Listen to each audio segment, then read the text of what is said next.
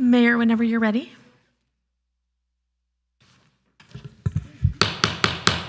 Madam Clerk, please start the meeting. Yes, go ahead, please. Thank you. I hereby call the Santa Ana City Council meeting to order. This meeting is taking place with in-person attendance and by teleconference via Zoom. The public may access the meeting via the Santa Ana YouTube channel or the city's website. Please bear with us as the technology may disrupt the flow of the meeting. Madam Clerk, please conduct the roll call. Councilmember Becerra. Here. Councilmember Hernandez. Councilmember Lopez. Councilmember Peñalosa. Present. Councilmember Fan. Here. Mayor Pro Tem Vasquez. Present. Mayor Mesqua. Here. There's 5 members present. That is a quorum. Thank you. Madam Clerk, are there any additions or deletions to the closed session agenda? There are not. Do any council members need to announce their abstentions on closed session agenda items? Yes, I need to announce my abstention from item 1B, JBW Enterprise LLC, as they are a client of my employer, Rattan and Tucker, so I will not be in the closed session room while that is being discussed. Thank you. Thank you very much. Do we have any speakers for closed session items? There are no speakers online, on Zoom, and there were no e-comments submitted related to the closed session. Thank you. We'll now recess to close.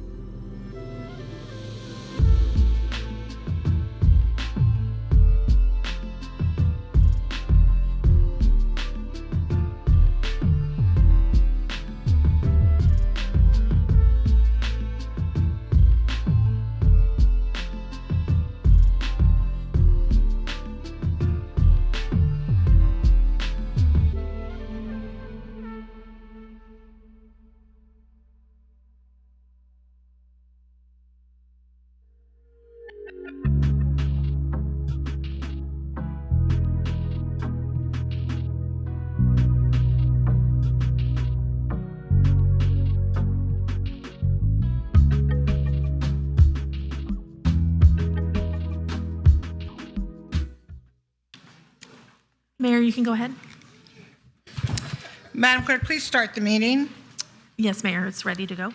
I hereby reconvene the Santa Ana City Council meeting to order. Madam Clerk, please conduct the roll call. This meeting is taking place with in-person attendance and by teleconference via Zoom. The public may access the meeting via the Santa Ana YouTube channel or the city's website. Please bear with us as the technology may disrupt the flow of the meeting. This is a meeting to conduct the business of the city. There's an opportunity to call for a recess or break, or even to clear the meeting room if a meeting becomes too disruptive to properly conduct business. Warnings will be provided prior to any action being taken. We appreciate your cooperation. For everyone's safety, per the fire marshal, please do not stand or place objects in the aisles, in front of the dais, along the back wall of the council chamber, or in front of entrances and exits. During city council presentations, guests of individuals being recognized are invited to come to the front to take photos. For roll call, Councilmember Becerra. Here. Councilmember Hernandez. Present. Councilmember Lopez. Here. Councilmember Peñalosa. Present. Councilmember Fan. Here. Mayor Pro Tem Vasquez. Present. Mayor Mesqua. Here. All 7 members present. Thank you. Madam Clerk, before we proceed to the Pledge of Allegiance, please make an announcement. For members of the public on Zoom or teleconference to request to speak during public comments on agenda or non-agenda items within the city's jurisdiction, you must dial *9 from your phone or click the button labeled Raise Hand from Zoom now in order to be in the speaker queue once public comments commence. This does not apply to public hearing items number 22, 23, or the Housing Authority items for which comments will be heard during those specific public hearings and meeting. Please hold any comments on those items until specifically called upon. Thank you. The first item on the agenda is the Pledge of Allegiance. Mr. Vargas, can you please come and lead us in the pledge?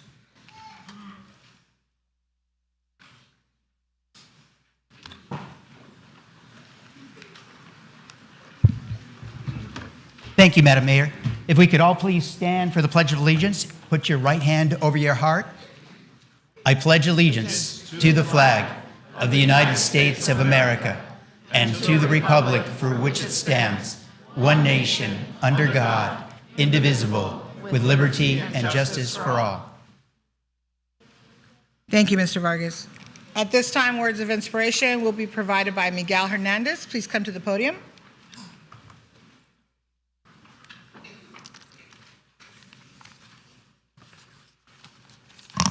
Good evening, Mayor Mesqua and City Council members. My name is Miguel Hernandez. I'm a lifelong resident of Santa Ana, as well as the Executive Director of OCO, the Orange County Congregation Community Organization. In honor and support of immigrants, for this inspiration, I will not use my own words, but a faith-rooted testimony written by an immigrant from the Episcopal Messiah Church in Santa Ana. I will first read it in Spanish and then in English. Hola, permíteme contarles lo que estamos viviendo hoy día los inmigrantes. Soy de la Iglesia Episcopal de Mesías. Aquí en esta ciudad de Santa Ana hay un tiempo para reír, un tiempo para bailar y un tiempo para llorar. Y precisamente eso es lo que siente hoy nuestros corazones.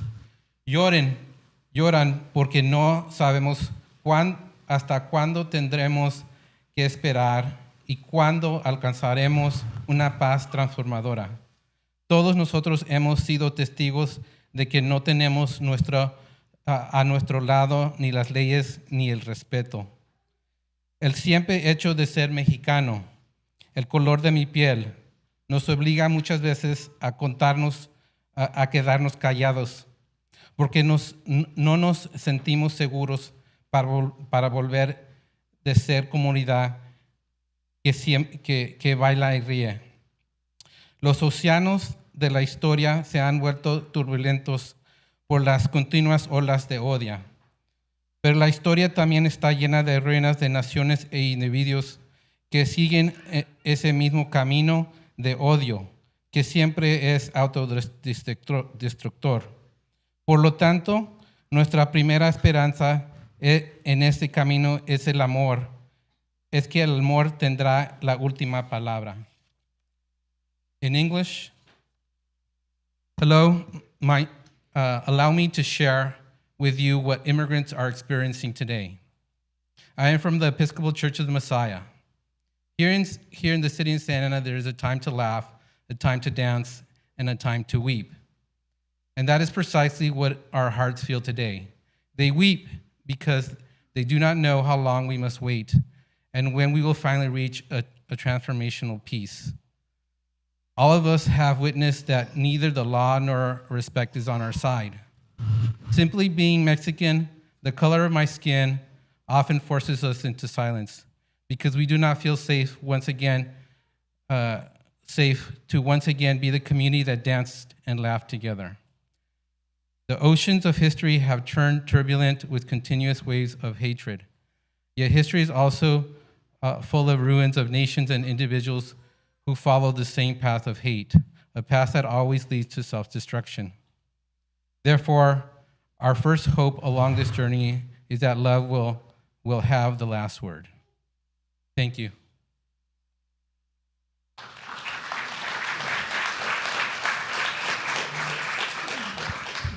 Thank you very much, Mr. Hernandez. Madam Clerk, are there any additions or deletions to the City Council agenda?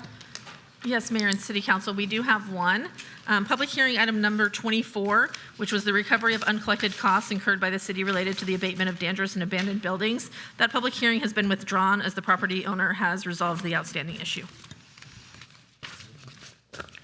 Item 24. Yes. Thank you. At this time, we're going to ceremonial presentations. The first presentation is mine, the mayor's. We will recognize VEX Robotics World Championship participants for outstanding academic accomplishment. Come on up.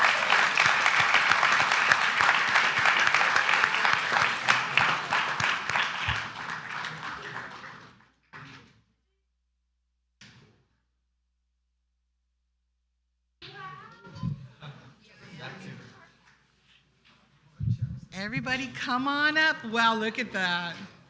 Those are so cool. Thank you. Do you want to put them right here where everybody can see them? Okay. Well, let's put them up here so everybody can see them. Everybody can see them. Yes.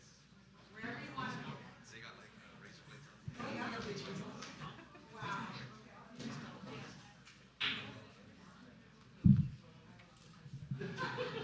Okay, though, they will fix it. Okay, and we have another big one over here. Bring it in. Bring it in. Bring it in. Don't be shy. You can move those. Let me move those blue ones for you. Got it? Okay, wow. I'm excited. Okay, let's put that one right here.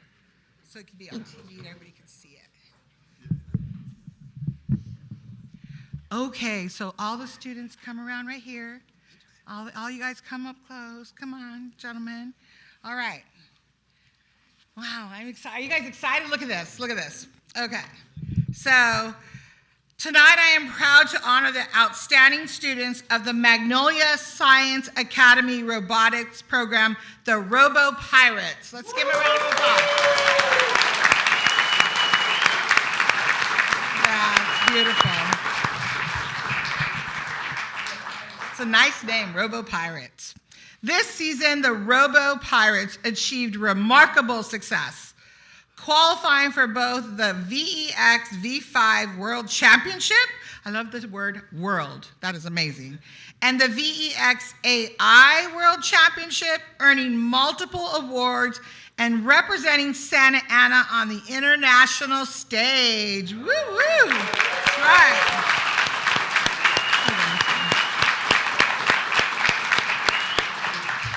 These accomplishments reflect countless hours of dedication, innovative problem solving, and true passion for technology. Through the VEX Robotics platform, these students have developed advanced skills in engineering. Are we hiring any engineers, Mr. City Manager? Okay. Coding and teamwork, laying a strong foundation for future careers in STEM. Better watch out, Rudy. I think they're gonna come for your job. Okay. The program not only sharpens technical abilities, but also fosters leadership, collaboration, and a commitment to excellence, inspiring students to pursue higher education and careers in engineering and computer science. Yes, a round of applause, please, please.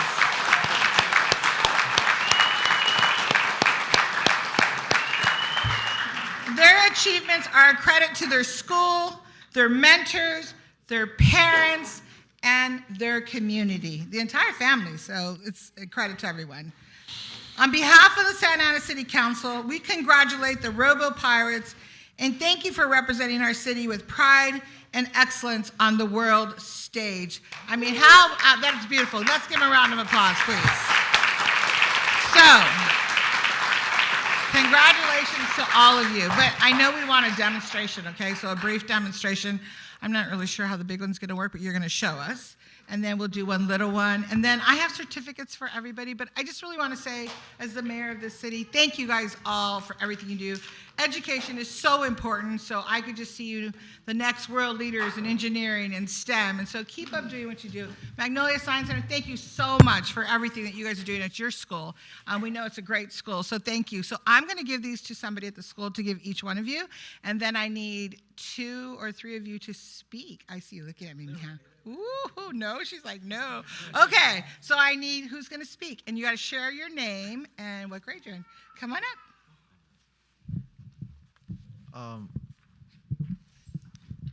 My name is David Barrera. I am an 11th grader in Magnolia Science Academy. This is one of our robots that we've built for this year.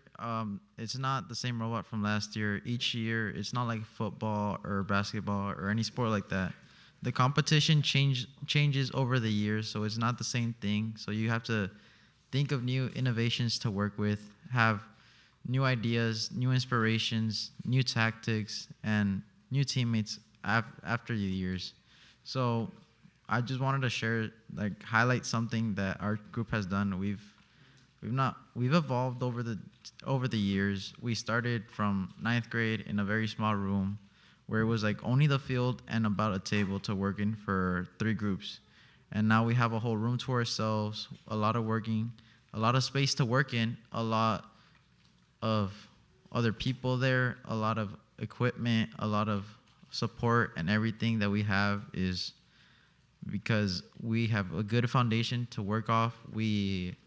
Our parents, our staff, and our teachers put a lot of work into our program, and I'm, in my part, I am very thankful.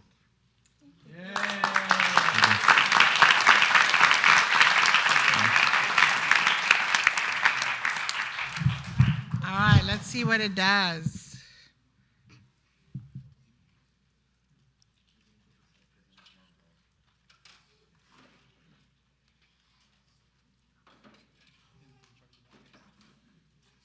Did he charge it?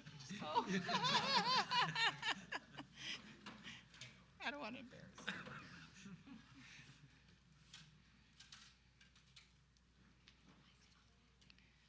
Mr. City Manager, pay attention.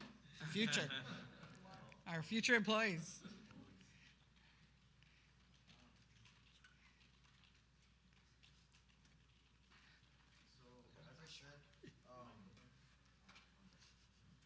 You want to use this? Okay.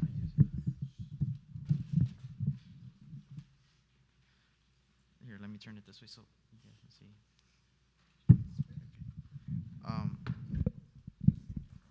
Okay.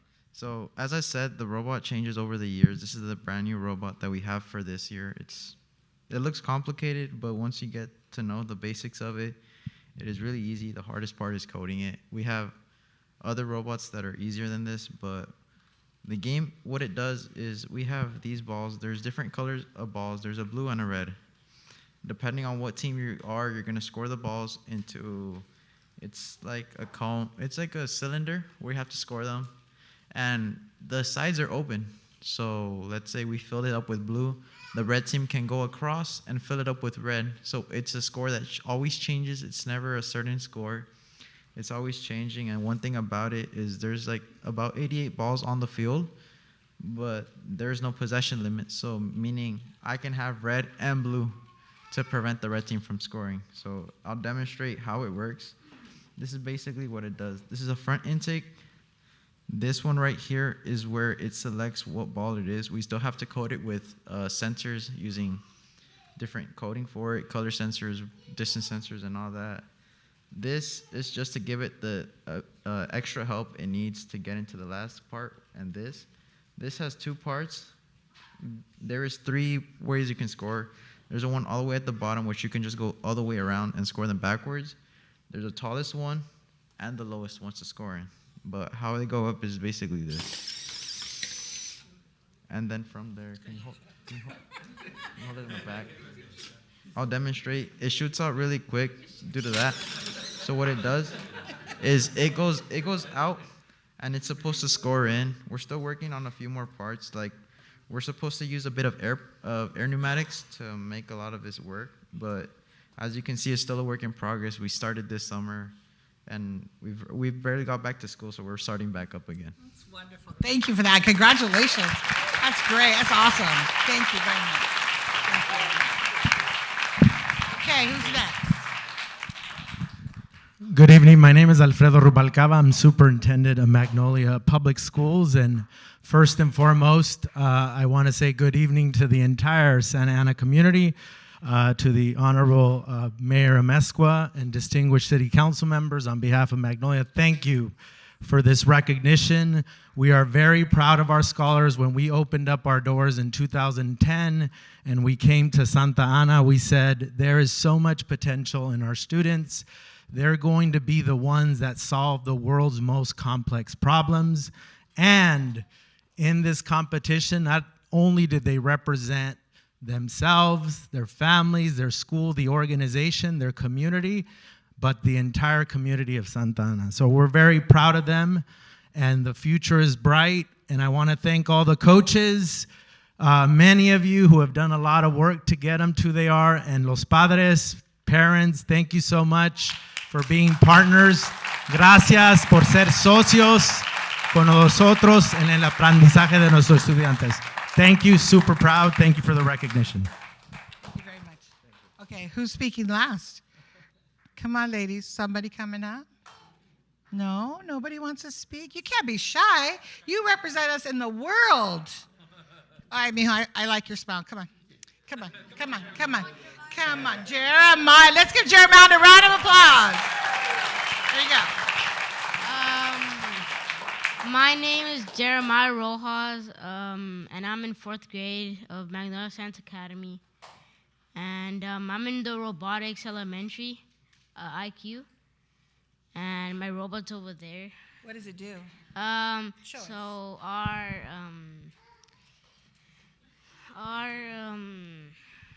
Which one's yours? this one right here. What does he do? Does he have a name? No, he just named it the E, like we just have like letters. Just put our number and then the letter, and I don't know what to say. All right, let's give Jeremiah a round of applause. All right, we're going to take a photo. Come on.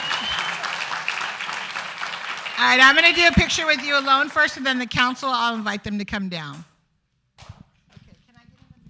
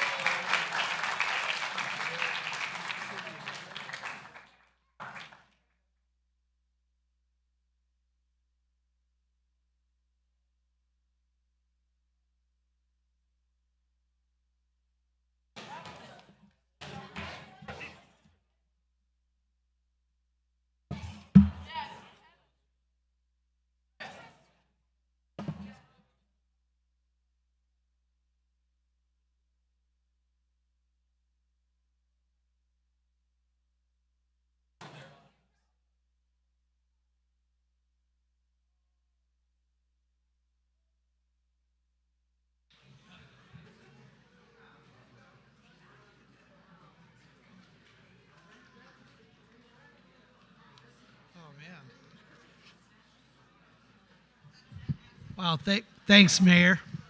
Get to follow that, huh? Actually, if I could have the students that are here tonight from Saddleback High School join me up here, along with Saddleback High School's new principal, Dr. Atika Osman, along with Saddleback IB coordinator Heather LeBert, and Pete Lockwood, the president of the South Coast Neighborhood Association. Come on up, guys.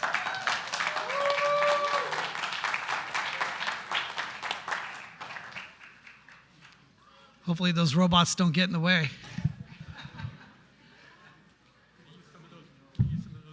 They could have helped you painting, right?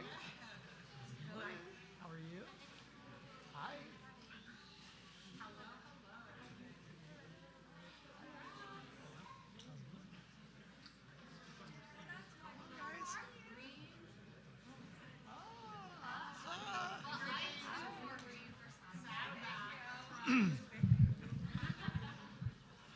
All righty. So tonight I have the distinct pleasure of recognizing a remarkable group of students from Saddleback High School in my ward, Ward 4, who took time from their summer break to devote their energy to helping beautify our city. At the direction and guidance of Pete, there's Pete right there, our South Coast Neighborhood Association president, these remarkable young individuals volunteered over 164 hours to prepare and repaint a cinder block wall on the west side of Flower that stretches from MacArthur all the way up to Saddleback High School, which that's about a half a mile's worth of wall that had been tagged and painted over and over and over for the past 20 years. In many places, layers of the paint had to be scraped off like linoleum tiles. But it was no small task, and these students worked through the uncomfortable summer heat for 5 straight weeks in late June and July.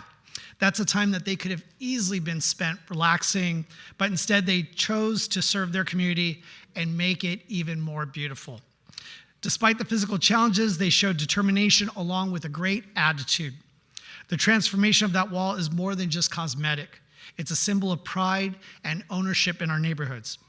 These students have left a lasting mark, not just on that wall, but on our community as a whole.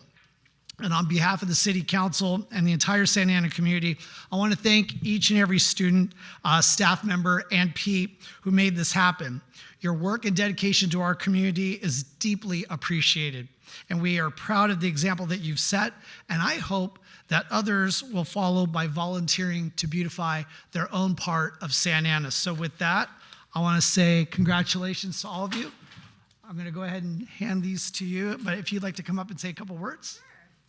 This is our new principal of Saddleback High School, everybody. Hi, good evening. Thank you so much for having Saddleback High School here. We're so honored and so proud of our students for all of their time and commitment that they have, not only in the classroom, but also with our community. So thank you so much, Phil, for taking the time to recognize us. We are so proud of our students, and we can't wait to continue to beautify our campus and our community even more. Thank you. Thank you. And thank you for having your students come out, but I can't take credit for the students coming out. I have to give that to Pete. So Pete, if you'd like to come up and say a couple words.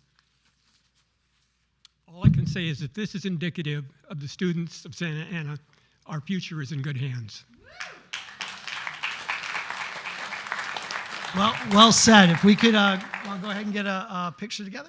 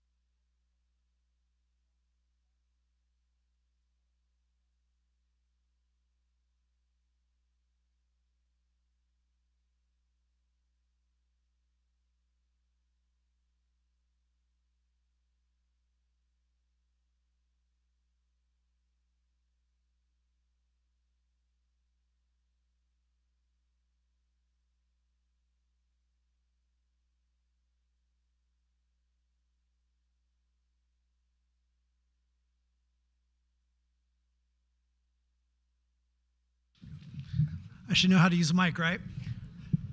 So I'm going to do a little out of order. So a couple of the students wanted to say a couple of words. So who am I to say no? So who would like to come up? Hi, my name is Sadie Del Carmen. I'm an IB freshman at Saddleback High School, and I just want to say it was an honor to help my community in with helping scraping the wall. Yeah. Thank you, guys.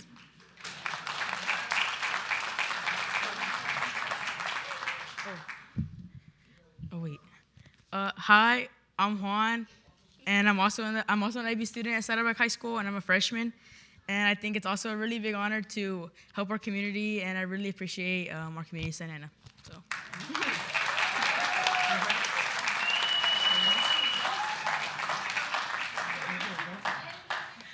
I just want to introduce myself. I'm the IB coordinator at Saddleback High School, and all of these students are in the IB program from 7th to 12th grade. So we have all the grades represented here, and we would love to have projects and help the community. So if there's anything else that you need help with, just let us know. Thank you, everybody.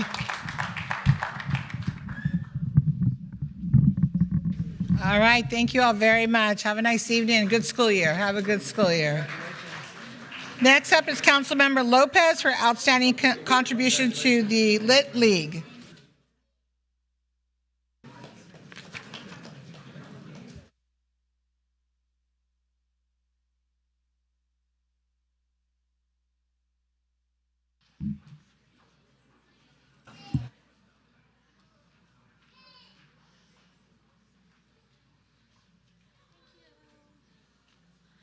Is anybody from the Lit League here? If so, please come on up. Thank you.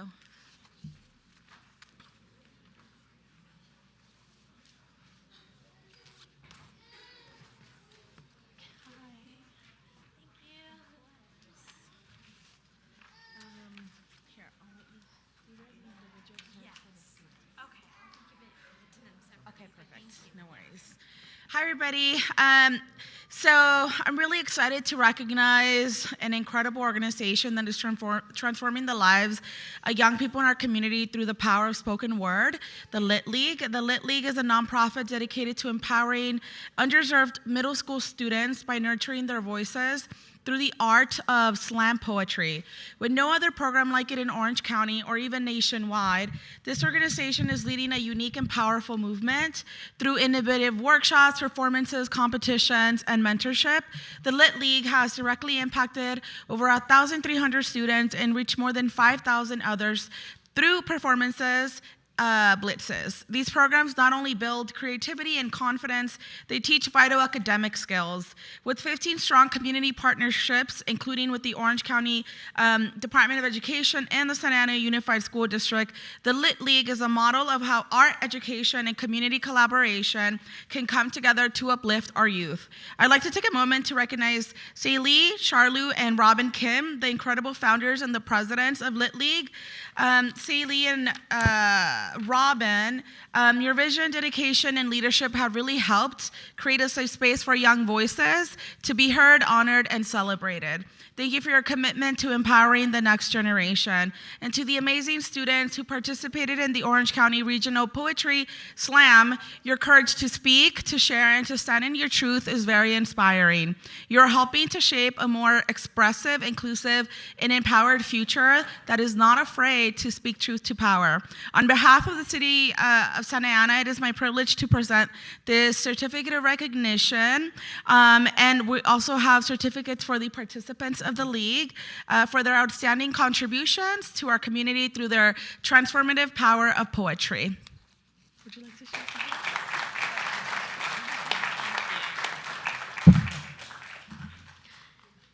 Thank you so much. We're beyond grateful just for the support from Councilwoman Lopez and the entire Santa Ana City Council. I think many of our students come from some of the toughest circumstances, and it's so shocking to hear their stories, but the fact that they're willing to get up on stage, talk about these raw, visceral experiences that they're going through in front of their peers and family is such an amazing act of bravery and confidence that we have really never seen, and it's coming from our youth of Santana. So for that, I think we're so grateful just for the opportunity to work with these students of our community and just uplift them together. So thank you so much for the support of our Councilwoman Lopez, and we're trying to reach as many Title I schools in Santana as we can, but we also do have virtual competitions. So for any of our youth out here today, we have virtual competitions at our litlegoc.com if you do want to participate in this power of artistry and spoken word. So thank you.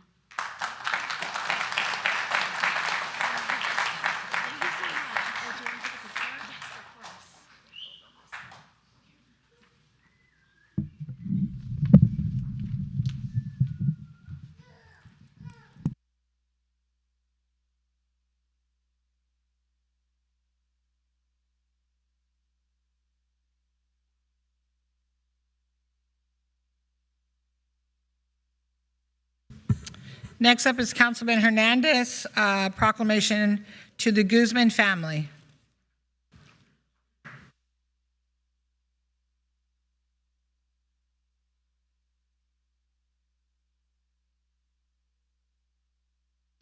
Let's put our hands together for the Guzman family.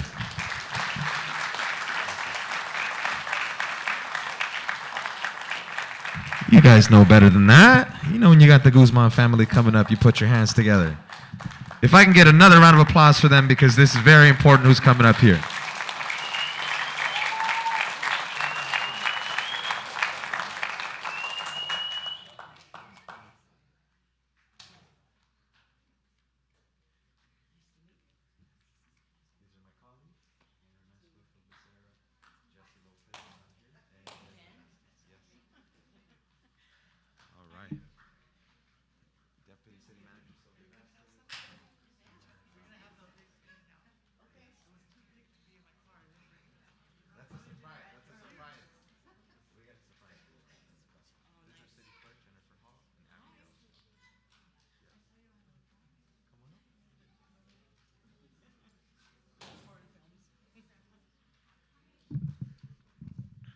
Well, what a truly special day it is today.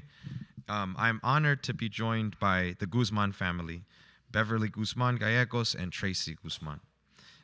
It is extremely important today, August 19th, 2025. We are going to proclaim Chicano Heritage Month as we do annually. But what really makes today special is we're joined by a family that, much like yourselves, is a part of this community. They're not just a part of this community, they helped transform this community. And to them, I want to say thank you to the Guzman family. I want to start with my gratitude. Today, we are going to be honoring their contributions in desegregating our schools here in Santa Ana and Orange County. Today, August 19th, 2025, we are declaring Chicano Heritage Month, and the city of Santa Ana proudly proclaims August as Chicano Heritage Month. We honor the rich culture, the rich history, and the contributions of the Chicano community. Chicano heritage is more than just ancestry. It's a vibrant, diverse culture that has helped shape Santa Ana and beyond. Tonight, we recognize William and Virginia Guzman of Santa Ana. They're a family from Artesia Pilar, and they are one of the first families to challenge school segregation in Orange County. They did so in the 1940s. If we can please put our hands together for that monumental feat.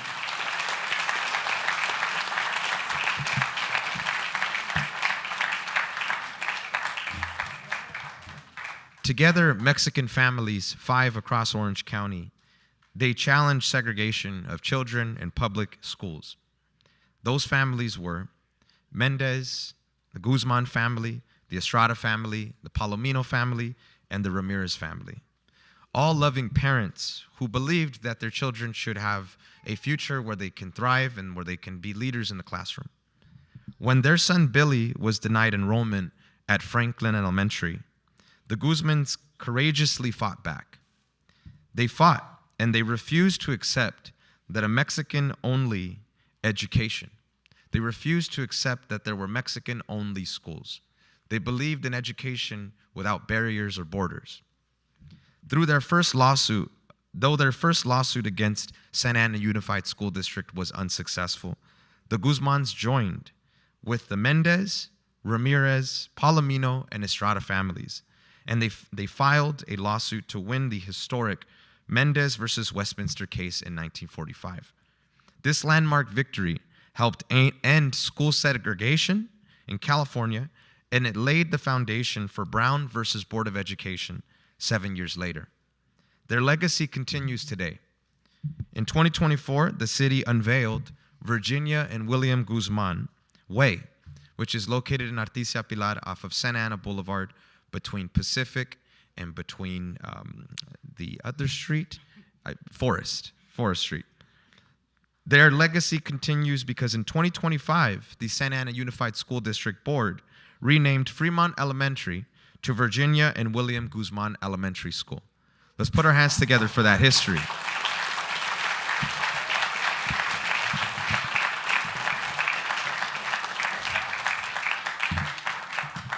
Now, the reason why this history is so crucial and important is John C. Fremont was somebody who didn't respect Native Americans, somebody who supported the enslavement of Native people.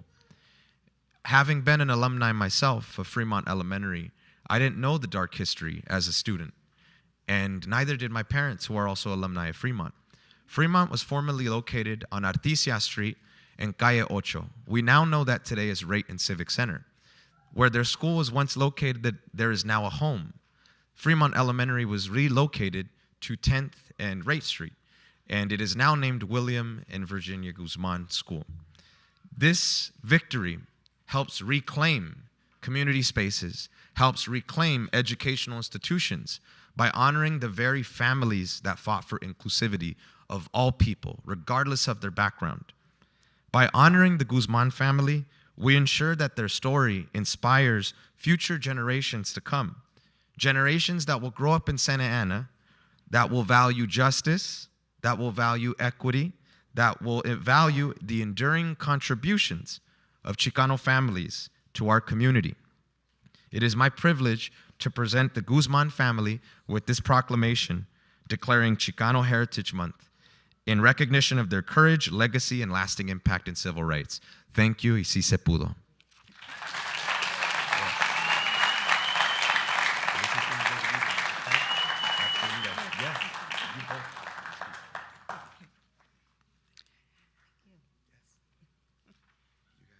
I'm really happy to be here today, and I want to give thanks first to God, has made this possible.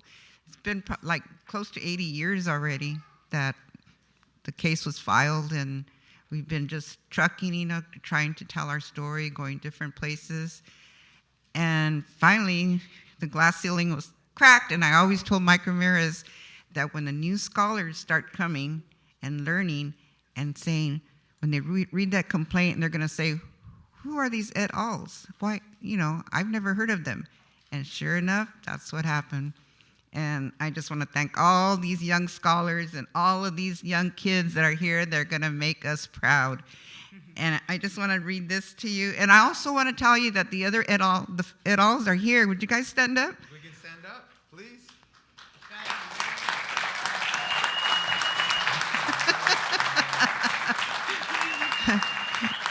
I couldn't have done this without them. I mean, they've been inspiring to me. I mean, they're my family, and I love them. And hopefully, we'll be able to do much more besides what we've done. And we want to accomplish a lot. We want to do much more for the children. We don't know yet what we want to do. We're making plans, but we call him the jefe, Mike Ramirez. He's in charge of our little committee that we have. But I want to just read this to you. I received this proclamation with humility and extreme gratitude. I also give thanks to everyone that has made this possible. Special thanks to Jonathan Hernandez, whose friendship and positive attitude has been an inspiration. I also want to thank the et al. Families, Ramirez, Palomino, and Estrada, who became part of my journey. I also thank my parents for their bravery and courage to stand up for all children then and now. If my parents were here today, they would be so proud to know they accomplished much. They really did. And you guys are their legacy.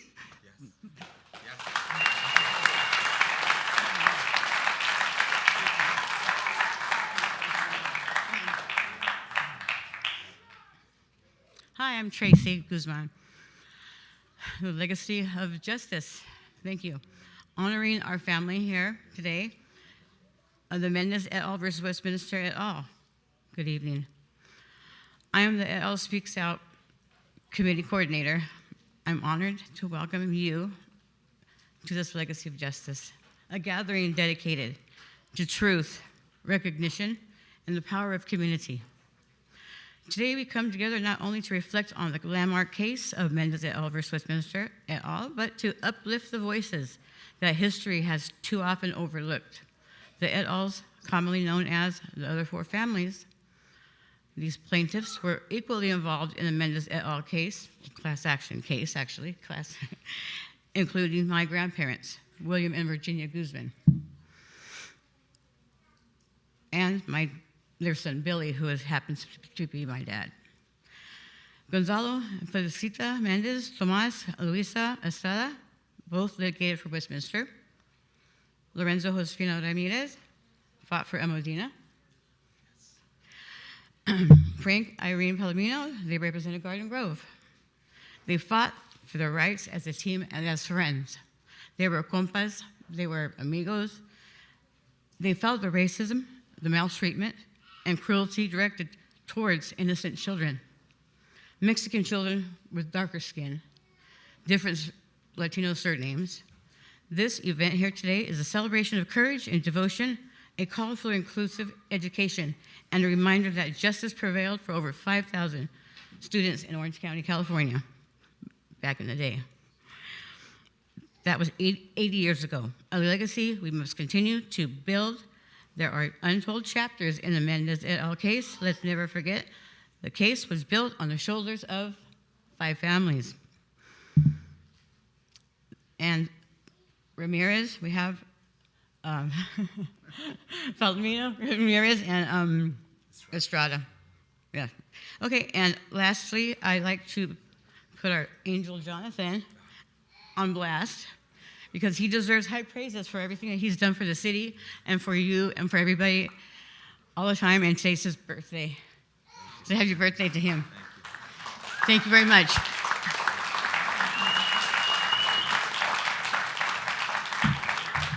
And for the young kids that are in the room, any room that you walk in that they tell you don't belong in, you remind them about these 5 families and how we changed the world. If the room doesn't fit, we kick the doors down. That's one thing I learned from the Guzman family. And to that, si se puede, si se pudo. Thank you.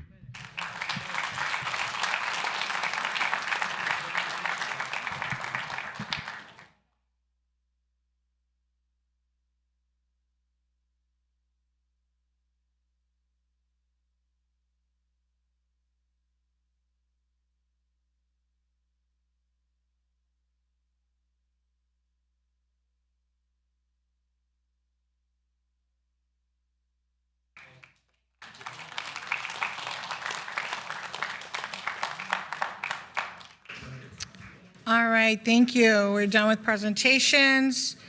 At this time, we are going to go into Madam City Attorney. Do you have anything to report out of closed session, please? Mayor Pro Tem, council members, and members of the public, the City Council held its closed session. Madam City Attorney, I'm sorry, we can't really hear you. Okay, sorry, I'll speak a little louder. Mayor Pro Tem, council members, and members of the public, we had a busy closed session this afternoon that started at 4 p.m. The council addressed numerous matters, and here are all the reportable actions. In the first case of Delfina Robles versus the City of Santa Ana, by a vote of 6-0 with Councilmember Hernandez absent, the City Council voted to settle this case for $150,000. In the case of JBW Enterprise, which is Ware Disposal, by the vote of 5-0 with Councilmember Hernandez absent and Councilmember Fan recusing herself as her employer law firm, Rattan, represents Ware Disposal, The council directed the city attorney's office to file a motion to determine whether the plaintiff's law firm, Rattan, may legally and ethically continue to sue the city of Santa Ana when its employee is a council member, and this would be in cases where she did recuse herself. In the third matter, in the matter of significant exposure to litigation, the City Council, by a vote of 6-0, with City Council Member Hernandez absent, the City Council directed the City Attorney to advise the Council on a potential censure process with potential legal consequences in response to personnel complaints that had been filed against Councilmember Hernandez. The Council directed that this matter be reported to the City Council at its October 7th, 2025 City Council meeting. And finally, the City Council continued the Union Pacific matter and the labor negotiations to their council meeting of September 16th. That is all the reportable action. Thank you, Madam City Attorney. At this time, we are going to go to public comment. This is the time of the meeting for the City Council to receive comments from the public on agenda and non-agenda items. Madam City Clerk, please explain the public comment procedures and call the first speakers. Thank you, Mayor. Pursuant to Resolution Number 2025-004, speakers are requested to address the City Council directly and to refrain from profane language, racial epitaphs, and libelous or slanderous statements that disturb the decorum of the meeting. Pursuant to the Brown Act, the City Council may not enter into discussion at this time. Speakers will have 3 minutes for their comments. Before calling speakers, I'll report the summary of emails provided as of today at 2 p.m. We received a total of 7 comments on the agenda and non-agenda items, 4 comments on item number 10, 1 comment on item number 25, and 2 comments on non-agenda topics. Those were distributed to the council and posted online for public review. We'll now hear from members of the public that are physically present in the council chamber, followed by those on the conference call or Zoom to provide their comments on agenda or non-agenda items only. If you are speaking on public hearing items 22 or 23 or the Housing Authority, those will be heard separately later in the meeting. When I call your name, please line up in the center aisle behind the podium, and please state your name and the ward or neighborhood that you reside in for the record. The first 3 speakers: Joe Vargas, Bulmaro Vicente, Sandra De Anda.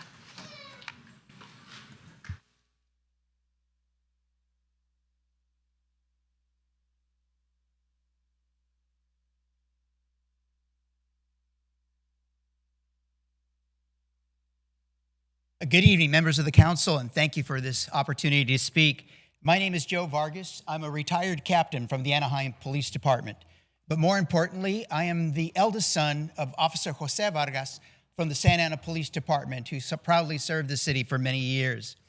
I'm here to support the renaming of the Police Activities Building in his honor. It is indeed an honor not only for him, but for my entire family. If you know his story, he came from Jalisco, Mexico at 15 years old because his father had died. He had to support his siblings, and despite multiple deportations, because he wasn't a very smart 15-year-old back then, his hope and tenacity never wavered. He eventually settled in Orange County as a field worker. At 25, he was working for a trash company. He was told if he spoke better English, he could become a foreman. He spent his nights at Anaheim High School learning English and ESL classes. He loved school so much, he attended Fullerton College at night and dreamed of becoming a police officer. He had achieved this dream at 33 years old, joining the Stanton Police Department before Chief Ray Davis convinced him to come to the city of Santa Ana, whose demographics were radically changing back then. My father's outreach to the Latino community was revolutionary. He was the first recorded Hispanic affairs officer in the United States. And he was recognized for this by the International Association of Chiefs of Police as one of the outstanding officers of the year in the United States for that year. In 1988, amongst the many things he was doing while still being employed here, he joined in a lawsuit to ensure people would not be targeted while they voted when a group of people hired security guards in order to intimidate Latino voters from voting. Again, my father had a lot of courage. He wasn't easily intimidated. After his retirement, he continued to serve the community as the host of ¿Qué pasa con José on local TV channels, and he was a regular columnist in local Spanish language newspapers. Sadly, my father was stricken with Parkinson's disease and lost his ability to speak. He passed away in 2013, but his memorial service was attended by hundreds of people, mostly people that he had reached out and helped over the years here in Santa Ana. Why does this matter today even more than ever? My father was a great cop because he was a great human being. He understood the importance of helping those with no voice and those who could not help themselves. In today's climate, when immigrants are often demonized, naming this building after him sends a powerful message. Immigrants aren't caricatures portrayed into divisive rhetoric today. They are hardworking people, contributing through sweat and determination to build better lives for themselves and others. Our family is deeply honored that people still Joe, your remember time him is to this up. day. Thank you.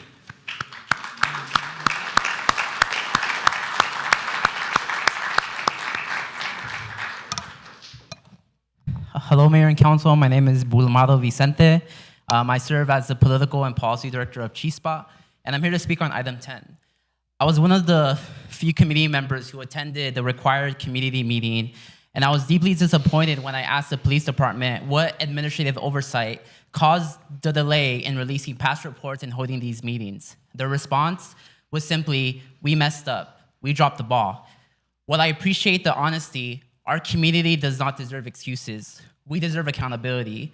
When council passed this ordinance in 2022, the intent was clear. It was to be reviewed and renewed annually, as state law requires. Yet, it has not been renewed in 3 years. That's 3 years of no transparency, 3 years of no accountability, and 3 years in which military equipment could have come through this council without any oversight. If the police department cannot even comply with basic transparency law, how can we trust them to responsibly or legally use the equipment they are asking you to approve today? Like the drone program, especially when they've already been borrowing drones from other cities and have not provided enough research or reasoning for why they need their own. This is exactly why Santa Ana needs our independent investigatory oversight commission. The commission should not only ensure compliance with AB 481, but also review and make recommendations on the city's military equipment policy. Leaving it up solely to council has failed our community. I urge this council, hold the department accountable, reject the drone program, and empower the commission to do their job of oversight that our community has promised. And justice for Noah Rodriguez and Brandon Lopez. Thank you.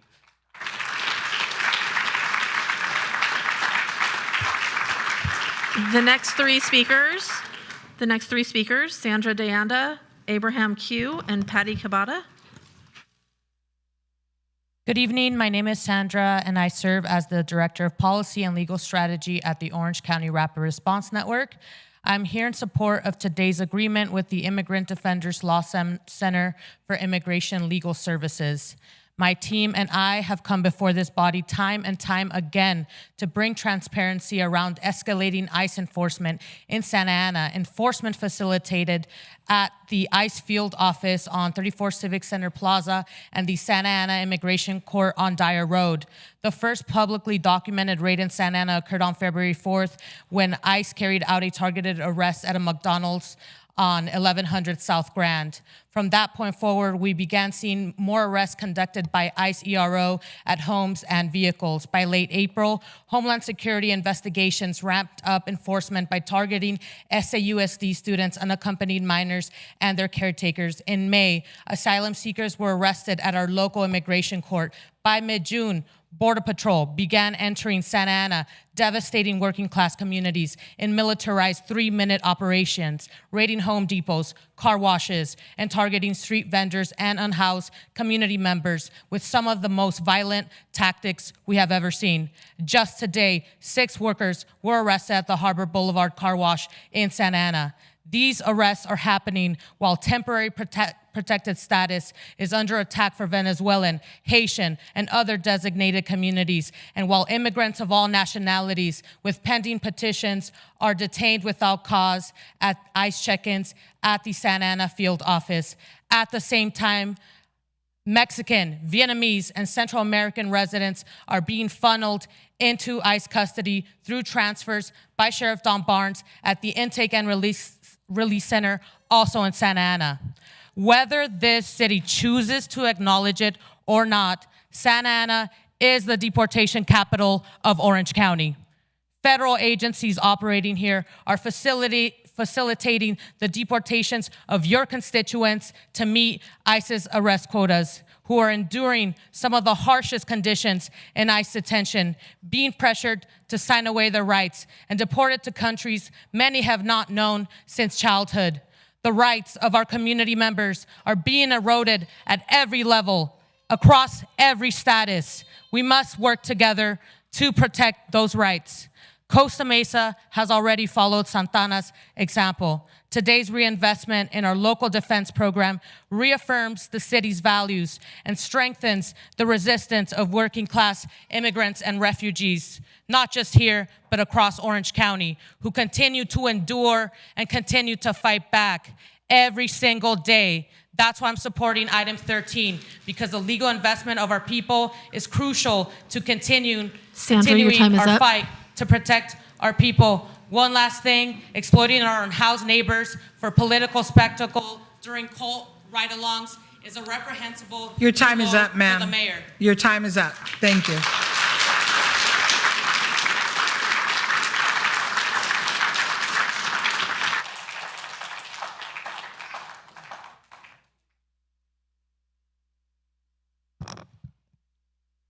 Good afternoon, City Council. Is this on? Good afternoon, City Council and staff. My name is Abe. I live in Ward 3. I'm here as a member of Community Service Organization Orange County, and we are demanding that this City Council not approve Santa Ana PD's military equipment policy. That's item 10 on your agenda. For starters, let's go over what SAPD has access to through this policy. Armored vehicles designed to withstand explosions. They have a $10,000 tactical robot, drones costing up to $45,000, tactical launchers that shoot tear gas, which is banned for use in international warfare, almost 150 M4 rifles, long-range snipers, and enough ammunition for a small army. All of that under one policy. Santa Ana PD's job is not to occupy this city through military force. Their job is to serve and protect the community. But how is the community supposed to feel safe and trust the department when they are accepting money from the federal government and the Department of Homeland Security for weapons of war? How are we supposed to trust them? Santa Ana PD Policy 707 states that they get funding through a UASI grant. This is under the Department of Homeland Security, and the main purpose of this grant, according to Cal OES, is to arm and train the police department to respond to terrorist threats. So we have to know, we deserve to know, is our city currently facing a terrorist threat?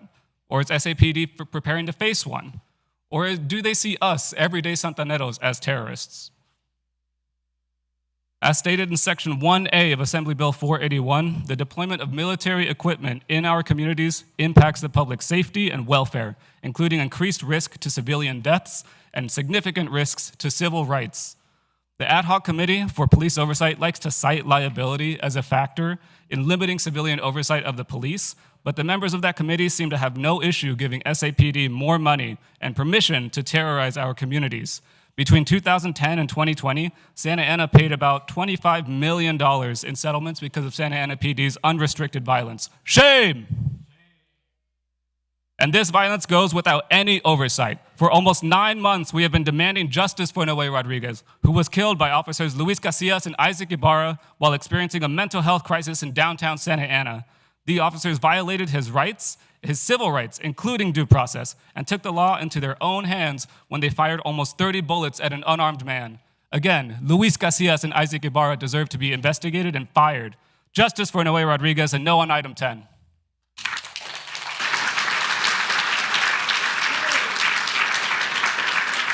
The next three speakers, Patty Kabata, Tommy Fernandez, Yumiko Hiramoto. Good evening, board. My name is Patricia Cabada, and I'm a former resident. I'm asking that you please look into AB 495, also known as the Family Preparedness Plan Act of 2025. It's a California bill focused on supporting families during temporary parental absences, particularly those related to immigration issues. The bill expands the definition of eligible caregivers, allows for temporary joint guardianship nominations, and requires schools and child care facilities to update their policies related to immigration and family preparedness. A key component of this bill is the caregiver's authorization affidavit. It's 4. AB 495 expands the definition of who can execute a caregiver's authorization affidavit to include non-relative extended family members. This allows individuals to authorize school-related medical care for the minor. Now, this bill was put on the suspense file today, but that does not mean that it cannot be pushed forward. So I'm asking you to please look at the bill, and if you see that there are flaws in the way that it's written, please reach out to your colleagues and express your thoughts regarding the bill. I'm also asking this board to please educate the public on their different options for guardianship for their children. So if the children are taken away from their parents, parents have to know what their rights are, how they can go about and pick a guardian in advance. It's an ugly truth, but it is a reality, and we don't need any more children in the foster care system. So even though this is not where I currently live, as I said, I'm a former resident, I don't want to see undocumented parents knowing that they don't know where their children are if they do get picked up. That's not fair to those parents, and it's not fair to the children. So please try to put something in place so that the public is educated on how they can pick and choose a guardian, so if that day should ever come, their families are already prepared for the inevitable of the separation of their families, and they do not end up in CPS and their foster care system. Thank you.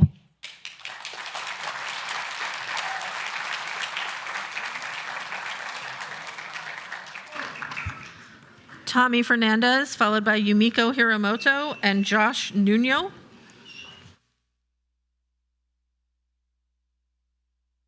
Good afternoon, ladies and gentlemen. I'm sorry, sir. Can you hold on one second? Sure. We wouldn't be able to hear you. Okay. Thank you so much. Appreciate it. Go ahead. Good afternoon, ladies and gentlemen. My name is Thomas Fernandez. I represent United Club Soccer League. There's one sports organization called La Academia.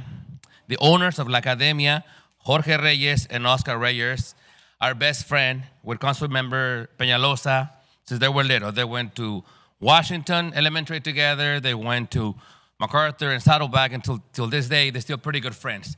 The problem here is this particular organization receives privileges. Mr. Peñalosa, a possible conflict of interest scandal is not the best way to start your new political aspirations. And I guess that's your problem, not mine. But you, Mr. Peñalosa, were elected by the voters of Santa Ana to help the community, not to help your friends. I have a question, but this question is not for you, Mr. Peñalosa, because I know the answer. Since you're a very well-known sinvergüenza, this question is mainly for you, Madam Mayor, We for the city can't. We manager. need to let people speak, please, and no personal attacks, please. Thank you. Is my time want to be respected? Thank you. This question is mainly for you, Madam Mayor, the city manager, and everyone else. Is anybody here receiving any assistance, any help, or anything for helping this particular organizations? The people of Santa Ana deserve transparency, and we need to know. You as public servants need to tell us if you're receiving anything in return. And please do not try to tell us this is not happening. Here in my hand, I have an email from Oscar Reyes telling every single member of his organization this conversation is happening, and he's bragging he's going to have exclusive use of Centennial Park, all 4 synthetic fields, and the Santa Ana Stadium.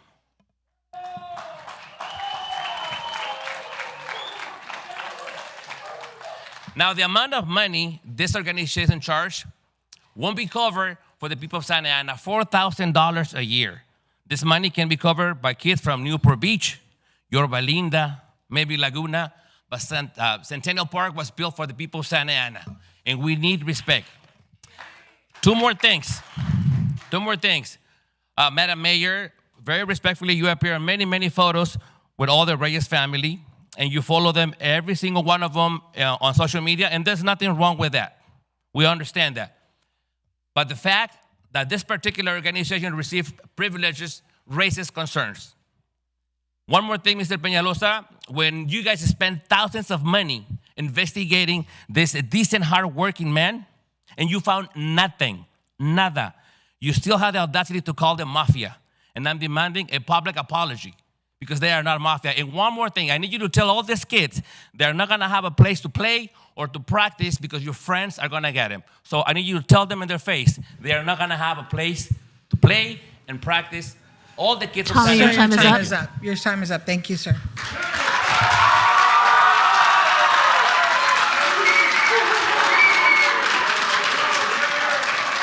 Madam Mayor, The next speakers? I'm sure. Hold on 1 second, please. Councilman Penalosa? Thank you, Madam Mayor. And just point of clarification to the previous speaker who clearly lied. I am not best friends with these individuals. I went to school with hundreds of residents of Santa Ana High School and elementary. Many of them, excuse me. I'm sorry we let you speak. We need to stop. Quorum. Please. Excuse me. Please stop. Thank you. And many of them are actually city employees, police officers that I went to high school with, elementary, but we're not best friends. So don't come in here to lie and spread facts that are not true. Thank you. Thank you, Councilman Penalosa. Ma'am, go ahead. You have 3 minutes, please. Hola, buenas tardes, miembros del concilio, alcaldesa y comunidad presente. Mi nombre es Yumiko y agradecería que la traducción para quienes no entiendan el español se haga de manera adecuada. Estoy aquí como ciudadana preocupada por la falta de transparencia en el manejo de los recursos públicos de Santa Ana. Me gustaría, Peñalosa, que por favor viera a estos niños a los ojos y les dijera que ya no van a tener canchas para jugar. Las canchas de pasto sintético se construyeron con el dinero de los contribuyentes, por lo tanto son de todos, no son de unos cuantos, no son de una sola familia y no son de un solo club. Sin embargo, hoy el Club La Academia recibe un trato exclusivo que ninguna otra liga o comunidad ha recibido. Este no es un invento. No estamos... Ok, gracias por el apoyo. Este video lo puedes encontrar donde tú específicamente dices que conoces a la familia desde que tenías 5 años y está en el video del concilio en YouTube, ¿ok? Entonces no nos puedes decir que no son amigos. Ahí está tu respuesta. Bueno, en cuanto usted reconoció públicamente la amistad desde la infancia con la familia Reyes, los dueños del club de soccer La Academia, ese reconocimiento sumando el beneficio exclusivo genera un posible conflicto de intereses. La comunidad no entiende por qué estos acuerdos se han llevado en secreto sin un proceso abierto con la participación de todos nosotros. Y hay algo aún más serio. El concejal Peñalosa hoy busca ser asambleísta del estado de California. Con todo respeto, pero si aquí en Santa Ana no ha demostrado transparencia ni imparcialidad, ¿cómo puede aspirar a representar a millones de ciudadanos en el estado? La comunidad tiene preguntas legítimas. ¿Qué beneficios personales obtiene de estos acuerdos? ¿Cómo se están usando los impuestos de los contribuyentes? ¿Por qué no hay transparencia? ¿Y por qué si ya se hicieron solicitudes por vía correo electrónico, aún no hemos tenido respuesta? Cuando se oculta información, la confianza ciudadana se rompe. Cuando favoreces a unos pocos, la comunidad entera pierde. Santa Ana no merece esto. Merecemos reglas claras, merecemos igualdad de acceso, merecemos transparencia. Con Peñalosa como concejal, pues sí puedes aspirar a más poder, pero ¿vas a poder? Pero hoy demuestras que no estás listo para un cargo que exige imparcialidad total y servicio a la gente, no a los intereses privados. Y como ciudadanos tenemos la obligación de señalarlo. Muchas gracias.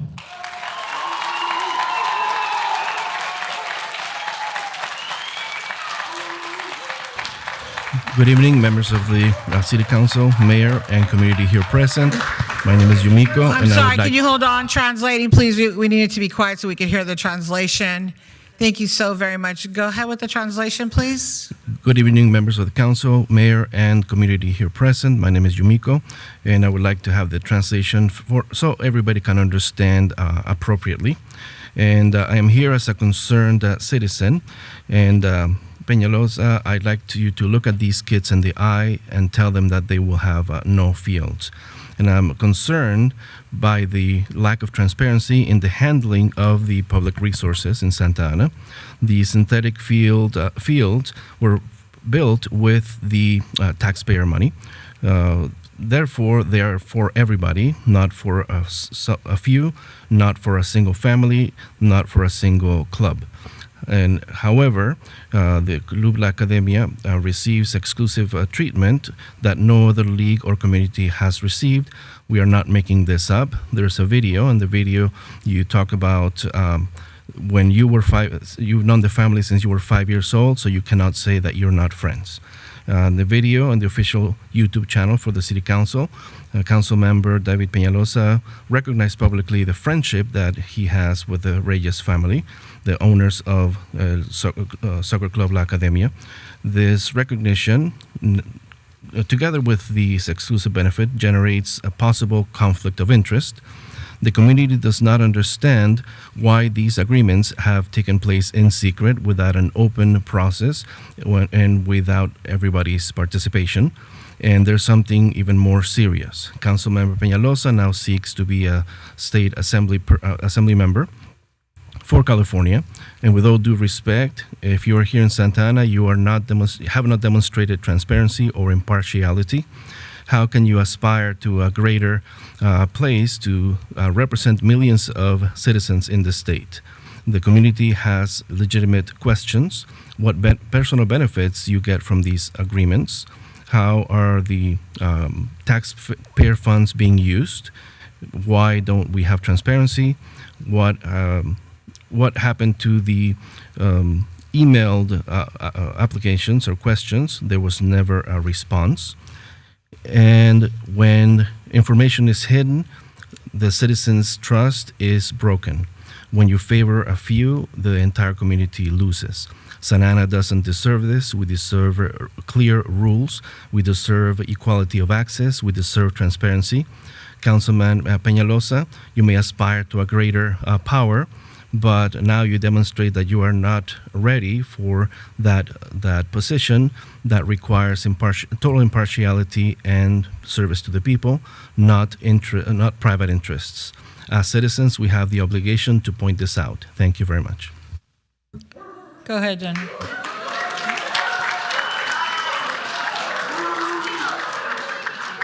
The next three speakers, if you could please line up: Josh Nuno, Karen Perez, Victor Quiroga.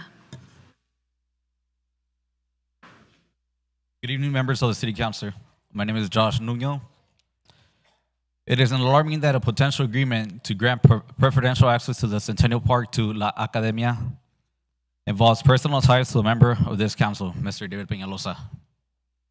When personal friendships are mixed with decisions about public property and clear conflict of interest exists, the council must ensure that no personal relationship outweighs the well-being of the entire community. We ask that any negotiations be halted until an investigation is conducted and impartiality is guaranteed. The people of Santa Ana trust you to defend what belongs to everyone. Public spaces are built with public funds and should be managed openly and equitably. Thank you.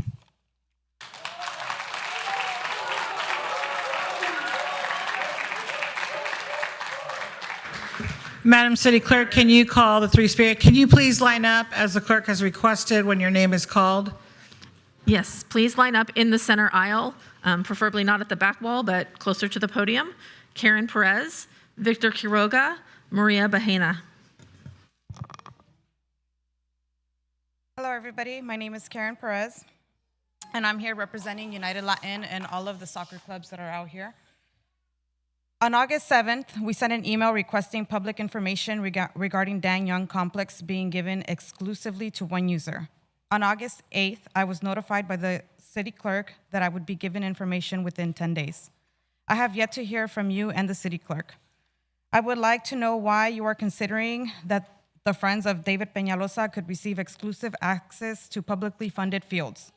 Fields that the soccer organizations in this room helped raise funds for through a surcharge that was collected by the City of Santa Ana to help create the now synthetic fields. We would like to know why the negotiation is being done under the table.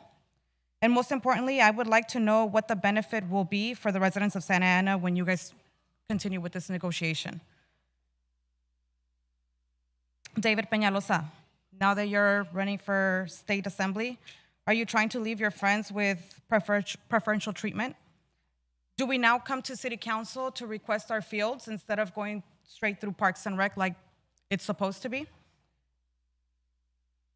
David Peñalosa, on October 5th, 2021, you talked about the league owners being a mafia. The gentlemen out here, if you'd like to look at them, you considered them a mafia. Are you willing to bite your tongue and call them that again? You spent many taxpayers' dollars in the investigation not too long ago. You looked into all of us trying to find the mafia. I encourage you to open up another investigation to put light into the situation. The real mafia you have in your house. All we ask for is clarity and transparency. Is that too much to ask for? Why are you so afraid to turn in your emails and documents? Peñalosa, you running now for state assembly? It scares me. It scares a lot of us that are out here. I'll leave you with one thing to ask yourselves. How many Santa Ana kids do your friends represent? Are you willing to yank the park spaces to the larger crowd out here? We represent Santa Ana. We have the majority of Santa Ana kids playing out on your fields. Are you willing to give it to one user that doesn't even equal the amount of Santa Ana kids that we have? Is that what your end goal is? Can you really look at yourselves and say, I'm gonna take the parks away from the city of Santa Ana kids and give it to another user that doesn't equal the amount of kids that we have? Really think about that and let us know what you come up with. Thank you.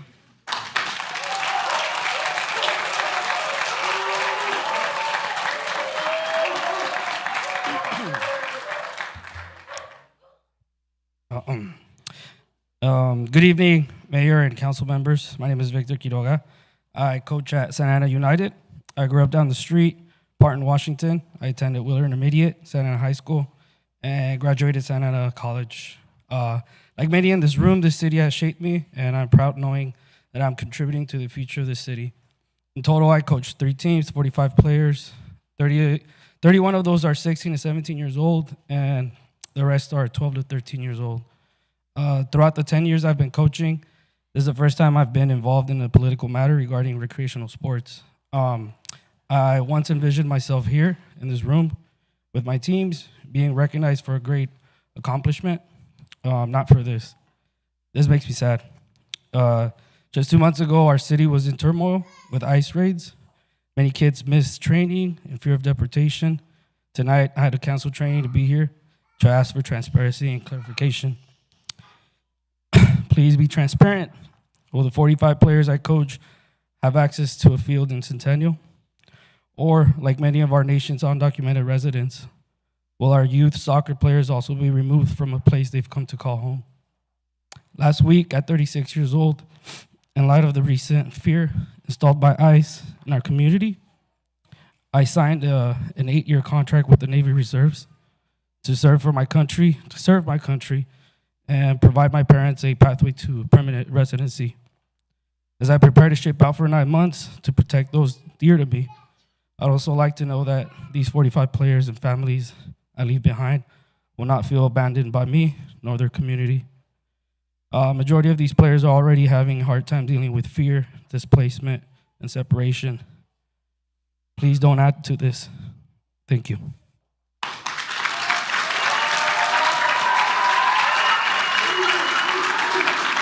The next three speakers, Maria Bahena, Hector Hernandez, Ricardo Sandoval. Good evening. My name is Maria Baena. I reside in Ward 5. I actually had a speech ready, and I decided to throw it out because my phone died. I'm a parent, also a coach. I have a team at California Youth, and most importantly, at Mesa Verde. I came here because they told me our fields were getting taken away. I didn't realize to the extent of the problem it was. I want to show you guys my son. This is my son. This is the kid you guys want to take fields from. Mesa Verde did something amazing for our kids this year. They created a select team. which is taking the kids to compete at club levels without having to pay club level prices. The 2015 kids took first place competing amongst club kids. I'm sorry. I didn't realize how bad this was. Please, look at our children. Look at all of them. Do they really deserve to get fields taken away? We can't afford club prices. We can't afford $200 to $5,000 a season, not just a year, a season. They're giving our children opportunities to experience things that they have not experienced before. Earlier, we heard a family speak about how it is to be brown. My child attends Fremont Elementary. My children do, now being called Guzman Elementary, right? This is what we're fighting for. We're fighting for equal rights for our children. And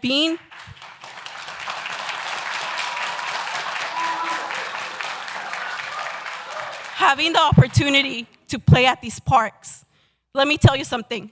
Mesa Verde does not charge the select team to train in those fields that they play for. They are giving up those fields that they pay for free for our kids that play in the select, to give them a better opportunity, to give them experiences that they have not experienced before or that they don't have the opportunity to experience.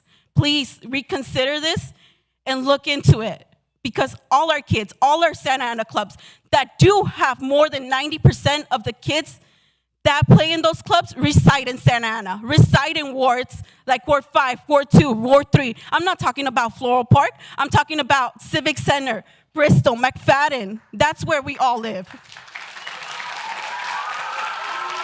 Thank you.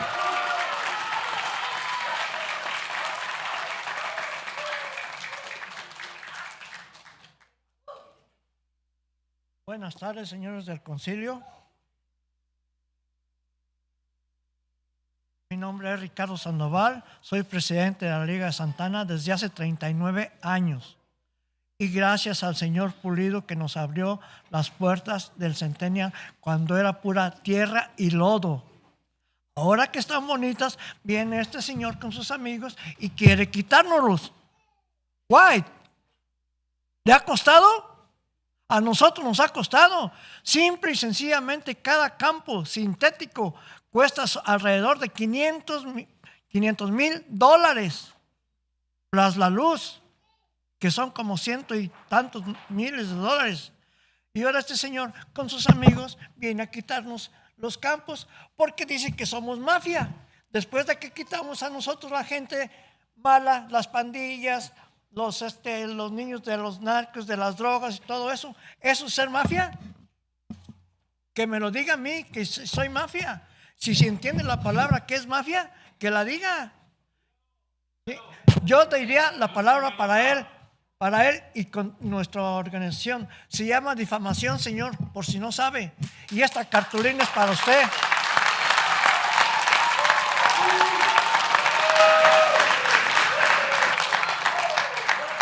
Se la hice exclusivamente para usted, señora Mezcua. Discúlpeme que me hable con esas palabras, pero tenemos tanto coraje en nuestra organización.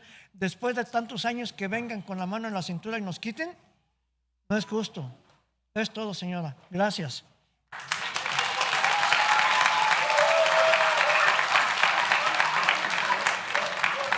Good evening. Thank you. I'm sorry. Can you hold off on the translation until we can hear it, please? Good Please evening. be respectful so we can hear the translation. Thank you. Good evening. My name is Ricardo Sandoval, and I'm the president of the Santa Ana League for over 39 years, since Pulido gave us the access to Centennial when it was all dirt and mud. And now that it's all nice and all done over, he wants to take it away with his friends. Did it cost you anything? No, it cost us a lot. Each field, the synthetic field, cost over $500,000. The light alone is over $100,000. And now you bring your friends and you want to take it away, saying that we are mafia. We are not mafia. You're saying that there's gangs and there's drugs and there's mafia. Do you even know the meaning of the word mafia? Tell me to my face that I'm a mafia. go ahead and say it. But I have a word for him, and it's defamation. And I made this poster just for you, the poster here, and just for you and Miss Mayor Amezcua. And we are very mad that after all these years, you are trying to take away the fields. This is not right. Thank you very much.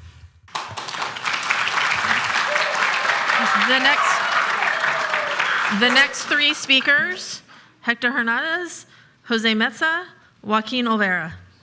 Can the other two, can you line up, please? Thank you. Go ahead, sir. Hi, good afternoon. My name is Hector Hernandez.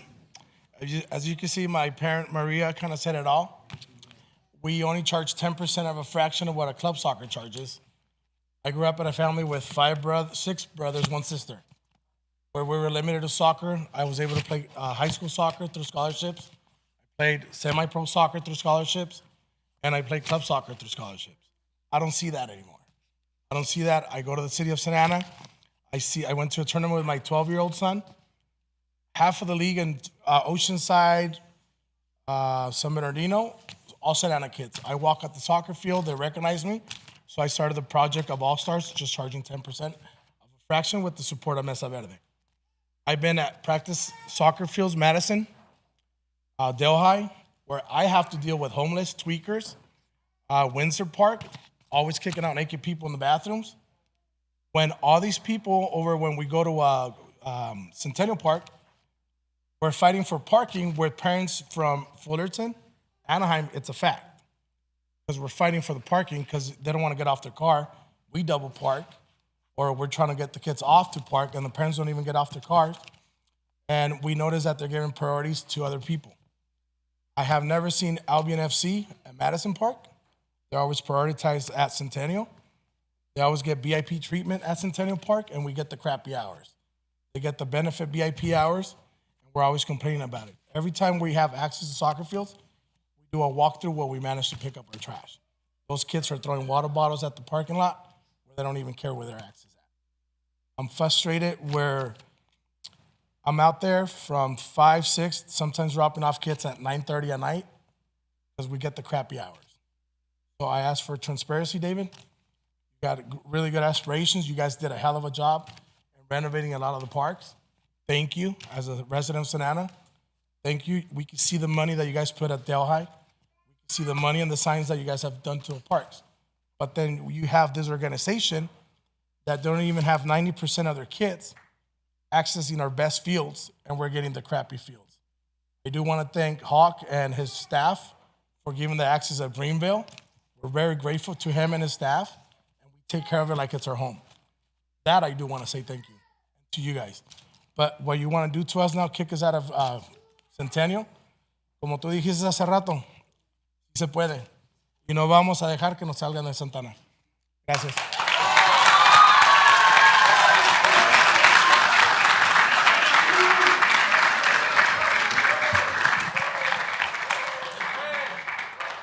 Muy buenas noches, mi nombre es José Mesa. Tengo viviendo en Santana 52 años y 40 años representando a la Liga de Veteranos. Esta noche estoy aquí presente por la preocupación de lo que está pasando, que creo que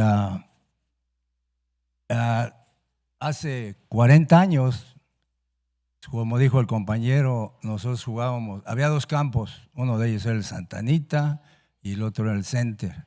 Y era lo único que teníamos, nada de zacate, pura tierra. Y entonces, no sé qué pasó, pero de repente surgió la idea de construir el Centennial. El Centennial eran 3 campos y creo que fue más que nada para los adultos.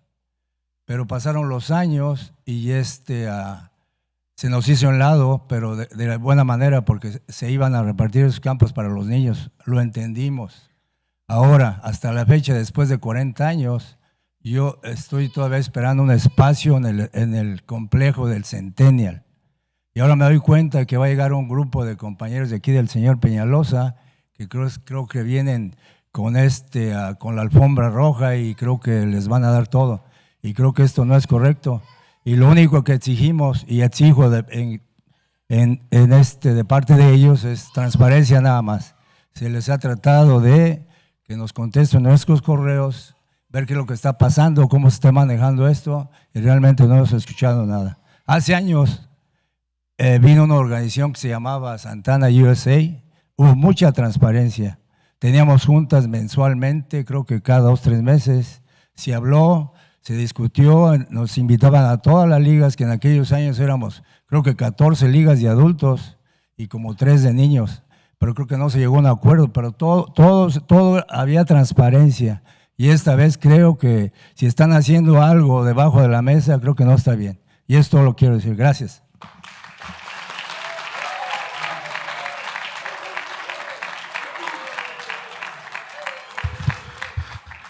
Good evening. My name is Jose Mesa. I've lived in Santa Ana for about 52 years and about 40 years with here with a veteran with the veteran league, and I'm here for the same concern.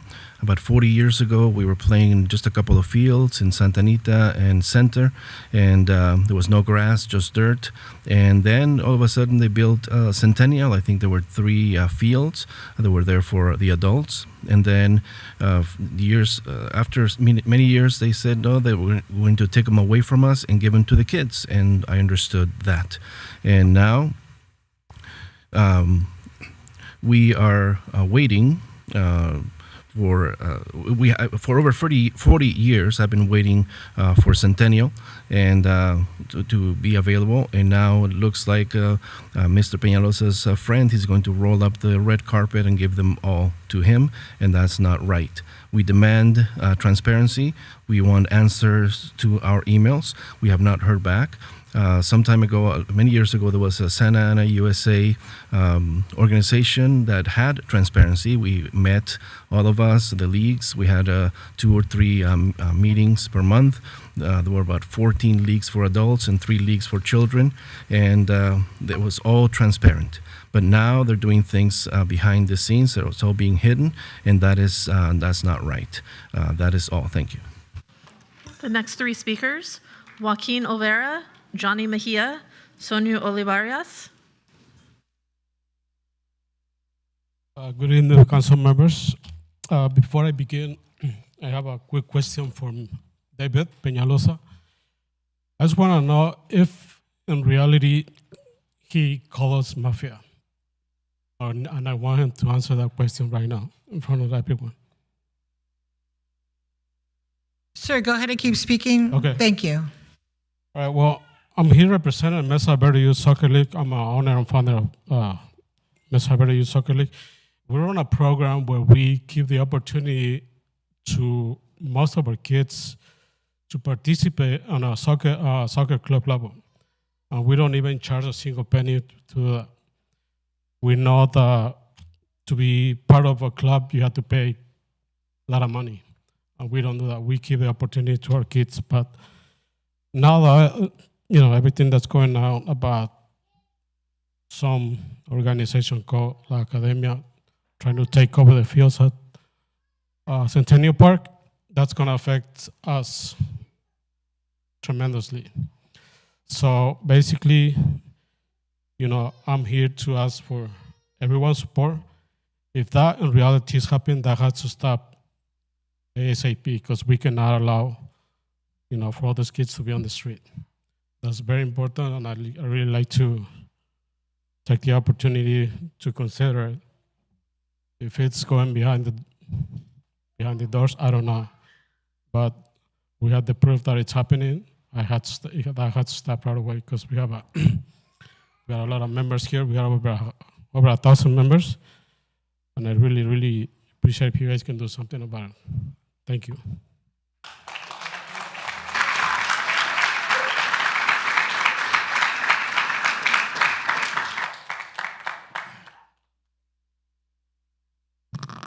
Hello, good evening, Mayor, Council Member, and City staffs. My name is Johnny Mejia. I'm here today to represent Jam Sports in multiple leagues in Santa Ana. I'd like to begin by acknowledging someone many of us know, Oscar Reyes, La Academia.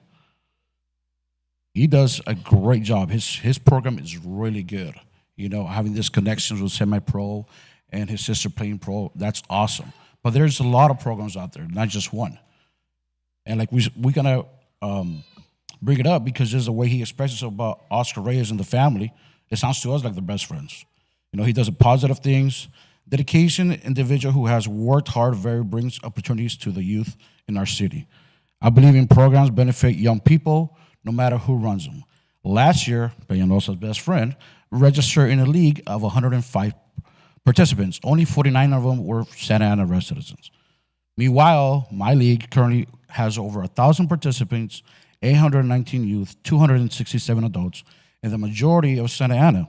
Yet, most of our leagues still remain in Group 3 for field allocation, with less priority than Mr. Peñalosa's friend. What concerns me most is the process. We have seen the stadium, Centennial Park Day Young, being granted highly priority to Peñalosa's friend without clear public opportunities for others to apply the same. Peñalosa's friend has participated former with outside organizations from Los Angeles, Laufa, San Diego, Albion, and soon to a group from Mexico, Tigres. While many of our local programs, larger in size and quality, committed to our youth, are left struggling with space. This isn't about Peñalosa's friend or one program. This is about transparency. It's about making sure that any of the league's organizations, big or small, have fair chance at these public resources. I respectfully ask for council to review the process of granting fields priority to Centennial Stadium based allocation on the numbers of Santa Ana residency proven by track and record on the community benefits provides. Ensure that the leagues have equality, opportunity to apply, and decisions are made openly. We all want to grow programs, and we can do that while still respecting fairness for everyone. I'm not here to divide. I'm here to make sure everyone, youth and adult athletes in Santa Ana, get the same chance to play. Thank you for your time, for your consideration, and the needs for all the leagues in our city. Santana no se vende, se cuida y se defiende.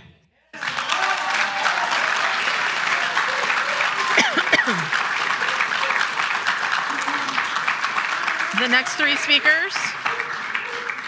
next three speakers, Sonia Olivarias, Melissa Aburto, Brian Leos.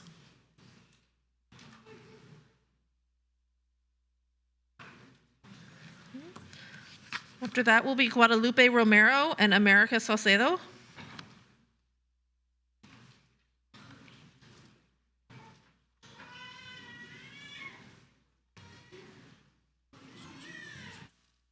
Good evening, Mayor and City Council members. This is not my first time here, and probably is not going to be my last. I come here with you guys today to look at everybody who's sitting here. I was once one of those players that could only play through scholarship. I have asked Oscar Reyes at 14 for guidance. I was part of a team that didn't know where to go, what to do, and we got nothing. We were told that we couldn't afford fields. I come here to represent Tinani League and Máquina FC. I'm an admin. I take care, and not only that, I am a role model to all these players. As everybody here around has said before, we need help.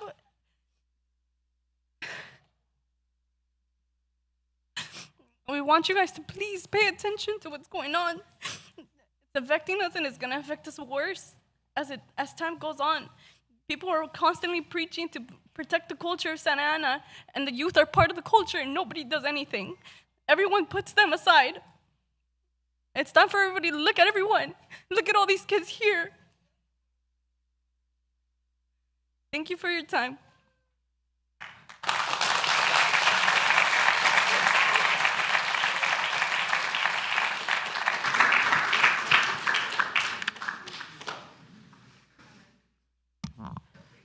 Hola, buenas noches. Mi nombre es Guadalupe Romero. Soy coach de la U12. Hoy vengo a pedirle que nos tomen en cuenta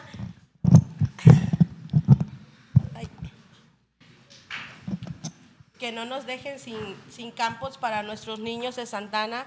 Necesitamos mantenerlos activos en una actividad física y mental para ayudar a crecer niños más saludables y sanos.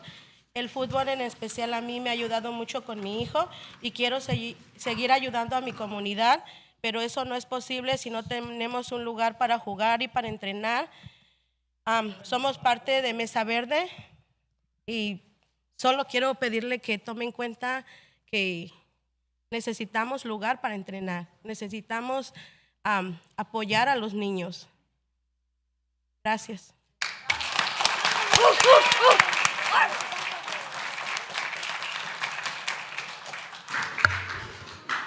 Good evening. My name is Hold on. Good evening. My name is Guadalupe Romero. I'm a coach for U12, and here to ask us to consider us. Don't leave our kids without fields for our Santa Ana kids. They need to be active. They need to be out there doing activities to be healthy and for their well-being. Soccer has helped me with my child, and this is we need a place. We need a place for them to train and a place for them to play. And I'm from Mesa Verde, and we need this place for them to train and to play.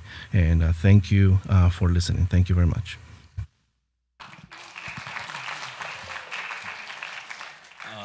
Good evening. My name is Brian Lels. I'm 19 years old. I currently go to Santa Ana College. I'm a full-time student, and when I'm not in school, I'm currently a coach from Máquina. I coach U13s and U16s. I'm also a player too, and it just sucks that we are losing the fields in Santa Ana because one person decided to give their friends the whole field, and it just hurts all of us. And I've been playing soccer for my whole life, and I've always been playing at the fields, and it hurts that we are losing the field. I just want to be here. I just want to come out here and support everyone here. That look at and support the kids, because it's not fair for everyone that doesn't have the money to play in big clubs, and it hurts all of us. And I'm just here for everyone here in the union. Thank you for your time.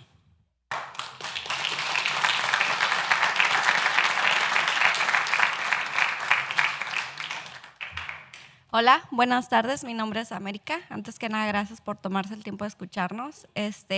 Yo soy mamá de un niño que juega para la Mesa Verde y de verdad no saben lo importante que es para mi hijo. Mi hijo tiene asma y un tiempo lo llevé al psicólogo. Los dos, tanto el pediatra como su psicólogo, me recomendó meterlo en un deporte. Lo metí y a él al principio no le gustaba. Ahorita, si ustedes vieran el cambio que ha hecho en mi hijo y en tantos niños de su equipo y de otros equipos, es tan bonito ver a niños desde la U4 hasta la U16 jugar en vez de andar en las calles rayando, haciendo cosas que no. Y de verdad no puedo imaginar qué sería de estos niños sin poder hacer algo que tanto les gusta. Mi hijo ha encontrado ahí en el fútbol amigos que no tenía. Él era muy callado, era muy difícil para él tener amigos, conseguir amigos o hablarle a otros niños. Y ahora que lo veo jugar, lo veo reír, ahorita estaba gritando, apoyando esta causa porque para él es muy importante, para estos niños es muy importante y se merecen. Ellos son el futuro de Santa Ana. Ellos son los niños que van a crecer y hacer algo por esta ciudad. Ellos son los que merecen los campos, no otros niños. Gracias.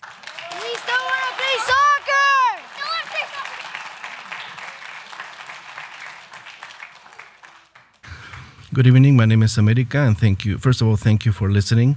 I'm a mom of a kid in Mesa Verde, and it's important for him because my son has asthma, and I took him to a psychologist, and both his pediatrician and his psychologist recommended that he play a sport. And in the beginning, he did not like it very much, but this changed, and he changed through this. Now he is making friends. This is nice what they do for the kids, for the under 4, under 16. They get to play, and they're not out there in the streets doing whatever or tagging and stuff like that. And I wonder what they would be doing without this opportunity, this activity here. My son is making friends. He used to be very shy, and it's hard for him to make friends. But now he's made friends. He's out there playing and laughing and smiling, and that's why he's here as well, to support this. And also, this is for the future of Santa Ana when they grow up, so that they can do something positive. They are the ones who deserve the fields, not other people. Thank you very much.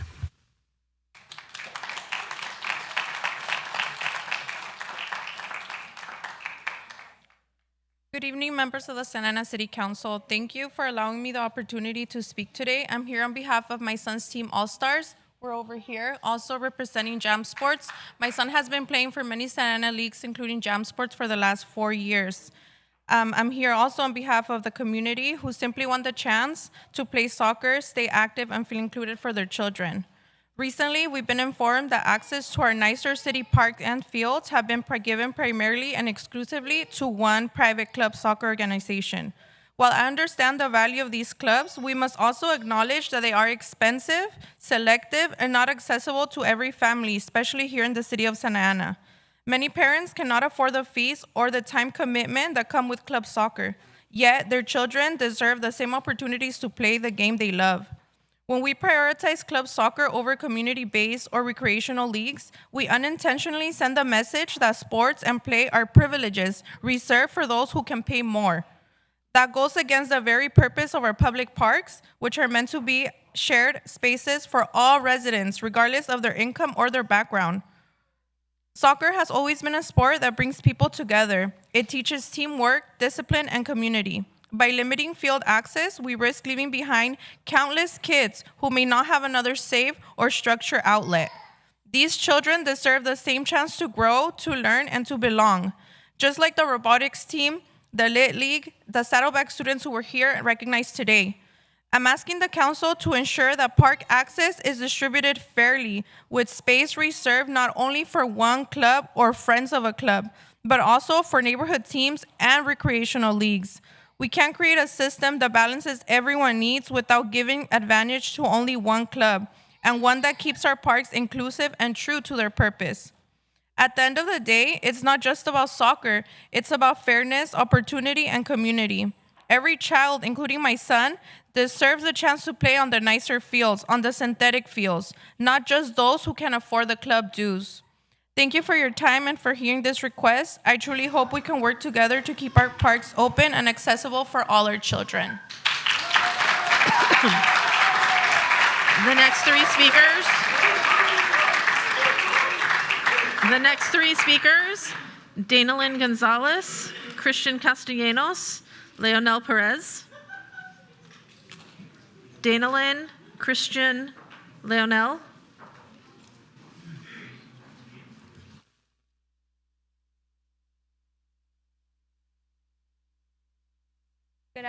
Good afternoon, council members. My name is Danilyn Gonzalez. I am 17 years old, and I have a question as to why you are taking away our parks for Santa Ana kids.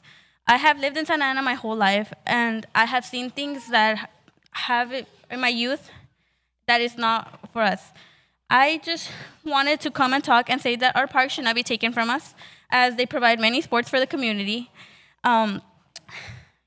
Soccer has helped many children in difficult circumstances. For example, my friend, who only knew the streets, he had joined soccer, and I had noticed a different side to him. A side where he was free, a side where he didn't have to be off doing a crime. This always stays with me because soccer helped him improve and change his ways. Another example I would like to speak about is my brother, who 7 years ago, exactly, was diagnosed with autism. We noticed he was more secluded and often closed off until one day he came home with the soccer flyer and signed him up. Over the years in the Mesa Verde Soccer League, we noticed changes and improvements in him. He was not only socializing, but thriving. Being in the park playing soccer was the thing that helped him, and now he's 11 years old, and not only is he better, but he is thriving with many friends and friendships. As to me, I have also played in those parks and feel it is unfair for our future generations to be denied of this freedom. Thank you.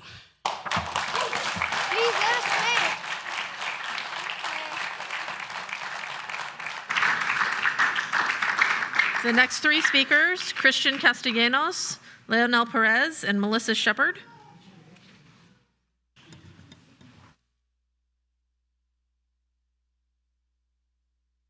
Good evening, Mayor and Council members. My name is Christian Castellanos. I grew up in Ward 5. My son plays for Mesa Verde, as I'm a coach as well for Mesa Verde. I proudly represented Santa Ana in our last tournament, where we played other cities from throughout the whole state and also from Nevada. We won first place in the championship, and we put Santa Ana in like a great name, saying that we're from Santa Ana. And I find it unfair that Council Member Peñalosa is trying to give our parks to somebody that's not from Santa Ana. Like, we're putting Santa Ana's name up high on a pedestal. And I find it really unfair that our kids are losing that opportunity. And I just really find it unfair. Thank you for your time.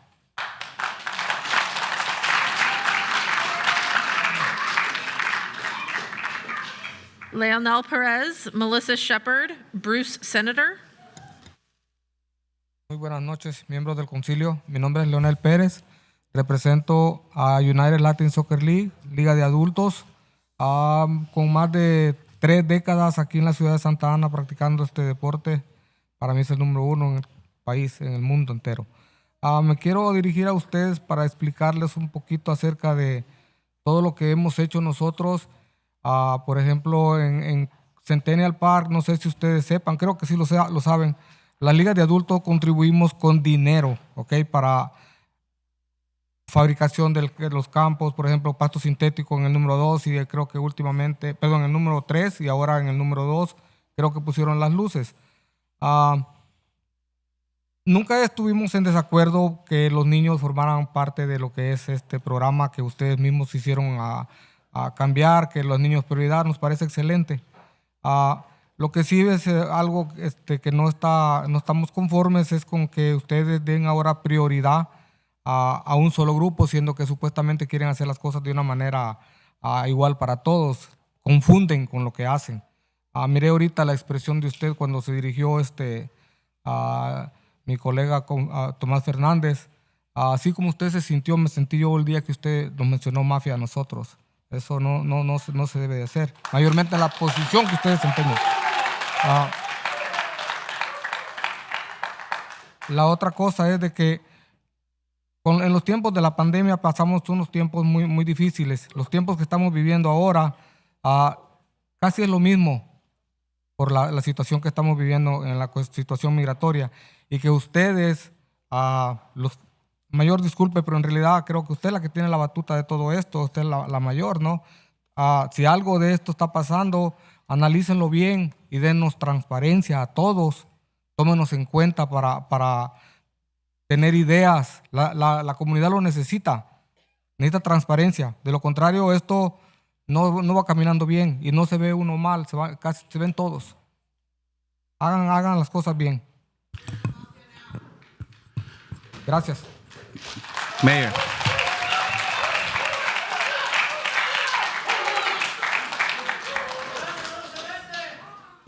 Good evening. So we're going to do a translation first, Mr. Subban.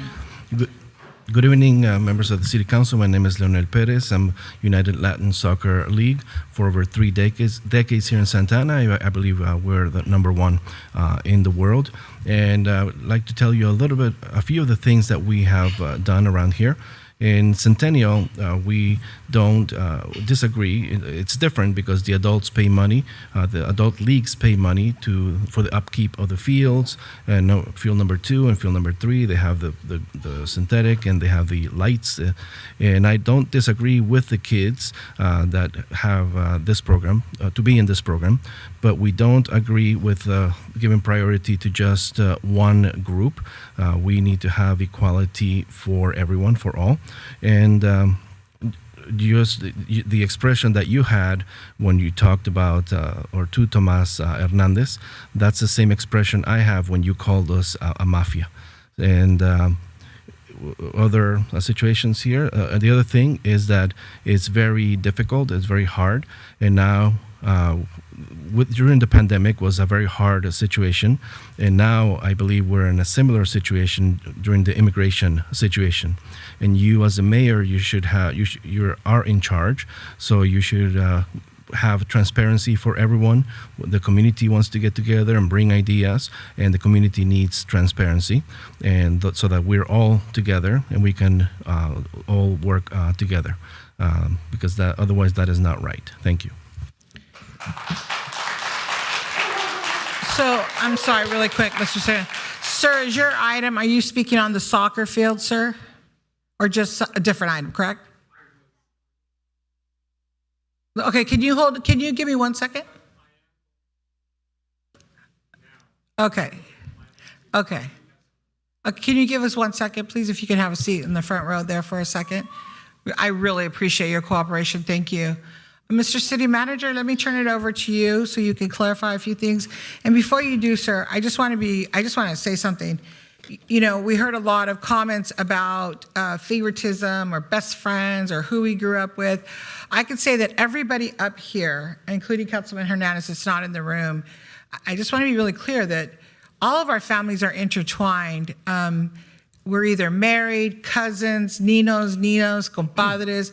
So I would really hesitate from saying we're best friends or playing favorites, because everybody in this city, I would say there's a lot of people in the city that are somehow connected to one another. My father played soccer years ago with some of you probably. So I just want to make that clear that in this city, we are all connected somehow. And so there's no favoritism.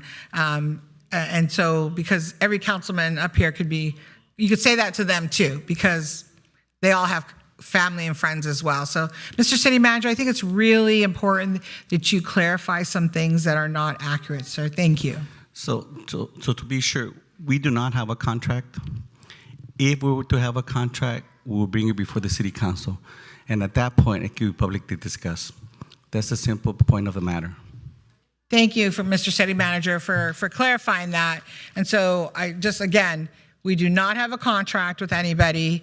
And if we did proceed that way or started to go down that road, it would come to the council and it would be open to the public, correct? Exactly. Okay, I want to be really clear so everybody hears that. Thank you, Mr. City Manager, for clearing that up. Sir, you may come up and speak, and you have your 3 minutes. Thank you. My name is Bruce Senator, and I'm 6. I was here. Sir, can you speak into the mic, please? Sure. Thank you. I was here a couple weeks ago, and I re-articulated 4 of the issues that I spoke on last time, and I submitted them to you yesterday afternoon, and so you'll have these to look at. And I also submitted 3 new issues that I wanted to bring out. 2 of them are called an online share-a-thon. One of them has to do with the grief and a gratitude that the people in the community are going through because of what's coming out of Washington. And me being a volunteer at Delhi in food pantry distribution, I see it every week. And so there's a lot of grief. We have people who are afraid to go to the parks. I see people who are afraid to go to the churches, and when they come out of Our Lady of Guadalupe, they're fearful of even walking down the street. Okay? So the concept here of having an online share-a-thon is where people can get together and share their thoughts online in a manner where they cannot be identified. The city can work it out, and so it's something that I just wanted to put forward. At the same time, I know the people in this community like to cook, so they can also have an online share-a-thon of kind of happiness where you can share recipes. And so they kind of came out of the same concept. Separately, going back to the Warner issue on East Warner Avenue, there's a lot of accidents that are occurring there because between Main and Halliday, you have Maple, and there's bottlenecks there and obstructions. So we need the city traffic to go through there because it's not really marked clearly as a construction zone, and they may want to remark it and have a temporary reduction in the traffic speed limit there while they're working on that. So they need to go back and look at it again. And then 2 issues I just submitted later today has to do with your new digital signage that you're employing out there. Because I come from the advertising field, and when you look at it, a lot of the messaging on there is not following regimens that you do in advertising when you're doing billboards. What you look at and you see on your screen when you're designing it is not necessarily the way it's going to look on the billboard when people are driving past. So there are two things here. This has to do with how they make up the billboards when they design them, and this has to do with access. I'd like to see more community center access. Your senior centers, your community centers, your schools have access to input messages on that system. Now, getting away from that, I want to go to this issue which I wasn't prepared for, but it's on this, I understand you're considering possibly a semi-privatization of some stadiums and or fields. In this community and in any Hispanic community, soccer is really part of the fabric. If you do something like that and it prices these families out and their kids can't take advantage of that, it's undermining the fabric of the community. You really have to ask yourself, is pursuing the dime and the dollar worth undermining the fabric of an individual child and their families? Because in the long term, I can guarantee you, if you think back to 1990 when Reagan went out and Bush came in and they took millions of dollars away from the central cities, the gangs and the drug cartels came in with guns and drugs, and we had 25 years of gang influence in this country, and it was hell. If you undermine the fabric of soccer in these communities, and you don't give these kids the proper supervision they need, they're going to start falling by the wayside, and then you're going to be putting more money into your police department. You're going to have problems. So really think this through long term about looking for money, and is it worth it if you're undermining your own community? So think it through. Thank you. The next speakers.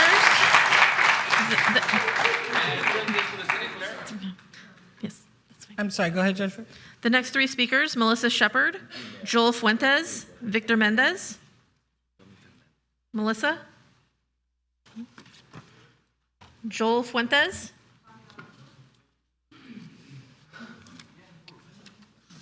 Victor Mendez, followed by Gerardo Rangel and Lupe Lopez.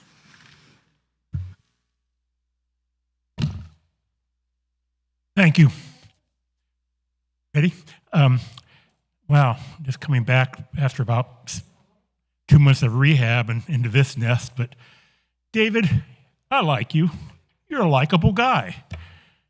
Obviously, some people are upset with you, and I can tell you right now, if you're thinking for a higher office there, you also need to take care of some rent issues that we have over at 2222, because the person supporting you isn't too keen on helping senior citizens. So I'll just say that. But you're a likable guy, and I think we like you. Anyway, item number 11, the proposal to reduce workers' compensation in Santa Ana PD. Great. I've been talking about this for 15 years running. I've been coming to the council for 4 years running. Chief Rodriguez, 6 months into his job, finally puts forth a proposal that could reduce the cost in Santa Ana PD, which is probably your critical mass of expense. So thank you, Chief Rodriguez. Frankly, I think the cost analysis is a little bit understated. There's some reasons why. I come from a pretty extensive background in workers' compensation. I kind of know these numbers, but I think it's a good thing, and I think it's something that can be taken citywide. The impact doesn't even consider the cost of keeping our officers employed, keeping them on force, and not having to retrain. It's a huge value proposition to the community and to the chief. I know he's not here, but I'm looking forward to further dialogue on this. I've been offering up a dialogue for 3 or 4 years, never had an offer. And the chief, like I said, 6 months into this, decides to take up the offer, so I thank him for that. And I think there'll be a lot of good effect coming from that. Item number 18, a few weeks ago, Judson, this is kind of really interesting. A few weeks ago, Judson Brown came to my unit, knocked on the door. I said, Judson, what are you doing here? Well, he didn't come here to chat. He came here to inspect my fire alarm. And I asked Justin, why are you doing this? Well, I got to do it. And I told Justin, you're far too valuable to the city to be inspecting fire alarms. Now, I don't know if that's an issue between him and Mike, and that's fine. I'm just saying you have an item 18. I certainly don't expect my housing manager, who puts a lot of value into the city, to be inspecting fire alarms if it can be prevented. So I like to see him, have inspectors go out and leave Justin to do with the great things that he does, unless he has something that he's doing beyond this. I don't know, but I just want to throw that out. Item, and then on number 8, very quickly, the quarterly report. You're hearing a lot about people about trying to find money or whatever. Look at that expense report. I've said it again. Can you squeeze some money out? We may be able to do more for immigrants. We may be able to do more for soccer fields. I don't know, but squeeze it out. That report also provides a lot of insights to how the city operates. I never knew what a mannequin was until I read that report. Now I understand it's a pretty critical tool. So read those quarterly reports, and thank you.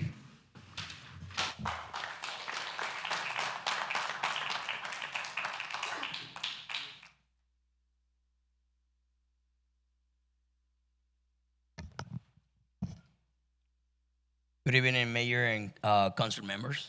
My name is Joel Fuentes, and I'm here representing Santa Ana United, a soccer club that has proudly served the youth and families of the of the city for many years. I'm speaking not just for our club, but for many local teams and leagues that depend on Centennial Park, Santa Ana Stadium, and other public fields as safe, open spaces for our kids to play, grow, and connect. We have recently heard that there might be a plan to give special or exclusive access to an outside group known as La Academia, also linked to names like Laufa and Albion. This raises serious concern. These talks appear to be happening without community input or public transparency. Giving control of public fields to a single group, especially one not rooted in our community, will hurt the many local programs who have built and maintained these spaces over years. Most of their players are not Santa Ana residents, while we and many others are required to keep 90% of their rosters made up of local residents to use city fields. That double standard is not fair. To be clear, we welcome new organizations into our city's sport community, but they should follow the same rules and expectations as everyone else. No shortcuts, no special access.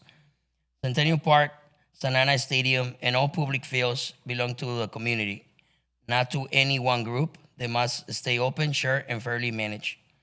So tonight, we respectfully ask for just one thing: a full commitment to transparency. All decisions about public fields should be made openly and with input from the people who use them.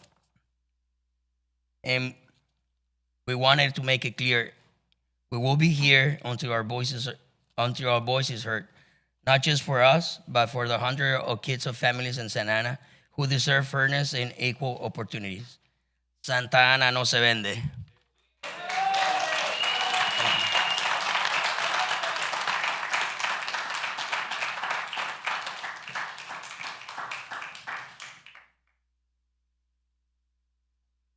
Hello, I'm Gerardo. I want to start off by saying... Can you speak louder into the mic, sir? I'm so sorry. Yeah. All right, so I'm going to start. Last year, I worked for Parks and Recreation, and we had a meeting in which America spoke about the fields, and she discussed the plan and intentions of what was to come. She discussed how the fields were meant to be for Santa Ana residents and not for people outside of Santa Ana.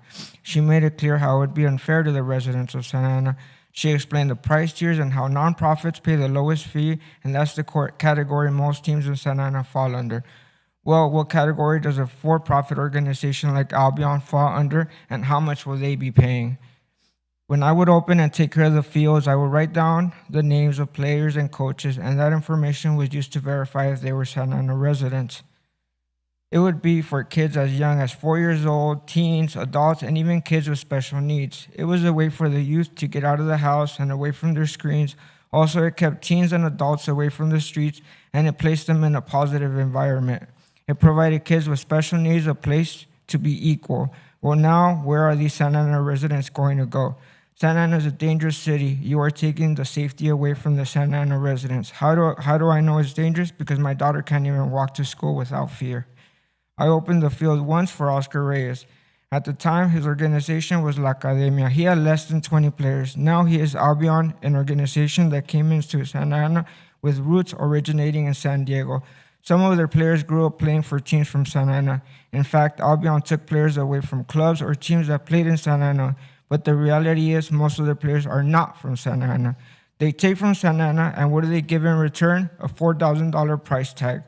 Most of the residents from Santa Ana can't afford that. They can barely afford to pay the $6 to $10 ref fee. It's a slap in the face to the residents of Santa Ana. For example, we have one player, 13 years old, named Leandro Choluca. He has been playing in Santa Ana since 4 years old. Now the fields it trains in have been taken away. Did he give up? No, he did not. With the little he got and continued on by practicing on a cement basketball court at Centennial with his team for a whole year. Now he is wanted by teams in Liga MX, the Mexican Pro League.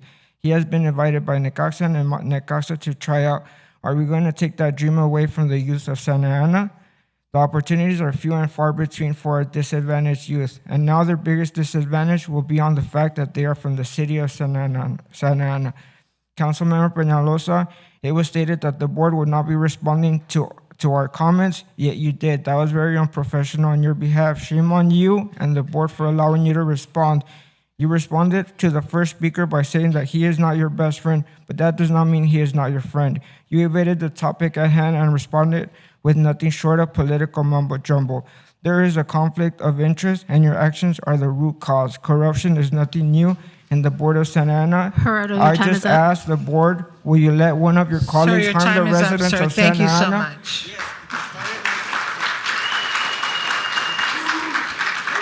Jennifer, you can call the next speaker, please. Your time is up, sir. Everybody gets 3 minutes, sir. No, sir. Thank you. I'll make a Thank you. motion to give him his full time. Thank you, sir. Everybody, we 3 minutes. Thank you, Councilman Hernandez. You already did. Go ahead, Jennifer. Call the next speaker, please. I made a motion. Sir, we really have to go on. I've cut off other 3 minutes. Madam Clerk, did we start his time late? Hold on one second. Madam Clerk, did he? We start when they first address the podium, so not before they start speaking, but when they start speaking. When they start speaking? Yes. Okay, thank you. Go ahead, sir. Finish, please.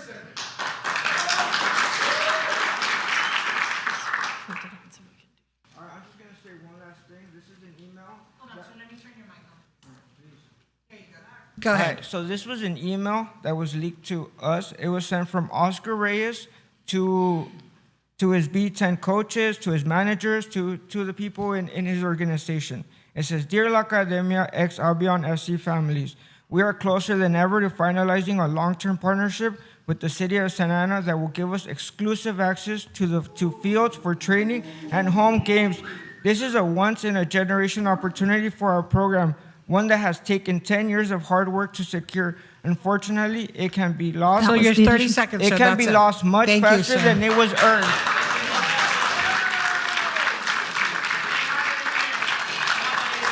The next 3 speakers, Lupe Lopez, Claudia Acosta, Daniel Aguilar. Thank you.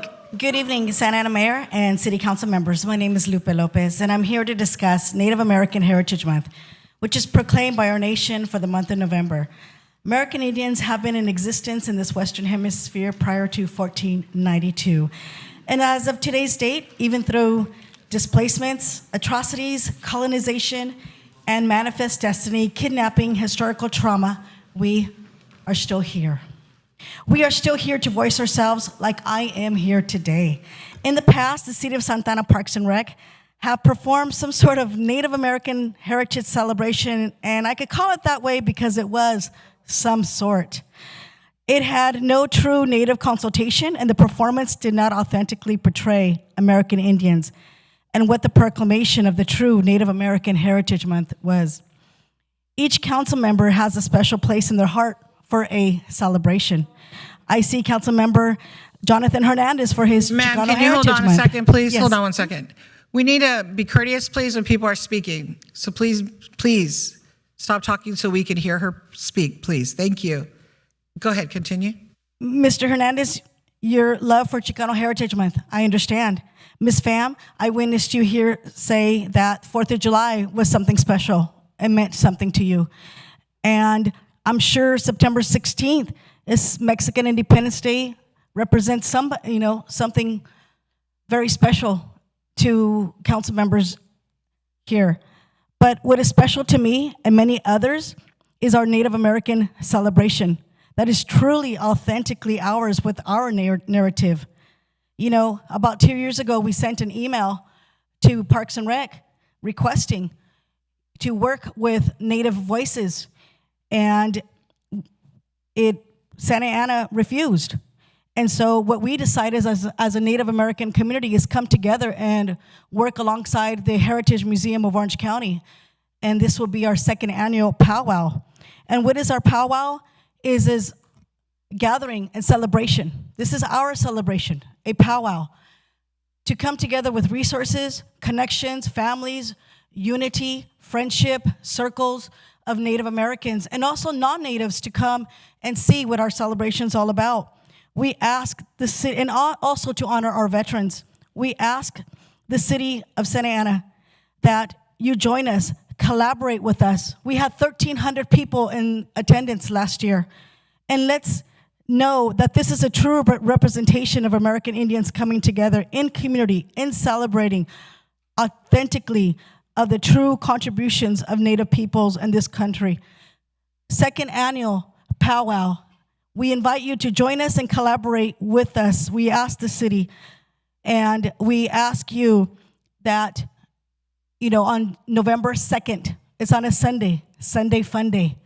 Join us, walk in with us, sit with us, enjoy a meal with us. Lupe, your time is up. Your time is up, ma'am. Thank you. Thank you.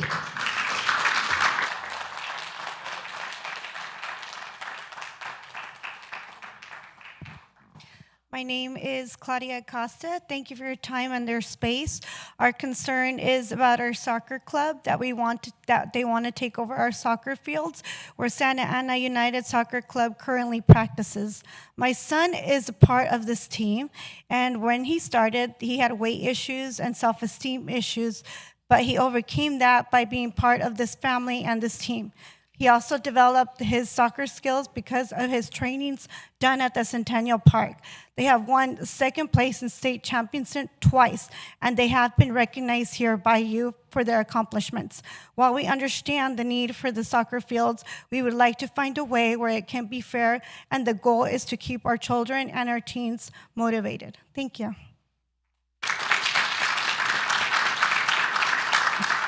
Daniel Aguilar.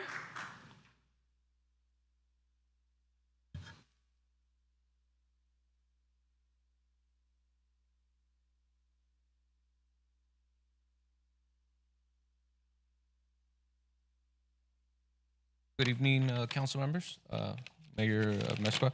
I was here prepared a nice speech for everyone, but I feel that the sentiment has already been explained by the fellow people that went before me.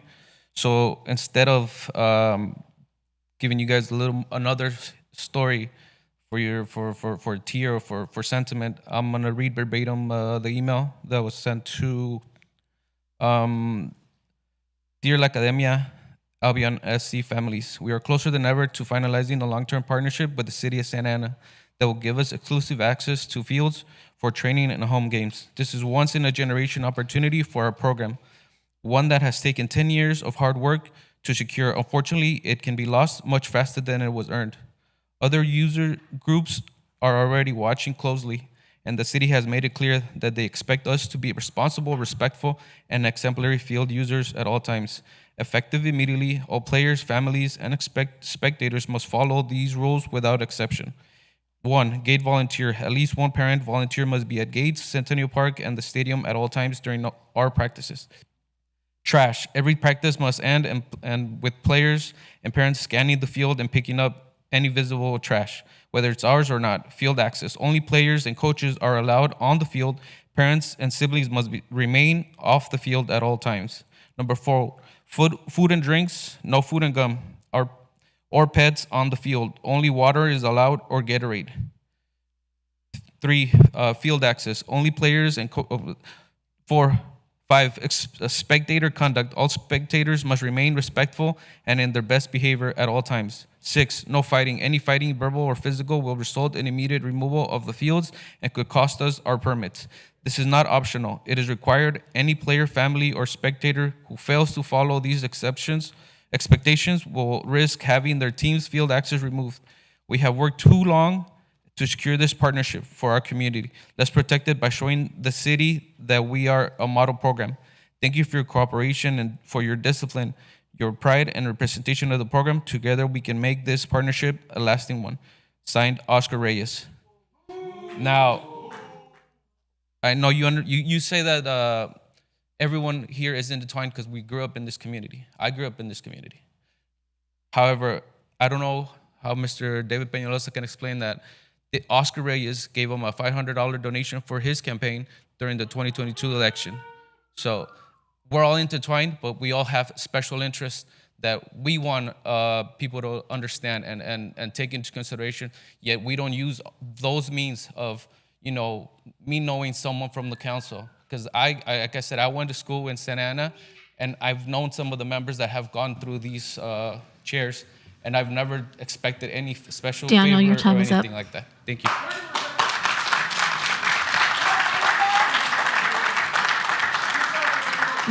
Mayor and City Council, that concludes the public speakers that are present. We'll now begin with the Zoom speakers. Speakers on Zoom, when unmuted, please announce your name and the ward or neighborhood that you reside in within the city of Santa Ana for the record. First speaker, Kayla Asato.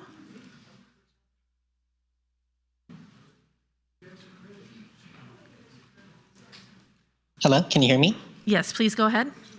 Awesome. Hello, my name is Kayla Sato, former resident of Ward 3, former employee in Ward 5.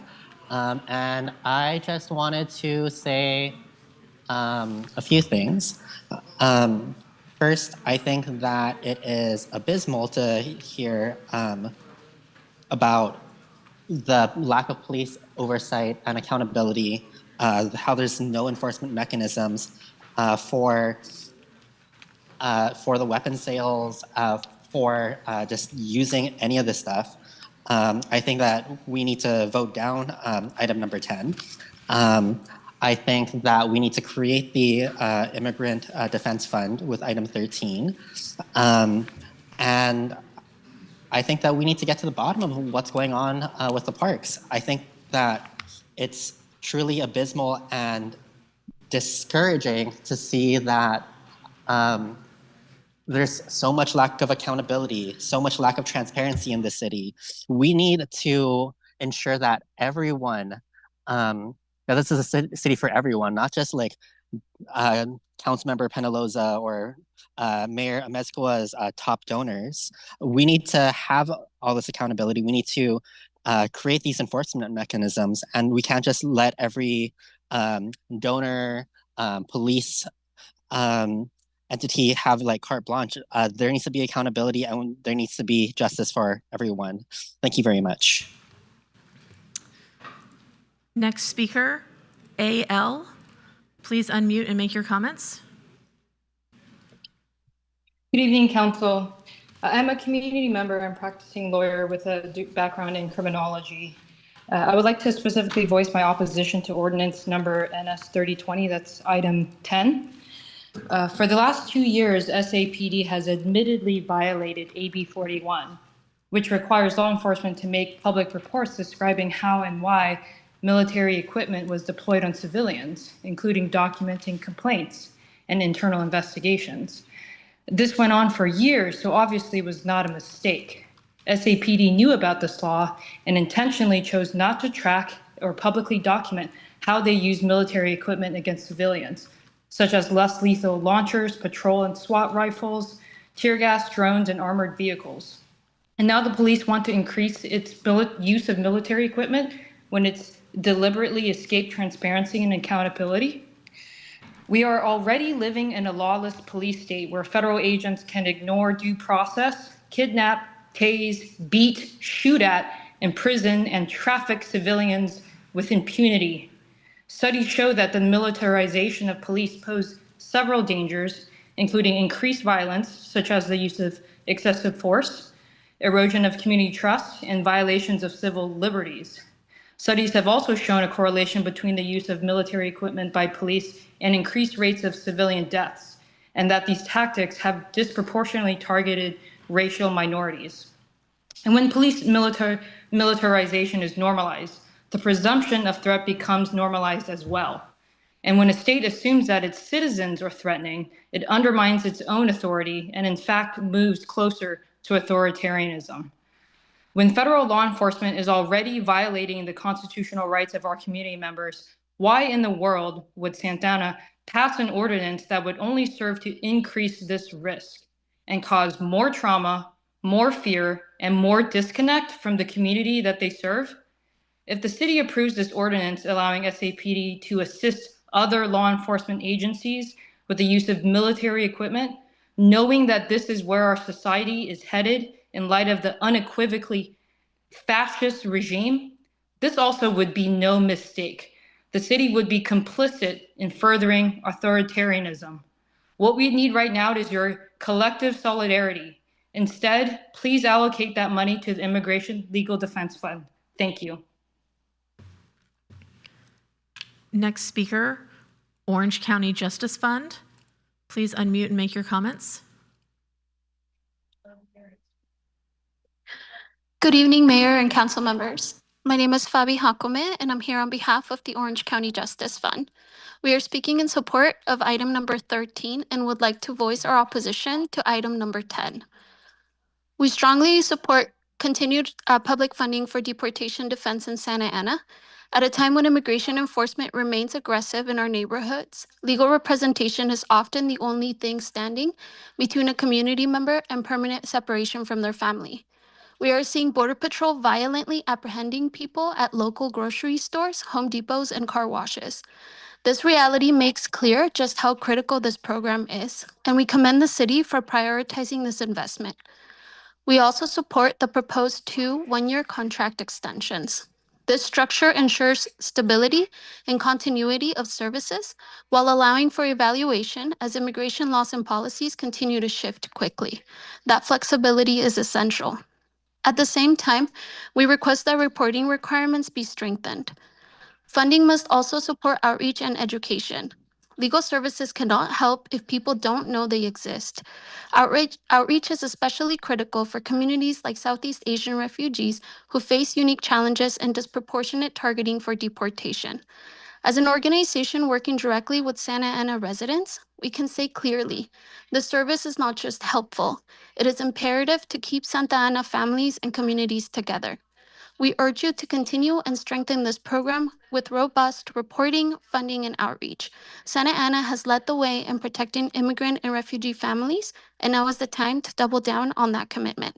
Thank you. Mayor and City Council, that concludes the speakers that were in the queue when we began.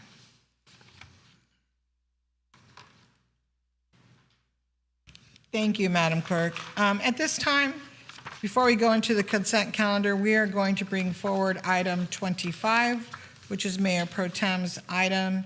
Go ahead, Mayor Pro Tem. Thank you very much. Tonight, I'm going to propose to rename the McFadden or the Center Police Athletic Activity League Center and name it the Jose Vargas POW Center. The POW Center was built to create trust between law enforcement and youth through mentorship, athletics, and community engagement. Naming it the Jose Vargas would honor a man whose life exemplified compassion and deep commitment to Santa Ana's working class families, especially its undocumented community. Jose came here, undocumented youth, at 15. He worked as a trash collector.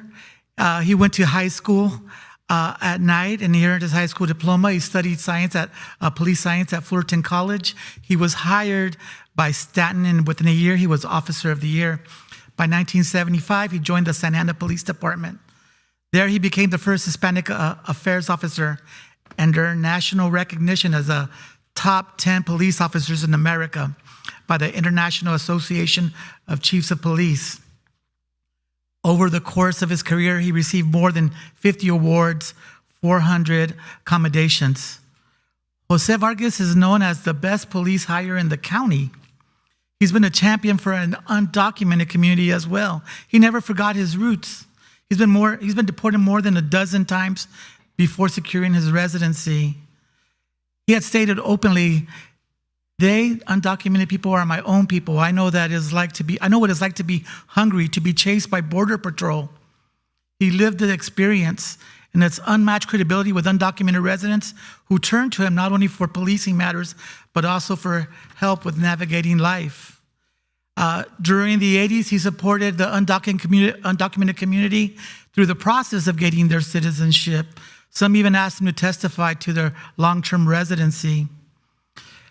When employment fraudsters targeted immigrant workers, Vargas used his media connections to shut down scams and return the stolen money.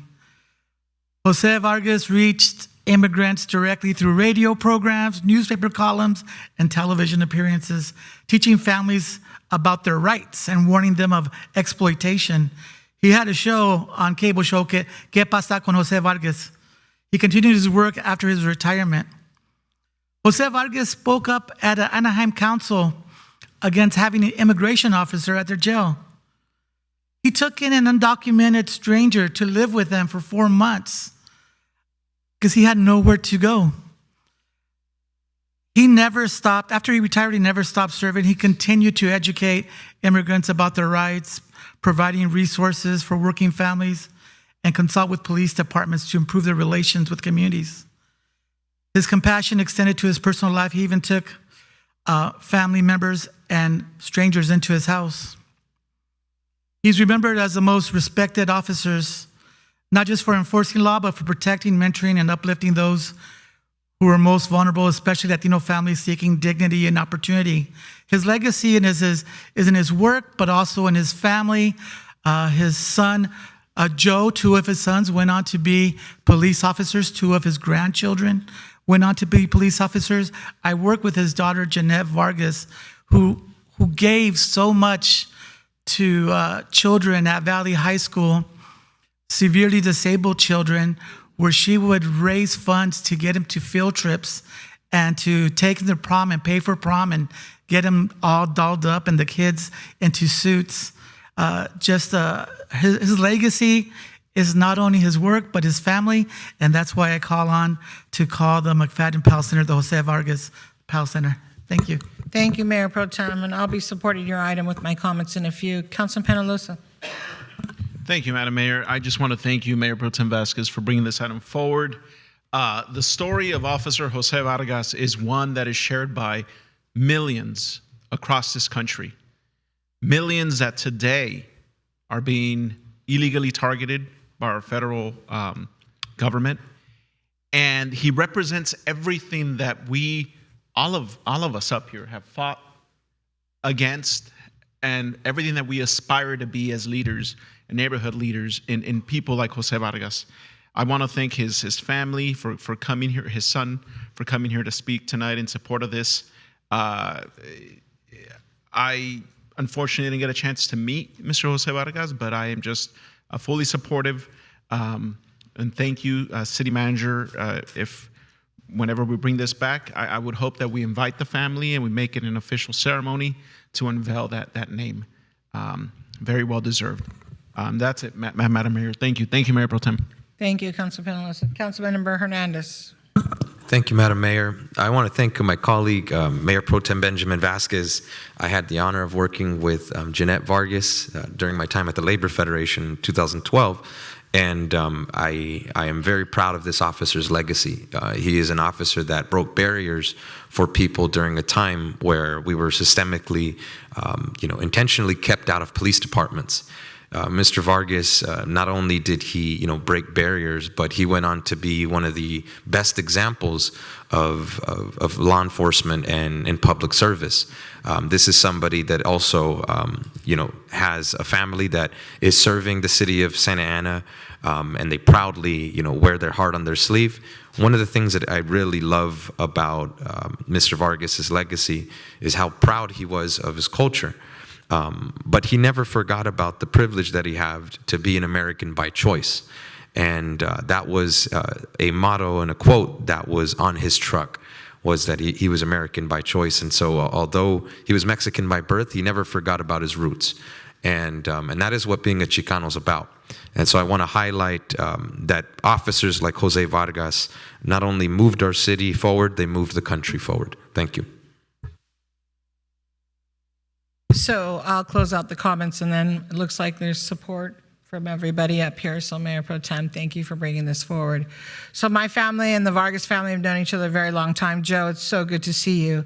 I hope you are enjoying retirement from Anaheim Police Department. Where did he go? Is he still here? I think he left, Mayor Pro Tem. Yes, so he left.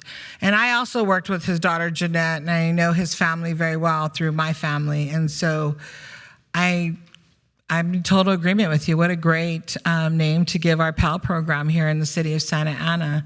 And Chief, I'm so glad that we are doing that, Mr. City Manager, because, you know, as you said, Mayor Pro Tem, his sons are Anaheim police officers. And now their son, one of their sons is an Anaheim police officer.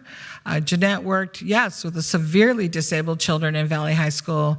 And I remember all the work that she did in her classrooms without any assistance from the school district. She was out there hustling and raising money for everything they needed. And that's just who she is, and that's in her blood. And I miss her dearly. She lives in Tennessee now with her daughter. And, you know, the family is remarkable. Like all of our families, you know, we have ups and downs, but guess what? What a great name to name the Powell Center. So I am honored to support your recommendation. Go ahead, Mr. Mayor Pro Tem, you can close out. And thank you very much. This is really cool, naming the Powell Center after Jose Vargas, because Joe started a police activity league in Anaheim. And this is just awesome recognition of the legacy of the family. Thank you for all your support from the Mr. council. City Manager, I think you got direction? Yes, I have. Okay, all right. And as the Mayor Pro Tem had indicated, please, or Councilman, I'm not sure who said it, make sure we invite the family. And if you need Jeanette's address in Tennessee, I have it. We'll get it from the son, the brother. All Thank you. right. Because I don't want anybody to think I'm playing favorites up here. Okay, let's go to the consent calendar. Madam City Clerk, you ready? That's items 5 through 20. Madam City Clerk, you had indicated that for the nomination of the rental housing board, the nominee is not present, correct? That's correct. However, you can still consider and vote on the nomination tonight, and we can, if approved, we will do the oath of office at a later date. Consent calendar item 5 through 20 are before us. Council members, please announce any items that you'll be abstaining from due to conflict, if there are any. Request to pull an item from the consent calendar for discussion. Council member, Mayor Pro Tem Vasquez. Thank you. Councilmember Lopez.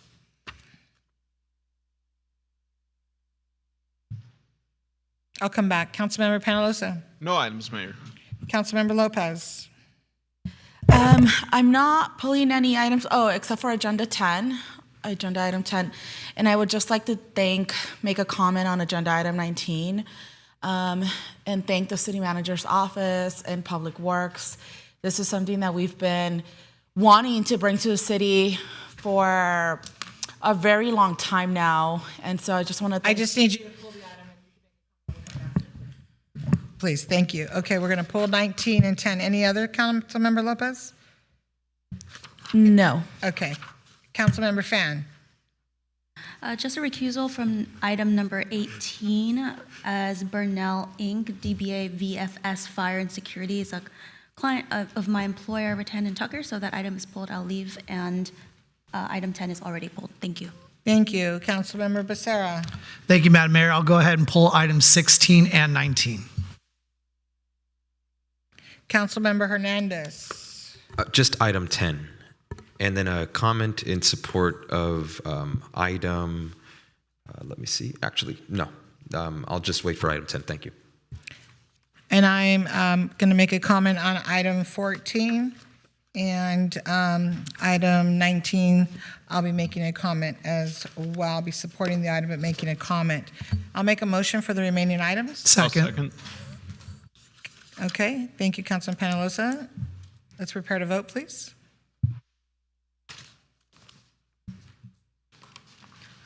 A motion by Mayor Mesqua, seconded by Councilmember Peñalosa, to approve consent calendar items 5 through 20, with the exceptions of items number 10, 14, 16, and 19, pulled for separate discussion and consideration. Thank you. Go ahead, Madam Clerk. Mayor, your vote, please. Mayor, your vote, please. Oh, I apologize. The vote is 7 ayes, no nays, with a noted recusal on item number 18 by Councilmember Fan. Motion carries. The first item pulled for separate consideration is item number 10. which was pulled by Councilmember Lopez and Hernandez. I'm sorry, you said by Councilmember Lopez? And Councilmember Hernandez. Okay. And Councilmember Fan. I think we're going to all make comments on this one. Before we start with the comments, I would just like to clarify some things that were said during public comments. There was a comment about we have drones, or we're using drones, or the purchase of drones. There is no purchase of drones. Is that correct, Chief? Thank you, Mayor. Yes, that is correct. There is no request to purchase drones. That portion of the military equipment report is a future item to present, to bring later to council. Thank you for clarifying that, Chief. Mr. City Manager, no purchase of drones, correct? Not at this time. Thank you. I just want to clarify that because people make comments publicly and they run with that when that is not truthful. So that is not the truth. So Councilmember Lopez, go ahead. Actually, can you come back to me? Thank you. Councilmember Hernandez. Thank you very much, Madam Mayor. First and foremost, I'd like to thank members of the public for being here. This item, the annual military equipment use for 2024-2025, is an item that I received a lot of comments from the public about. I voted against this item in 2022, and I was in the minority with Mayor Vicente Sarmiento at the time, and myself being the only 2 dissenting votes. What led me to vote no on this item was September 28th of 2021. I saw an unarmed man sit in a vehicle for over 4 hours, which resulted in Anaheim PD shooting somebody 22 times. There were officers present from both Anaheim and Santa Ana PD. There was what is now considered a tank. There was chemical agents. There was tear gas, concussion grenades, 40 millimeter bullets, and non-lethal rounds, and then, of course, your lethal rounds. What resulted was somebody getting shot at 10:03 p.m. 22 times. The equipment that Anaheim PD had brought over to Santa Ana did not de-escalate what would become a tragedy. When this came to the council several months later, I talked about my family member, Brandon Lopez, being murdered. And this council voted to adopt military equipment that has proven to have been utilized on the public without concern for their well-being. Indiscriminately, protesters on June 9th, 2025, were shot at with 40 millimeter rounds, non-lethal rounds. They were tear gassed, children, mothers, the elderly, and everybody in between. They were indiscriminately being shot at, myself included, many members of the press included. My concern is that since we have adopted militarized equipment, Santa Ana PD was out of compliance with state law, failing to report their usage of militarized equipment when they would utilize their equipment. Since we have adopted militarized equipment, we are seeing the public's trust erode. We have never seen our department in a more vulnerable position where we are struggling with the community's trust. We are seeing millions of dollars in misconduct lawsuits paid out quite regularly. Since 2010 to 2020, I talk about this figure a lot thanks to Voice of OC, the city has paid out $24.5 million in misconduct lawsuits. Those vary from hit and run accidents, officer-involved shootings, and now I'm very worried that if we continue the practice of utilizing militarized equipment, the public will continue to be brutalized and liabilities will continue. As we've seen with the protests that occurred on June 9th, I was the elected that alerted the public that the city's police department was out of compliance. And I requested that a report be brought back to ensure that we were in compliance. As a city, I am going to, continue to have the same sentiments that this is going to be equipment that's going to increase liability. And I'm not going to be in favor of us adopting militarized police equipment. And so I, for my first round of comments, wanted to share that I'm not supportive of us continuing to have a militarized police department. And for the sake of transparency, I'll place a motion on the floor to not adopt the militarized equipment in front of us today. Thank you. If you'd like to speak, please raise your mic. Otherwise, Can we have the presentation? is there a presentation? Yes, there's a presentation, and Commander Sorensen will be presenting the presentation. So, Chief, before we start with the presentation, I just have a question. When did you come on board? As I got appointed December 19, 2024. December of 2024. So the reports that are missing, sir, it looks like the 22, 23, and 23, 24. They were not posted online, is that correct? That's correct, Mayor. And if I may clarify before the presentation, may I? Yes, please do. So in regards to the reports that were not brought forward, I heard a speaker mention that we weren't documenting or keeping track, and we actually were keeping track of our internal compliance inventory and usage. What we did not do is bring forward the report to a community meeting and to council, and that's what we're doing here today. In regards to the administrative oversight on why it happened, there could be various reasons why it happened, but most importantly, it was a different administration at the time. We're transitioning from different leadership at the PD, but not just at the PD, but also at the city with, I believe in 2024, we had 3 city managers. So we were in transition both in the city and at the PD. We ourselves are the ones who, once I took over and got appointed as permanent chief, there's documentation where I requested this item to be brought forward. Actually, on the day that I was appointed on December 19th, I made it a top priority to make sure that we were in compliance with the community meeting and bringing it forward to council. So this was something that we brought forward ourselves, and it was in the interest of ensuring that we were compliant and transparent with AB 481. Thank you, Chief. And basically what I hear you saying is you're taking corrective actions. That is correct, and I have also put in some calendared and metrics in there to ensure that we continue to bring this forward in a timely manner and complying with AB 481.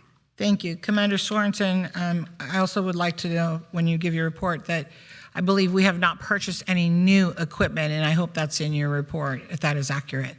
Sir, go ahead. To answer your question, Madam Mayor, yeah, that is correct. We have not purchased additional military equipment. Can you pick up the mic and speak clearly and loudly so we can hear you? Because I want the community to hear, I want the council to hear, I want everybody to hear the truth, please. Thank you. Just by means of a brief background, California State Assembly Bill 481 was signed by the governor on September 30th of 2021. It created Government Code Sections 7070 through 7074. The legislature's intent for the law was for law enforcement to provide greater transparency regarding the funding, acquisition, and use of military equipment. More specifically, it was designed to provide greater oversight concerning receiving decommissioned equipment through the Federal Department of General Services Defense Logistic Agency program, more commonly known as the 1033 program. So legal requirements under Government Code 7071, law enforcement agencies shall obtain approval from the governing body by an ordinance adopting a military equipment use policy prior to engaging in any of the following. One being requesting military equipment, seeking funds for military equipment, acquiring military equipment either permanently or temporarily, collaborating with another law enforcement agency in the deployment or use of military equipment, using new or existing military equipment. Government Code 7071 stated that no later than May 1st, 2022, a law enforcement agency seeking to continue the use of military equipment acquired before January 1 of 2022 shall commence a governing body approval process. We conducted this process, and the City Council on May 3rd, 2022 approved the department's military equipment policy and adopted the ordinance. Actions taken with regards to the 2024-2025 military equipment use report. The actual report was authored in July of 2025. We posted it on our website July 16th of 2025. And then we held a community meeting last week on August 13th, 2025. So To summarize the 2024-25 military equipment use report, we had 30 incidents where military equipment was deployed, and 4 of those incidents required an activation of the SWAT team. This chart here gives you a breakdown of the military equipment that was used and how often it was used. So for example, working clockwise, starting at the top, we had 19 deployments of patrol rifles, 9 deployments of 40 millimeter less lethal launchers, 6 deployments of SWAT rifles, 8 deployments of the Teradyne armored rescue vehicle, 2 deployments of the Bear armored rescue vehicle, 6 deployments of diversionary devices, 1 deployment with a robot, and 1 deployment with a borrowed drone from another agency. I'm sorry, can you repeat that, please? A borrowed drone? A borrowed drone from another agency. Thank you, sir. The outcomes, as part of this, we also use quite frequently the armored vehicle for community events. The kids love it. We attended 11 community events. We arrested 21 subjects. 6 incidents of military equipment where 6 incidents occurred where military equipment was actually used as a force option. And those 6 incidents involved deployments of 40 millimeter projectiles. We had 9 incidents resulted in the suspects evading capture. To provide a comparison from year to year, so the blue section is 2022 and 2023, the orange section is 23 and 24, and then the gray section is 24, 25. So we started off with low numbers, that being 19 and 22 and 23, bumped up to 69 incidents in 23 and 24, and then came back down to 30 incidents. Overall, our average use of military equipment on calls for service, to give you an example, 22-23, we used military equipment on 0.05% of the calls for service we responded to. 23 and 24, it was 0.054% of the calls for service we responded to, and 24-25, 0.023%. To close it up, and as a review, City Council approved the military equipment ordinance in May of 2022 and approved our police department's policy. We have completed 3 annual reports, which are on our website. And during the reporting periods, military equipment has only been used as a force option 8 times, all of those being 40 millimeter projectiles. On average, military equipment is deployed over the course of the 3 years, 0.03% of calls for service. And we continue to work on improving our reporting mechanisms, trying to get more clarity as to when these items are being used so we can have better oversight as to when they're being used. And with that, I'd be happy to answer any Thank questions. you. I'll open it up for questions for the council members. If you'd like to speak, please raise your mic. Councilman Hernandez already used one. Let me go down this way. Mayor Pro Tem, please. Thank you for that report. Can you tell us there was an increase of 0.015 from the first year reported to, it went higher, right? And then Correct. It didn't go back down to 0.015. It was still double, it was 0.03. So what accounts for us for using more force in the last 2 years than the initial year of the report? So I wouldn't classify it as using more force. It's just more deployments of the military equipment. Part of it was reporting. The mechanism we had for reporting initially was all being run through the watch commander's office. Well, if there wasn't a commander in there, sometimes it wouldn't get documented. So once I started establishing the numbers for 22 and 23, I started looking at them like, this can't be accurate. Mm-hmm. So then we created an actual report in our RMS system that allows for all supervisors access to report directly so it doesn't have to go through the watch commander's office. So improved reporting. In addition to that, we were doing a lot of enforcement on East First Street involving the service of a lot of search warrants. So that is what I attribute the increase. Was that last year, not this year, right? Correct. Or that was 22 or 23, 24. Yeah. Yeah. And I really appreciate it. And I went through the report, and it's just, one thing that gets me on. I understand you're doing work and you're doing police work, and there's less lethal weapons that we use there that we asked why not less lethal weapons. But on June 9th, speaking of June 9th, when there was militarized weapons used on protesters. These are families. These are councilmen. I was there, and we got the tear gas. I was in the vicinity when the bullets were fired. I'm just a little worried of children and families and young people who are protesters. Like there's a line, and I think we crossed it that day, of what was happening not only in the city but the country, and we were seeing, and that force, that use of force, I don't think was necessary.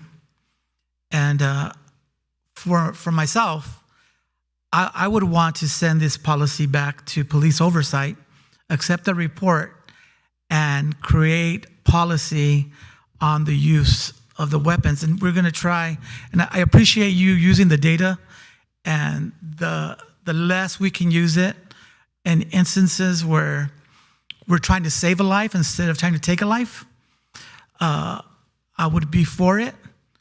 But to use it on protesters, I am always against. I think we lose the trust of community. We've lost the trust of community from that day. And what we see not only from our police department, but what looks like military into our streets. And we see it every day, and it's common now. Unfortunately, we see it, and that trust is just degrading every day as it goes on. So I call upon accepting the report, part 1, and sending part 2 to the police oversight. Thank you for your work, officer. Councilmember Lopez, and we'll come around 3 times because it looks like everybody wants to talk. Yeah, thank you. So a little bit of history here. When this ordinance was first brought forward in 2022, I think a couple of us shared our concerns, and it went through 2 reading processes. And so I voted no during the first reading, and then I ultimately voted yes during the second reading because I voted to support the policy that states that it would come back to us annually, and that any type of military equipment that the department was interested in buying or being offered would essentially pass by the council as a means of checks and balances. And so we obviously know now the policy has not been brought back to the council for 3 consecutive years. I heard your response, Chief Rodriguez, that it was the reports were created, but we did not bring them forth, and we did not comply with, and perhaps with AB 48 because we did not have the community input and the community report outs. And so now,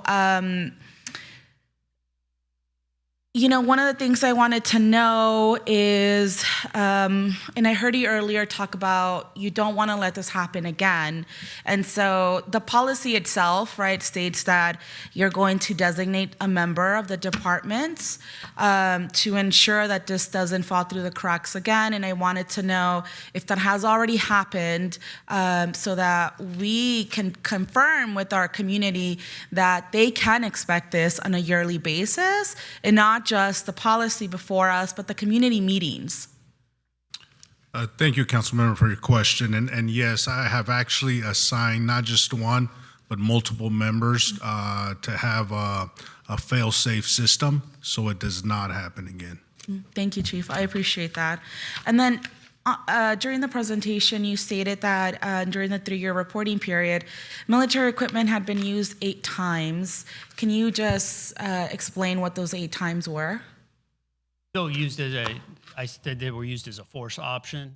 So the way we define a deployment is anytime a piece of military equipment is removed from the police car. So for example, we carry patrol rifles assigned to each patrol car, and there's a 40-millimeter launcher assigned to every patrol car. Anytime that weapons platform is removed from the vehicle, that requires a report, an AB 481 report. Deployment is different than employment. And what I mean by that is the 40-millimeter gets removed from the vehicle, doesn't get used, gets put back. They still do an AB 481 report. The 40-millimeter gets removed from the vehicle, and they actually employ it and deploy a 40 millimeter round, that gets reported, so essentially it gets reported twice. Once is the use of the 40 millimeter launcher, and once is the use of the 40 millimeter projectile. So those 8 instances were deployments of the 40 millimeter projectiles from the 40 millimeter launcher. Okay. And just so I understand, those 8 incidents were included in the reports before us? Yes. Okay, got it. And so you kind of talked about the nuance of the policy, right, in terms of what gets used, what falls under this state bill that should be included in the report to the public. And so it is my understanding, and I guess, I'm hoping that everybody knows, right, the 6 elements that are required to be in the report out. Yeah? Okay, got it.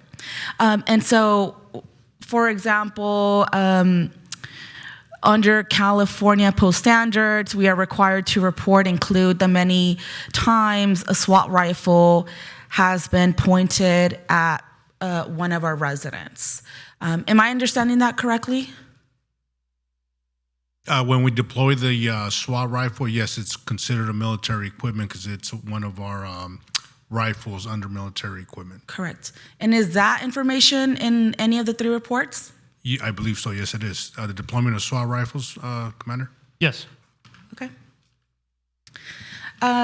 Also, speaking about the report, I was at the community meeting, and I think what I would like to see future meetings is a Zoom option, which is a pretty standard option now offered to residents so that it's accessible. And it was at 4 p.m., and so I think it would be helpful to make sure that more people are engaged, attending, feeling like we're not intentionally having a meeting during work hour so that they're not able to participate. So I think that's one way we can curb that sentiment.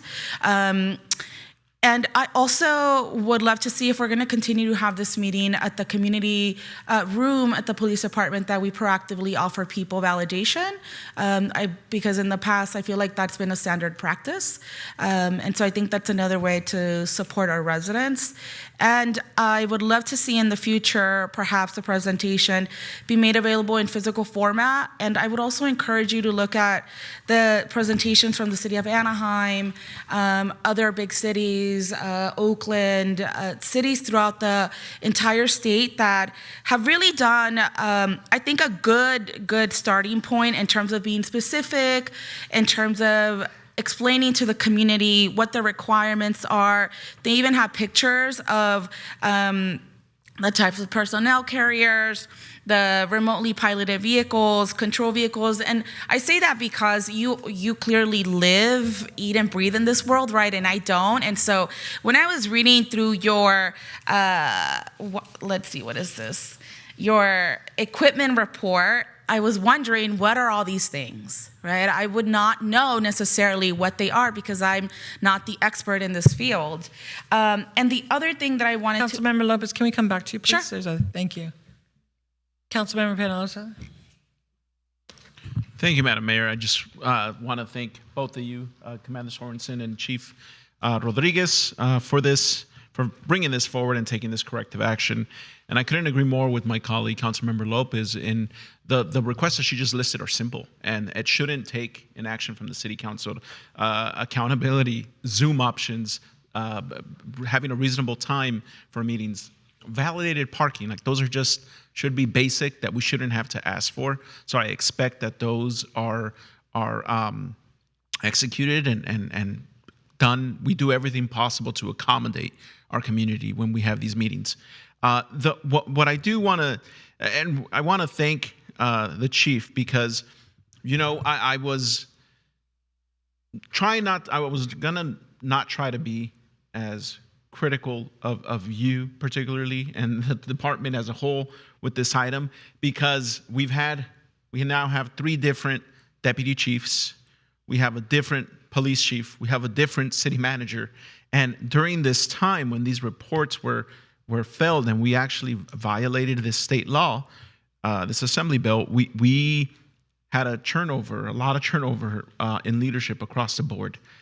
city manager, police department. So I don't fault you, but I'm happy that you're taking the corrective action. And it falls on us as well. As 7 members of the city council, for the first 2 years, there was no demand for accountability then. It didn't come up recently, and thank you, Councilmember Hernandez, for bringing this forward or inquiring about it. But this is something that we should do, and we should continue to do. And I'm happy it's before us now as a receive and file and to reaffirm the Santa Ana ordinance. I just hope that we continue on this path and we continue to be as transparent as we possibly can when it comes to this topic and this ordinance for years to come and the next year and the year after that. We definitely don't want to violate state law. And I know many of my colleagues up here have violated state law in the past, to our city attorney's dismay, but I would suggest that we do not do that. And thank you for taking corrective action and bringing this forward. It's better late than never, right? So with that, those are my comments, Mayor. Thank you. You have a list of violations? I was. All right, Councilmember Fian. In 3 minutes, please, then we're going to go back around. Thank you, Mayor. Hi, Commander Sorensen. First, I appreciate your comments from the community meeting to own up for our mistakes. I think that's one really important aspect of government transparency. I think people have to remember everyone here, we're people too. And so I really appreciated you just, instead of making excuses, saying the buck stops with us. Just a quick comment on the slide 9 with the bar chart. Can y'all fix that? Because it's completely out of scale. And the reason why I bring this up is the 2 most used items were the SWAT rifles, which were deployed, and the ARV.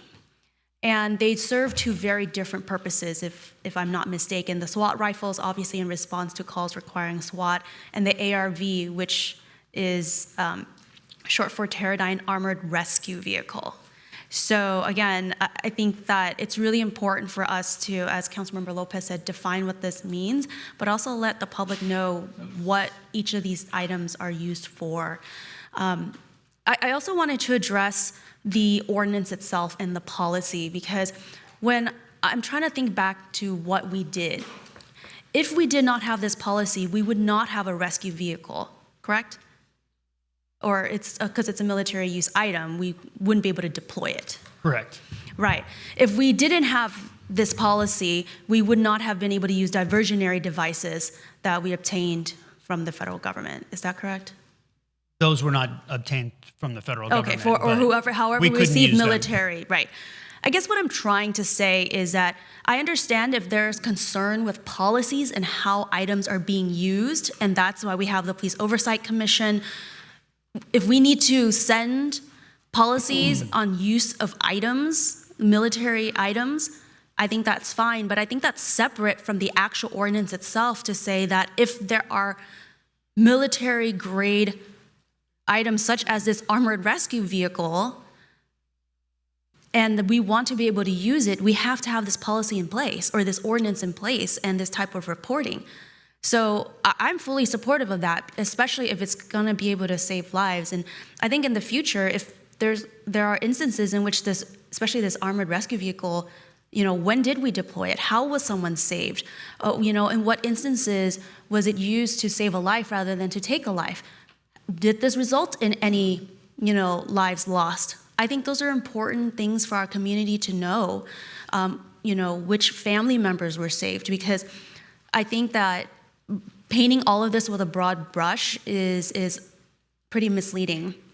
Also, I wanted to thank the mayor as well as our team for clarifying the issue about the drones. I really hope that the reporters who report on this item go back and fix the news articles claiming that this agenda item will result in the purchase of $250,000 in drones, just as our city team is taking responsibility for failing to bring these reports forward. I hope those reporters also take responsibility for misleading dozens or hundreds or thousands of members of the public reading their articles thinking that there was an agenda item to purchase anything tonight, because that is not the case. The city council has not discussed or seen a draft policy relating to the purchase of drones.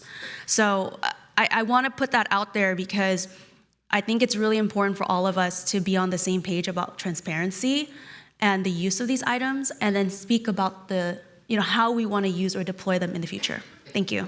And with that, I would support this item. Thank you, Councilmember Fan. Councilman Becerra, please. Thank you, Madam Mayor. So, thank you, Commander Sorensen, for saying what needed to be said, right? It was oversight, messed up. Unfortunately, for me, it's frustrating because it's not just this item. On a very similar but separate item, one thing that myself and Councilmember Fan had championed a couple years back was monthly reporting on hate crimes on our PD website, which has not happened. It's not only is it something that this council asked for, it's also something that back in 2022, then Assemblymember Janet Wen, through AB 485, had required law enforcement agencies throughout the state to report monthly updates on hate crimes on the PD website. So I went to the city's page to look at it, and right now we've got 0 hate crimes in January, and then nothing between January and today. So it hasn't been updated. So I hope, Chief, that this isn't systemic. I hope that this is something that, because as you mentioned, that you came in December of 24, and so I appreciate where you've taken the department, but these sorts of oversights, I get it. When people are complaining about lack of transparency, it's hard to argue this. Again, I appreciate the accountability that was expressed, Commander Sorensen, as far as, hey, messed up, we're bringing it forward. So if anybody's gonna ask us, well, how do you correct this? This is how we correct it, by bringing it forward. So thank you for doing that. With that being said, another thing that Commander Sorensen, you kind of took my thunder here when you mentioned in your presentation. So this year, the 24-25 report, we deployed military equipment in field-based incidents 30 times, and yet we deployed it 30 times out of 128,000 calls for service. Correct. So it's not like we're in a third world country where every time someone calls PD, out comes a tank, correct? All right. So, I mean, to make it seem like there's this obnoxiously egregious use of military equipment by our PD, I think the numbers are very clear. That is absolutely not what's happening. And just for everybody here, I want to read a couple of portions of the latest report because I think it's important that we all hear this. Each of the field deployments involved incidences where the defined equipment provided the community and our officers with a higher level of safety than would have been possible had the equipment not been utilized. For example, during each incident, the suspects involved were either believed to be armed, in a position of tactical advantage, or both. So this isn't like they rolled out the military equipment on somebody that had no reason to have that rolled out on. And honestly, I want to see our officers stay safe. So yes, if you're in a position like that, of course you're going to bring that out. Deployment of defined military equipment requires multiple layers of approval. The first layer of approval rests with the on-scene supervisor. The second layer of approval must come from the watch commander, and any SWAT-specific defined equipment must be approved by either the SWAT commander or the assistant SWAT commander. So, Commander Sorensen, from what I just read, I'm going to assume then that our PD isn't just out in the public, just saying, you know what, today, I don't know, what the hell, let's just go ahead and roll out some of the military equipment, correct? Correct. So there is some sort of protocol. So it goes up a chain of command, and based on these stats, it looks like, thankfully, that's not happening that often, correct? That's correct. Thank you for that. So with that, I think it's important, again, Chief, we've got to make sure that these reports get out here, whether it's the AB 481 or the hate crime data as well. So with that, I don't know if Councilmember Fan was making a motion when she said she supported the item. So I'm just going to go ahead and move that sub-motion to receive and file the 3 SAPD annual military equipment use reports and affirm ordinance NS 3020. I'll second. Okay, you seconding? I think that's just the motion because there wasn't a second on the, thank you. All right. Okay, Councilman Hernandez. Thank you. I just want to speak for the perspective of the residents who live in Ward 5, where Santa Ana PD is located. In and around Ward 5, close to the Santa Ana Police Department, you will see symbols of our department's brutality, whether it be the cross that is off of 3rd Street, where Ernesto Canepa was killed, or whether it be the mural of Brandon Lopez located at Santa Ana Boulevard in Bristol. These are images and symbols of people who once existed, who lived in our city, who lived next to a police department, who should have felt, safe and at home. My concern is, why do we feel the need to have a heavily armed SWAT? Why do we feel the need to turn our neighborhoods into war zones? And, my question for the police department is, if you can answer this question, Police Chief, in all the instances that the militarized equipment was used, what instances were we in compliance with state law? And are you referring to every single incident? I would believe that we were in compliance with all deployment of military equipment. Okay. In your opinion, sir, why did we fail to meet the state's in this case the report, right? Why did we fail to meet these reports when the deadlines they're very clear? Why did we fail to be in compliance with state law? As I previously stated, it was a different administration, transition in leadership, and transition in city leadership, but the internal reports were being tracked internally. They just weren't reported out. They weren't reported to who? To the city council and to community meeting, but we did report it to police oversight. Okay. And the Police Oversight Commission is now barely getting its feet under itself. So these reports, although they were being submitted internally, they were not being made available to the public. Is that correct? That is correct. They were not on our website until, I believe, in July, right? So, thank you so much. So let's say somebody was the subject of an investigation, and we utilized the bear, and we utilized, let's say, a 40 millimeter. In these cases, we were not following state law. We were not submitting these reports in a timely manner, correct? We did do a use of force report, which we do also report at the end of the year to DOJ, and we do report those out. Okay. Because I want to say maybe a month ago, I had a conversation with the Department of Justice, and they shared with me that they had not received any reports. And it wasn't until eventually I talked to the city manager, and he shared that you guys were going to have a event at your police department. But this is where my concern is stemming from, Chief, respectively. I want us to be able to build a foundation of trust with this community. I just think that militarizing our department is not the way to do so. We today honored Joe Vargas. This is somebody that didn't have militarized equipment, was widely respected in the city, and his work speaks for itself. I know that we have officers here that are capable of solving crime. Getting people to the front of a courtroom is the purpose of a police officer, so that we can give people their due process. The criminal justice system can play itself out. I'm very concerned that this equipment is emboldening our officers to act as the judge, the jury, the executioner. How are you going to ensure best practices, Chief, if you do have militarized equipment, that number one, we're going to be compliant with the law, and number two, that we aren't going to indiscriminately harm members of the public with our own police department? Thank you, Councilman, for your question. And I can reassure you that obviously, before I even say that, any loss of life is a tragedy. Any loss of life is always going to be a tragedy.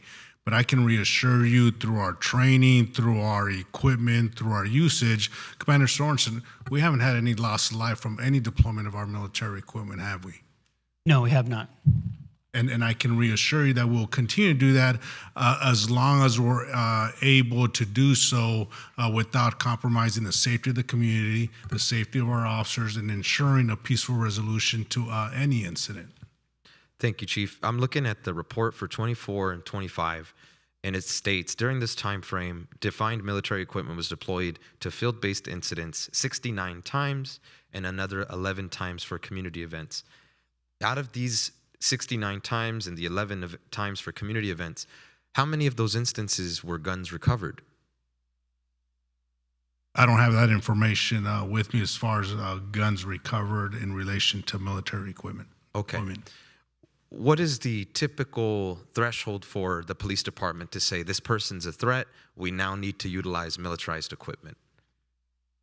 At any time where a person or subject may be in a position of advantage, may be potentially armed, may compromise the safety of the community, may compromise the safety of our officers, with the proper approval as described with in certain instances as far as SWAT equipment, a SWAT commander would have to approve it, or in other instances, if it's not a SWAT deployment, then another commander can approve it. Thank you. And up until this was adopted in 2022, Madam City Attorney, the council members that voted in that 2022 first initial round was Councilmember Lopez, Nelita Mendoza, Tyviet Fan, David Peñalosa. The council member that was absent, if you can just confirm for that record, was that Councilmember Becerra? Because that's what I recall. I will not have that information at the tip of my fingers. I could check the okay. minutes, I just wanted but I to would assume by who was on the council that would, if there was someone else, that would be him. I just wanted to correct the record because I believe Councilmember Lopez mentioned she didn't vote in favor of this item the first time, and she did. My concern with this item is we talked about Matt Sorensen owning our mistakes. These are very serious mistakes. Very, very serious mistakes. Councilman Hernandez. Yes, madam. I'll be very brief here. June 9th, I stayed for hours at the protest so that I can, audit our department, take a look at what's happening. And I saw people indiscriminately being shot at, tear gassed. It was a very alarming scene. It was discomforting. It didn't feel like community first. Those are very severe mistakes. I saw somebody who was hit with a 40 millimeter under their jaw. They had to get surgery. I saw a child as young as 12 years old with their mother, be taken to the hospital for being injured. These are very, very dangerous, equipments. I just want to emphasize to the council here, we have the power today to adopt this policy that may further brutalize the public. And I hope that you guys consider that the people who will be unfairly targeted are people of color in our city. And amidst the time where we are looking to establish trust and build relationships with the community, I hope that we truly do put community first. Because I know that I show up to this city council meeting and I show up to my community, I don't need to have a bulletproof vest, a gun, or a tank on me. And I hope that you all consider that this is a city that we can easily make this city safer by building relationships with our neighbors and bringing our police department closer to the communities that are impacted. I just hope that you guys really consider what we're doing to our police department here. I don't believe in waging war on the people who live in our community. And with that being said, those will be my final comments. Thank you. Thank you, Councilman Hernandez.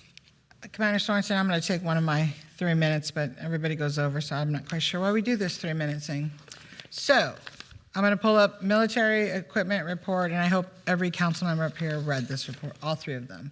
From 22 to 23, May of 22 to May of 23. And it states here that none of the incidents where defined equipment was deployed resulted in the equipment being used as a force option. That is in all three reports. Is that accurate, sir? That it was used as a force option. It says none of the incidents where defined equipment was deployed resulted in the equipment being used as a force option. It's a summary of outcomes. So in the summary of outcome paragraph, it's during this reporting period, 16 of the 21 incidents, 3 incidents resulted in officers unable to locate the subject of the investigation. Of the 16 incidents where subjects were detained/arrested, 3 resulted in officers using force to effect the arrest. None of the incidents where defined equipment was deployed resulted in the equipment being used as a force option. That's correct for 22 and 23. So can you explain that last sentence, sir? So that goes back to what I was talking about with deployment versus employment. These items were deployed. For example, patrol rifles. We have not had a single officer-involved shooting involving any of our rifles.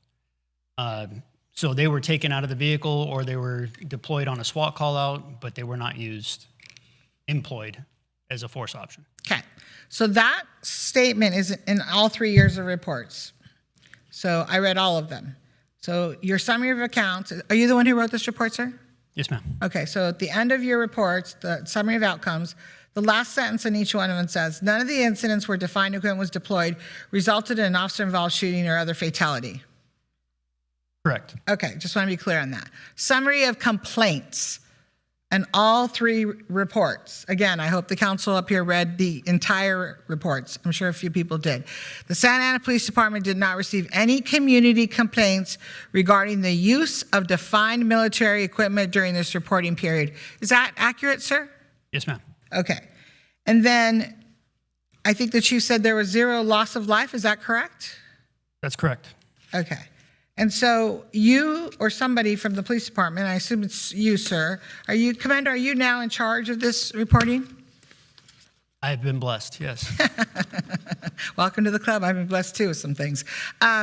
So you presented this to the Police Oversight Committee, correct? Correct. I believe it was like 2 months ago. April 14th, I think. Okay, so I'm a little, 3 months ago, whatever. I don't even know what day it is today. Okay, so you did present it to the Police Oversight Committee. Yes. Were there any comments, sir, that you can share with us that you recall? Largely, a lot of the conversation surrounded the use of the armored vehicle. If I remember correctly, a lot of it was the use of the armored vehicle specifically in crowd control things. So the armored vehicle, is that used mostly for SWAT? Yes. A SWAT call out? Yes, Patrol does have access to the Teradyne because we felt that having access to a higher level of ballistic protection was important because usually the SWAT team is going to be an hour out. To wait that long with our officers in a potentially armed barricaded situation without the access to the armored vehicle put them at a disadvantage, would tend to lead to potentially an overreaction. So that is to save lives. Is that correct? I think Councilmember Fan said that. That's correct. So could you give us an example? Would it be like a domestic violence call, a parent holding a child hostage? What would you call that out for? Just an example. You don't have to give a case. Just an example.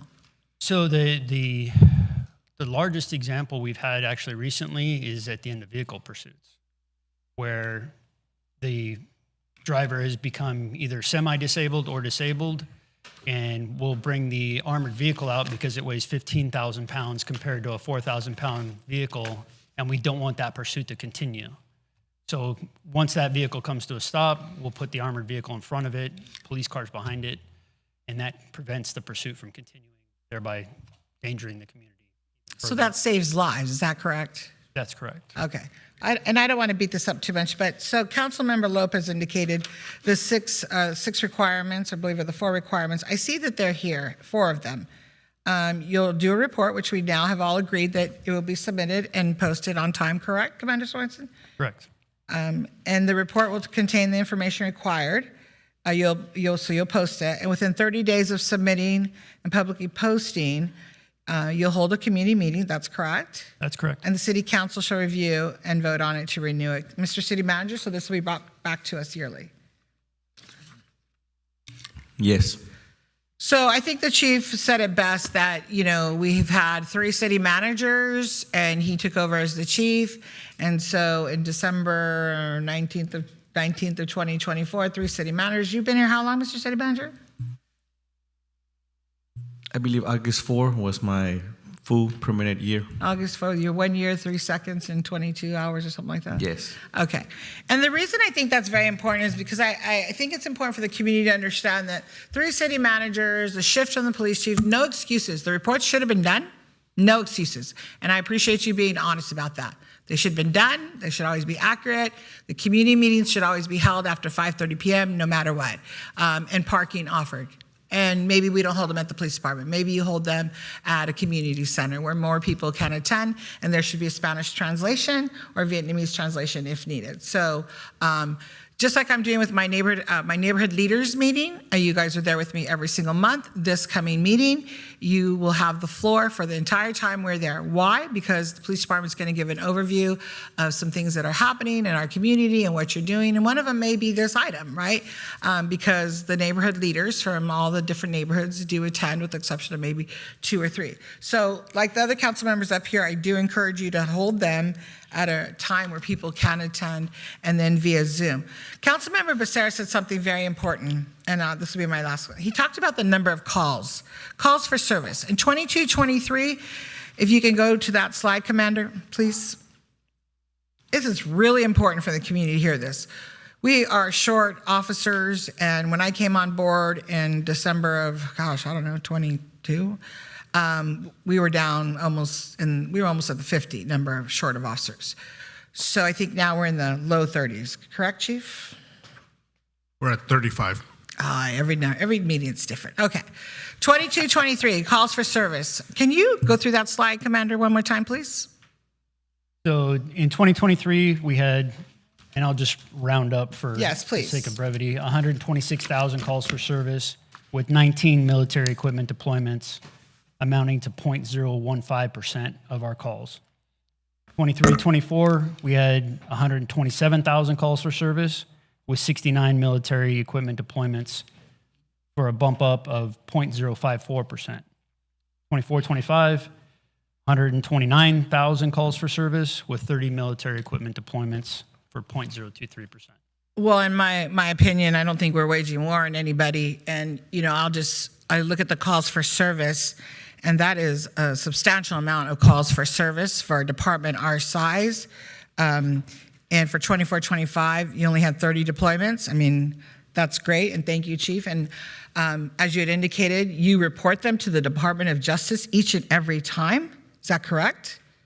We do an annual reporting of all our uses of force to the Department of Justice. That is correct. And we're not late on that report. No. We are not late on that report. No. So I'm going to close with this. So I was at Sadiana's for a car show, and I met some gentlemen that live in the neighborhood. And they're members of a car club, and they're the older generation. And they came up to me, and they said, Mayor, I don't know about everybody else in this neighborhood, but there's a large population of Ward 5 that appreciates law enforcement. Matter of fact, our sons are police officers. Our sons. And these are gentlemen with beautiful cars. I'm not going to say their my age, maybe they're a little older, maybe they are my age, okay. David always reminds me. But they were so proud, so very proud to tell me that their sons were police officers, and they live in Ward 5. So not everybody in Ward 5 feels like you're waging a war on them. I just want to be really clear to the police department and the community. And when I have my neighborhood association meetings, we have really good conversation in there. And I haven't heard any community leader in there from every ward that shows up says the police department is waging a war on us. If anything, they ask for drones, they ask for more police officers, they ask for more police officers and more police officers. And they ask us to expand COLT. So I just want to thank you. I understand the report is late. Again, no, can't have it. No 4 o'clock community meetings, got to be at 6. Give out parking, offer donuts, coffee, they'll come. And don't do it at the police department, please. I would highly recommend that you do it at a community center. So with that, that's all I'm going to say. I am going to support this item. I want to thank all of you that put your life on the line every single day. And it's not because I'm just to support our police. I actually had a conversation with the chief and said, hey, you were late. Bad on you. Don't do it again, please. Because we have to answer as a council, right? And so also, Mr. City Manager, if there's a conversation with anybody at the Attorney General's office, just like I'm asked on a regular basis who I meet with, I want to know who you spoke to at the Attorney General's office about this matter. And so if you can please let me know. And if I need to do a PR request, I will. But according to a councilman up here, he said he had spoken to either DOJ or Department of, who did? So I want that information. David Brown. Damon Brown. Did you speak to him, Mr. City Manager? I have not talked to anybody from the Attorney General's office. Okay, perfect. Thank you. I'll follow up. Thank you. That's all I have. Councilmember Lopez, please. Yes, thank you. Well, first thing first, I said that I voted no during the first reading because I have a copy of the vote. I'm not sitting up here trying to guess what my voting record is. I also said I voted yes during the second reading and stated my reason. So there's no need for me to lie or for you, Councilmember Hernandez, to insinuate that I'm lying. So apologize now, check your minutes, and be respectful, okay? Secondly, the reports are, I would like to get back to the reports. I apologize for that. Now, the reports are May to May, right? May 2022 through May 2023. The second is May 2023 through May 2024. Actually, if I could correct you just a minute, it's May 1 to April 30. That was going to be my question because that's the last report. But the two other reports are from May to May. And I have it, it states a timeline on the cover of the report page. So I wanted to know why the last report doesn't include May.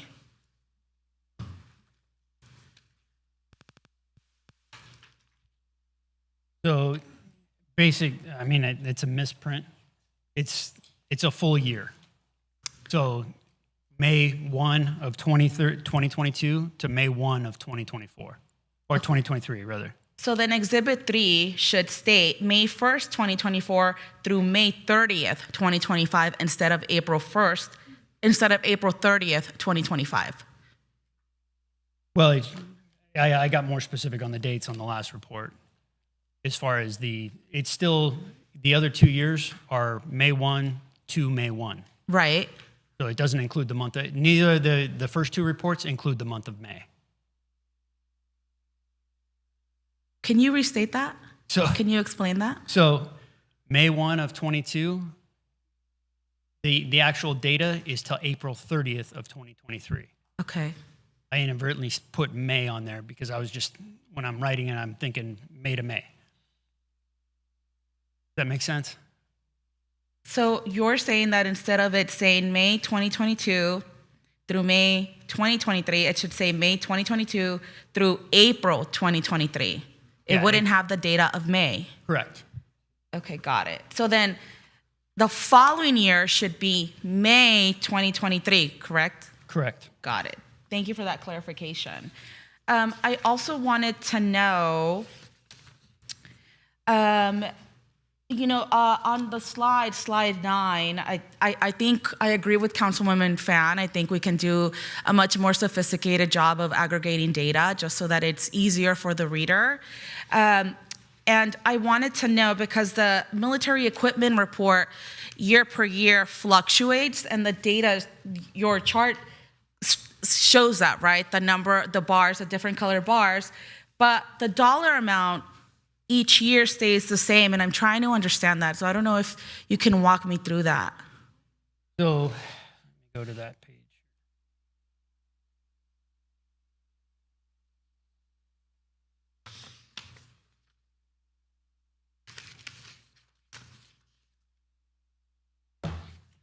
So what we're looking at when we're looking at the dollar amounts, it's annual maintenance cost. Mm-hmm. So for example, on the mobile command vehicle, that annual maintenance cost is set by City Yard. That's how much they charge us to do the routine maintenance. Same thing with the Bear Armored Rescue Vehicle. A lot of these things are still static. And the way our policy is written, as far as like the less lethal launchers, we don't buy anymore.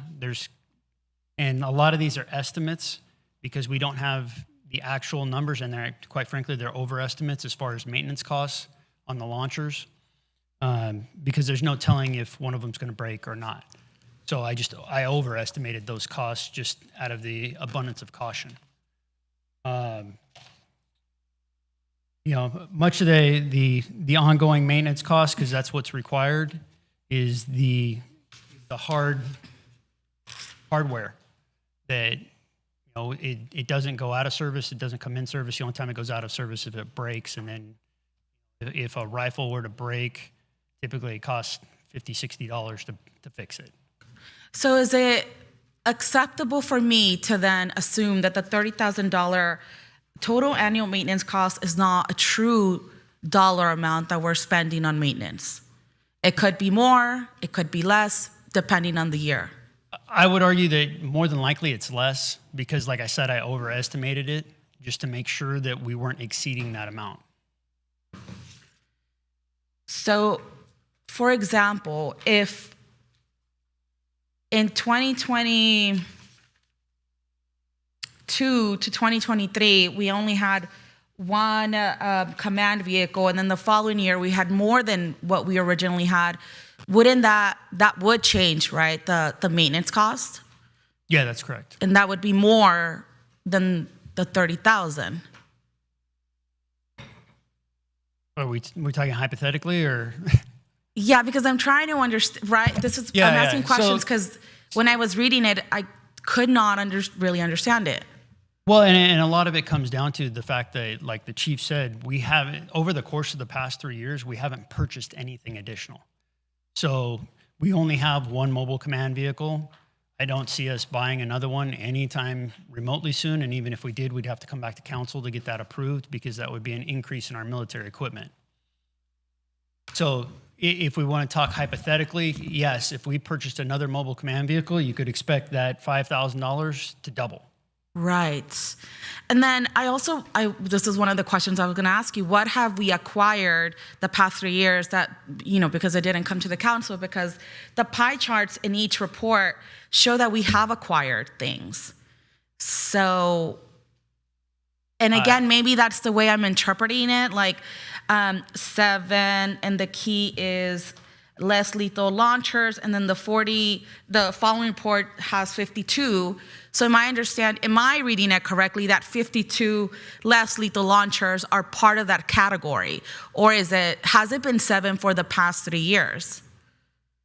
Okay, I want to make sure we're talking from the same page Yeah. so that we understand each other. We're referring to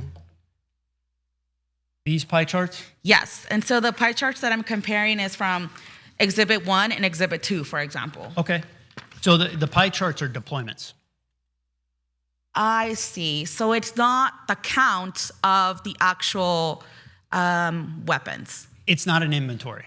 Got it. Those are actual deployments. Got it. Okay, Councilmember Lopez, we're over, and we're going to go to the next speaker. Please. Madam Mayor, can we just call the vote? Right, I'm all for that. You want to call the vote, please? Well, we all get 3 rounds of questions. So it's going to be, what time is it? It's 10 o'clock, and so we can take all 3 rounds. It's just, we're going to be here until, we're going to vote to last longer than midnight, so, because we have some important things on here. And again, I guess we all read the reports, because deployments, it says equipment deployment. So do you have one more question, Councilmember Lopez? Yeah, I mean, I think the conversation is more than fair, given that we haven't had the opportunity to discuss it in 3 years. And if you don't want the council asking all these questions, then send it to the police oversight first.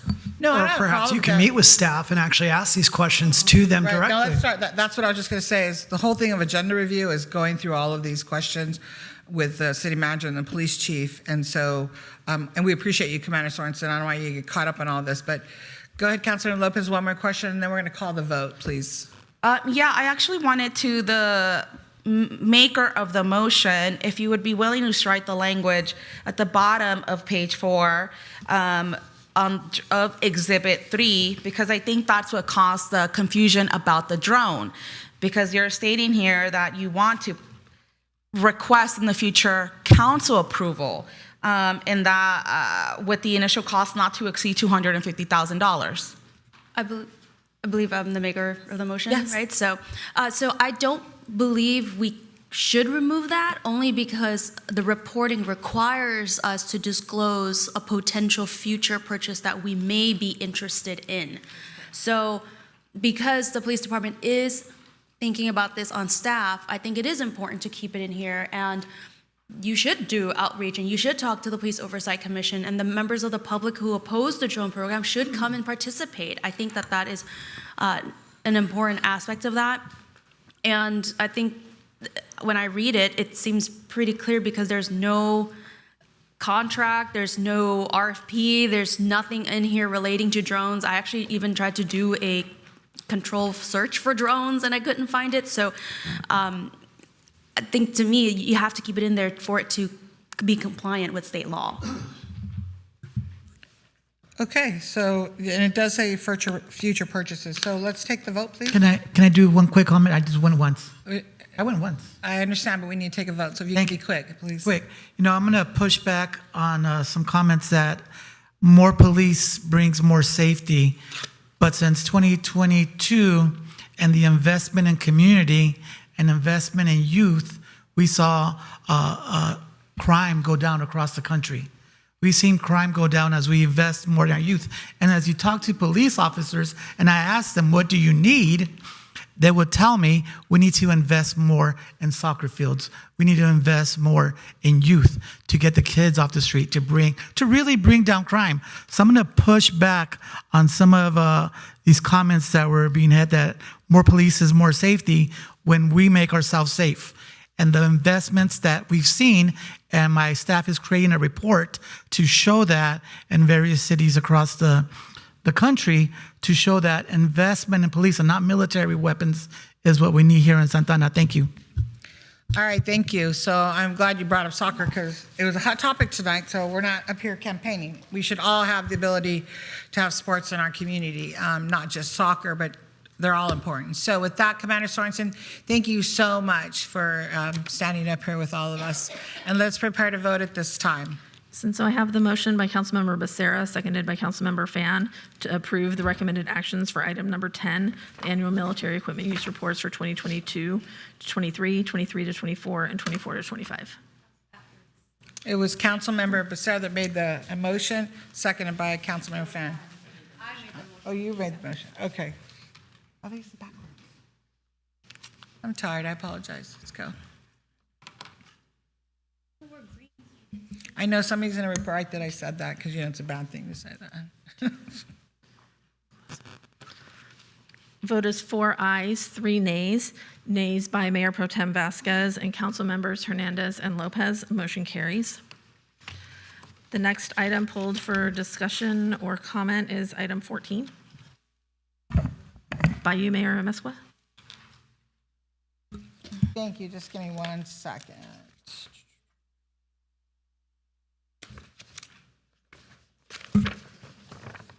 It's just a comment. I pulled it because I want to make a comment, and I know other people do that, but they just say we want to comment. I just want to ask one question.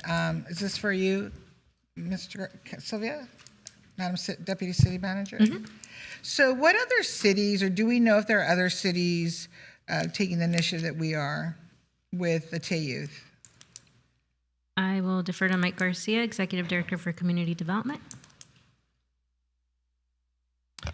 Mayor, City Council, with the HAP funding, 10% is required to be set aside. So most cities that receive the HAP funding, and it's formulaic for our city based on demographics, the cities are putting this towards that population.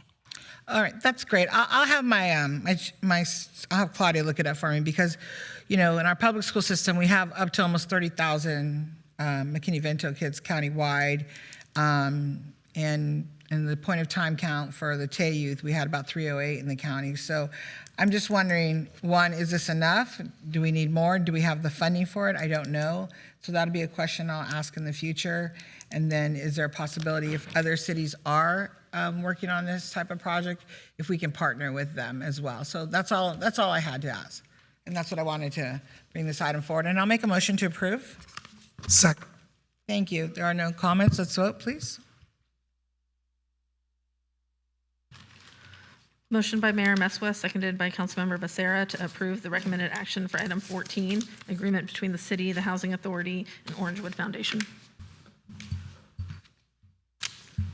Vote is 6 ayes, no nays, with the absence by Councilmember Hernandez. Motion carries. The next item pulled is item 19. Item 16. Councilmember Lopez? Becerra. 16 by Councilmember I did Becerra. not pull 16. Councilmember Becerra? 19. I did, though. Thank you, Madam Clerk. This is the agreement with Kaboom to provide updated playground equipment at Sandpoint Park down in my ward. So the city is going to be responsible for paying a whopping $8,500 towards the cost of this playground equipment. And the Pacific Life Foundation is going to be responsible for paying the remaining cost which can range, and I believe Director Scott had said earlier, anywhere between $75,000 and $125,000. What a deal. And so I just want to thank Kaboom and the Pacific Life Foundation for this. It's great collaboration because not only are they providing funding, but they're also going to be providing volunteers that will participate in the preparation and setup of the equipment. And Director Scott, when will they be down at Sandpoint Park doing this?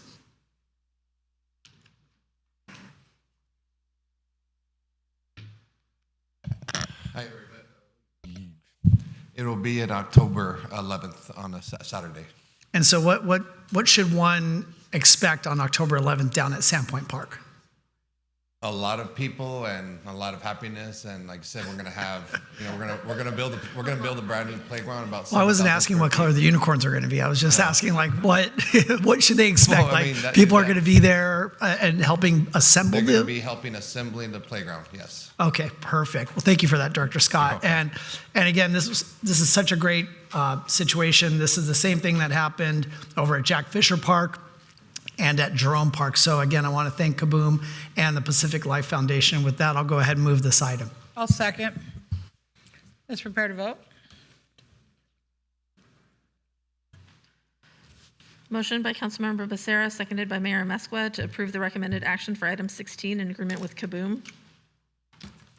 Vote is 6 ayes, no nays, with a recorded absence by Councilmember Hernandez. Motion carries. The next item pulled is item 19, which was pulled by Councilmember Lopez, Becerra, and Mayor Mesqua. Mayor, if I may. Go ahead. Thank you. So we all know that Caltrans has its challenges trying to keep their highways and all the adjacent properties next to them clean and free of trespassers. And many times it takes Caltrans a little bit longer than we would like. So when the 10 freeway in downtown LA was shut down a few years ago due to trespassers camping out underneath that freeway and starting fires, the governor subsequently entered into an agreement with the city of LA so that their city's workers could clear out those illegal encampments and then be reimbursed by Caltrans. So when I was talking with our mayor, I asked, well, why couldn't the city of Santa Ana enter into a similar agreement with Caltrans and be reimbursed for our city's staff time and resources, especially since we do a lot of work adjacent to or right up on Caltrans property within Santa Ana. So how shouldn't we be able to be reimbursed for that work?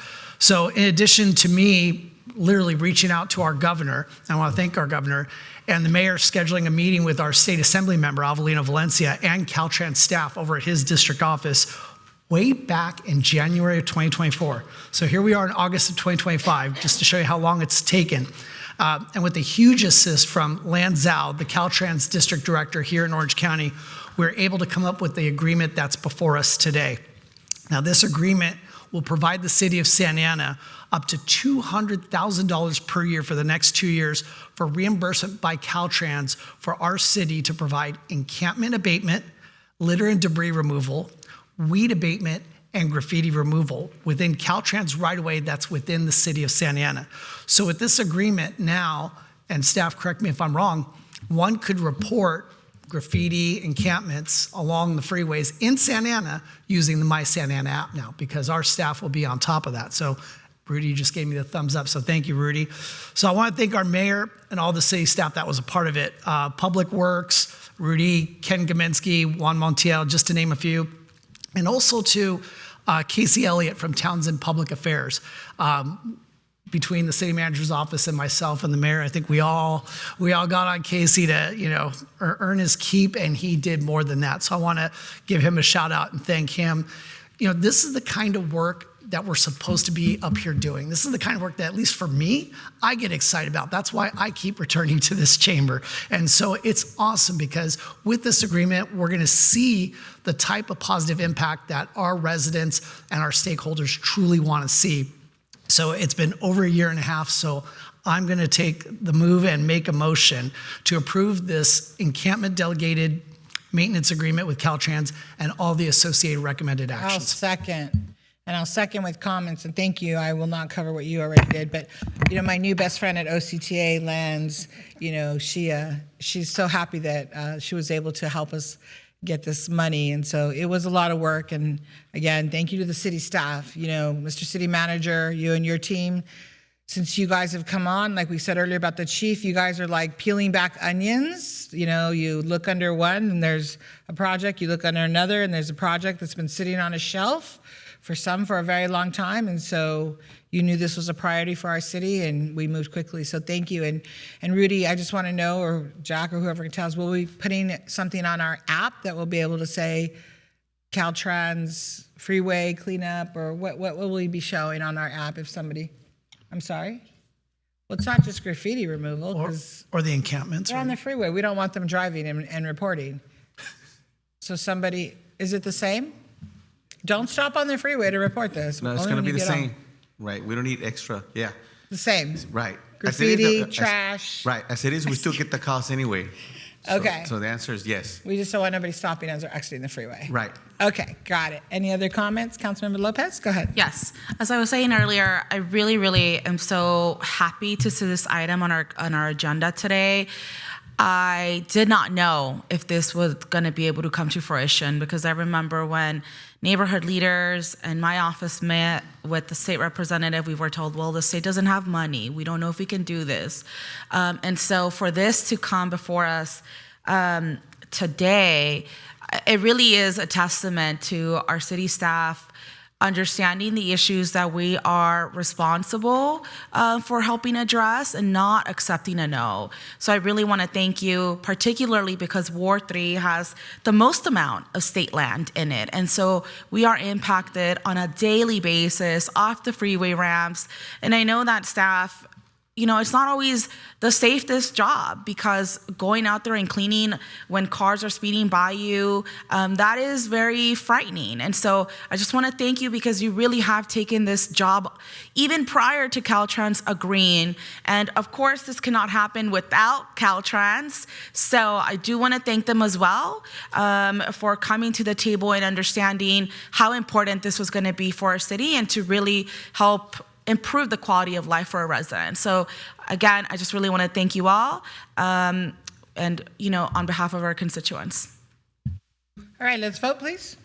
Motion by Councilmember Becerra, seconded by Mayor Amezcua, to approve the recommended actions for item number 19, an encampment delegated maintenance agreement with Caltrans and associated.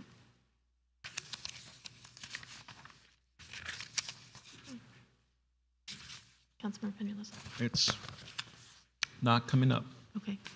Would you verbalize your vote, please? Yes. Vote is 6 ayes, no nays, with a reported absence by Councilmember Hernandez. Motion carries. Mayor and City Council, that does conclude the consent calendar. I'd like to move to the business calendar now. All right, we're going to go to the business calendar. Item number 21 is for regional board appointments. Madam Clerk, do you guys need a staff presentation? No, I don't see anybody saying yes. I do not want to be on a board, so would you like to nominate or appoint a representative to the Upper Newport Bay Watershed Executive Committee and an alternate? Mayor Pro Tem, that sounds about you. You and Councilmember Lopez, you can be the point person, she can be your alternate. How's that? I nominate Director Ruby Rosas. Okay, I'll second that. Nabil was it before. Never mind, Mayor Pro Tem. I'll second that. Do you need an alternate? All right. Let's vote. Wait. We should. Does it require an alternate? It says nominate and appoint a representative to the Upper Newport Bay Watershed, Nominate and appoint a representative to and an alternate. Caesar. An alternate to the Santa Ana River Flood Protection. As alternate, appoint Caesar. Okay. Not Hawk? I am on the Santa Ana River Flood Protection Agency now. Okay, so we're gonna do Caesar. All right, we're good with that? Okay, everybody, let's vote. I'll second. All right, there's a motion and there's a Can I get second. some clarity on the Upper Newport Bay Watershed That is Rudy? Executive Committee? Okay, Rudy. And the then Santa Ana Caesar. River is Caesar. Okay. Do you need last names? No, it says that membership as a council member in the Santa Ana River Flood Protection Agency. Why did you bring that up? But not for the alternate. The alternate does not have to be a council member. The alternate can be a member of staff. Well, she just said Santa Ana River Flood Protection Agency be Caesar. So the alternate for the Newport Bay Watershed Executive Committee is Caesar. Is he? No. The The Newport Bay Watershed Executive Committee can be a council member or a staff person. And that's Rudy. And then the Santa Ana River Flood Protection Agency, the actual member is required to be a council member. However, the alternate is not required to be an. So and Mayor it Pro was Tem already previously sits the on prior that. Public Works Director. Mayor Pro Tem sits on there, and then Caesar will be his alternate. Fun times. And so I have that as a nomination by Councilmember Fan, seconded by Mayor Mesqua, to Yes, appoint and let's Rudy vote. Rosas and Cesar Barrera in these two positions. Perfect. I can do a roll call, please. Roll call. Go ahead, Joyce. Councilmember Becerra. Yes. Councilmember Lopez. Councilmember Peñalosa. Yes. Councilmember Fan. Yes. Mayor Pro Tem Vasquez. Yes. Mayor Mesqua. Yes. Vote is 6 ayes, no nays, with a recorded absence by Councilmember Hernandez. Motion carries for the two appointments. All right. Where are we at now? I lost my place. I apologize. We're going to go to page 15, Mayor. It's for the public hearings. Item 22, yes. Yes. Go ahead. Can you read that out, please? Yes, for members of the public joining us by way of Zoom or conference call who would like to make a comment for public hearing item number 22 only, please dial *9 from your phone or select raise hand from Zoom now. If any speakers, they will be announced once the public hearing is opened. Thank you. Okay, item number 2, public hearing for relating to group homes. Mr. City Manager, do you all need a staff presentation, or did you do agenda review and we're good? Any comments? Questions by the council? If not, I'll make a motion. I'll second. Sorry, Mayor, if you could please open the public hearing. Oh, I apologize. Let me open. I now open the public hearing for members of the public that would like to provide their comments in person and virtually. Madam City Clerk, do we have any speakers? Noting for the record, we did receive one e-comment related to this public hearing item, was posted online and distributed to the City Council. We do have one card if they are still present to speak on this public hearing. Shahan Suzemayan. Thank you, sir, for waiting. I apologize. Thank you. Good evening, Madam Mayor and fellow council persons. I am a property owner in the city of Santa Ana. I own several properties, and I lease my properties to a sober living operator. I'm here to say that I wholeheartedly support this ordinance because there needs to be some level of control between good operators and bad operators. I've been renting to one outfit. It's a single owner who operates three of my rental properties as sober livings. He rents to young men between the ages of 18 to 25. He requires them all to drug test. They all have to be in college, and they all have to have jobs.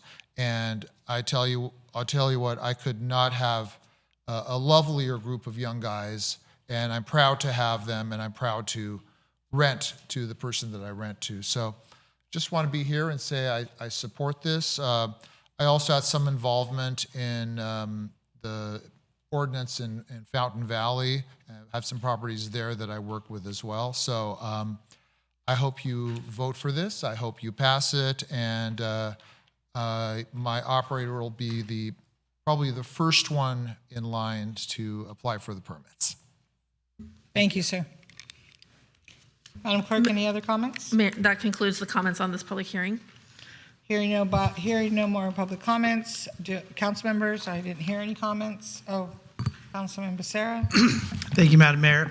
I just want to take this opportunity, one, to thank our staff for responding to the concerns from the council, but I want to also thank our colleague, Councilmember Peñalosa, because it was a couple of years back when Costa Mesa was still going through the process through the courts, and Councilmember Peñalosa brought it onto our radar to not just simply alert us that it's happening, but to actively get involved and participate. And I think a lot of members on this council, being the capital of Orange County and being the county seat, it's important that we take regional leadership roles. And I think that was very wise of you, Councilmember Peñalosa, to have us join this fight with them. And so here we are today, being able to enjoy the fruits of their labor, so to speak, in that now we have this ordinance that's been battle tested in court, and now we can adopt it and make sure that our neighborhoods are in a situation where we don't have these these businesses running rampant, but at the same time making sure that the folks that are in these sober living homes and these group homes are actually in facilities that are safe, that are clean. And so I'm very happy to support it, but I just wanted to give a shout out to my colleague, Councilmember Pelosa. Thank you for pushing this a couple years back, and here we are today. So thank you. Yeah, I'll comment too now that you opened it up. Yes, thank you, Councilman Penalosa, because now that I sit on the Sober Living Task Force, you and Councilman Becerra left me there. That's okay.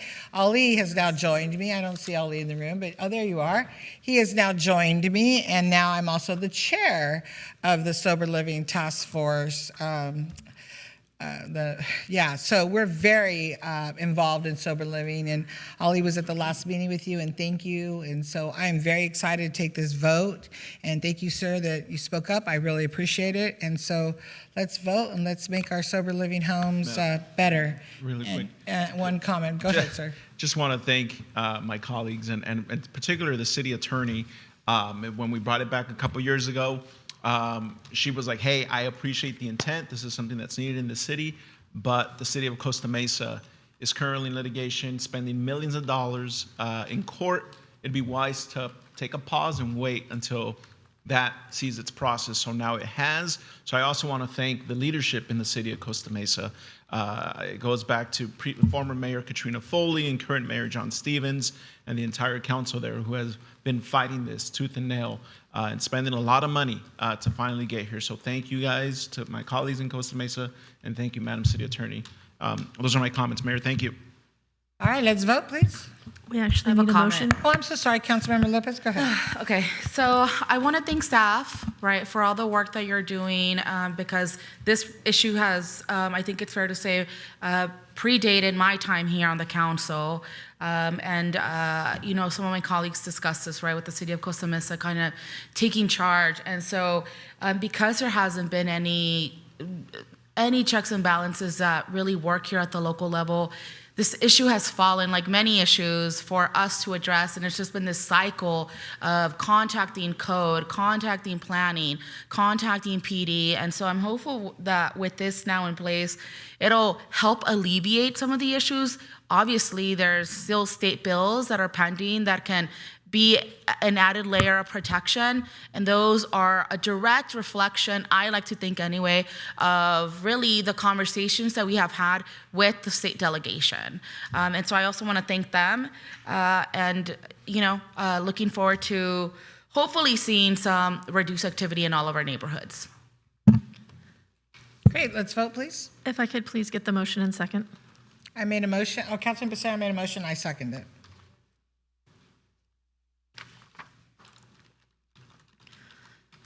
Motion by Councilmember Becerra, seconded by Mayor Amesqua, to introduce for first reading an ordinance of the City Council of the City of Santa Ana amending portions of Chapter 41 zoning and Chapter 8 buildings and structures of the Santa Ana Municipal Code relating to group homes and land use definitions, regulating such uses for the benefit of the disabled, and finding the action to be exempt from the California CEQA under State CEQA Guidelines Sections 15061B3, 15061C2, 15060C3, and or 15301C, and adopting a resolution of the City Council of the City of Santa Ana establishing fees for a group home special use permit and a group home operator's permit. She's good. Vote is 7 ayes, no nays. Motion carries. Congratulations. Yay, it's a big deal. Yay, yay, yay. Very big deal. Okay, item number 23. Before hearing public item number 3, Madam Clerk. My apologies. Members of the public joining us by way of Zoom or conference call who would like to make a comment for public hearing item number 23 only, please dial *9 from your phone or select raise hand from Zoom now to be called upon once the public hearing is opened. Thank you. We don't need a staff report. I'm assuming I am now opening the public hearing for members of the public. Any comments, Madam Clerk? Do we have any speakers? We have no in-person speakers, no Zoom speakers, and we did not receive any emails related to this public hearing. Okay, no further comments. Council members? I'll make a motion to move the item, Madam Mayor. Second. Doesn't matter, whoever. Okay. Any comments by council members? Let's prepare to vote, please. Motion by Councilmember Hernandez, seconded by Mayor Amezcua, to introduce for first reading zoning ordinance amendment number 2025-02, an ordinance of the City Council of the City of Santa Ana, amending portions of Chapter 41 zoning of the Santa Ana Municipal Code relating to A-frame signs and finding the action to be exempt from the California Environmental Quality Act under State CEQA Guidelines 15060C2, 15060C3, and 15061B3. Vote is 7 ayes, no nays. Motion carries. All right, we are going to close the public hearing. And now, because we already voted on item 25, we are going to recess the city council meeting and convene to the Housing Authority. We are recessing the city council meeting, convening to the Housing Authority meeting. I hereby call the Housing Authority meeting to order. Madam Secretary, please conduct a roll call. Authority Member Becerra. Here. Authority Member Hernandez. Present. Authority Member Lopez. Here. Authority Member Peñalosa. Present. Authority Member Fan. Here. Vice Chair Vasquez. Present. Chair Amezcua. Present. All 7 members present. Thank you, Madam Secretary. Do we have any speakers for the items within the Housing Authority agenda? Is there anyone on Zoom who would like to speak on the Housing Authority items? Please raise your hand now.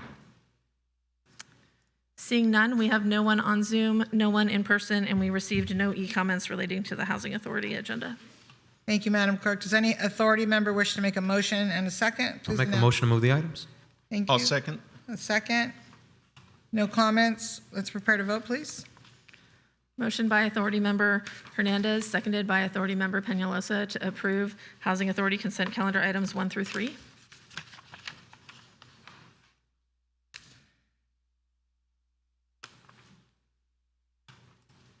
Vote is 7 ayes, no nays. Motion carries. Thank you, Madam Clerk. The Housing Authority meeting is now adjourned. We reconvene to the City Council meeting. Mr. City Manager, comments, please. Yes, a little bit of business.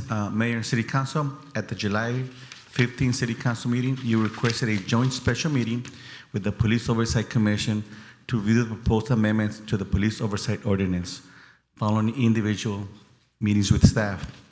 Scheduling all 14 council members, and committee members has been a challenge, and there's no day that can accommodate all of you within the requested 60 days prior to September 13. As a recommendation, would you consider modifying your request to continue with individual meetings and having the Police Oversight Commission review the amendments at their next scheduled meeting on 9/11, and then followed by the council consideration on September 16? I'm sorry, can you repeat the request? What is your request again, please? So have the Police Oversight Commission at their next meeting on 9/11 review the ordinance recommendation, and then followed by the September 16 discussion with city council members.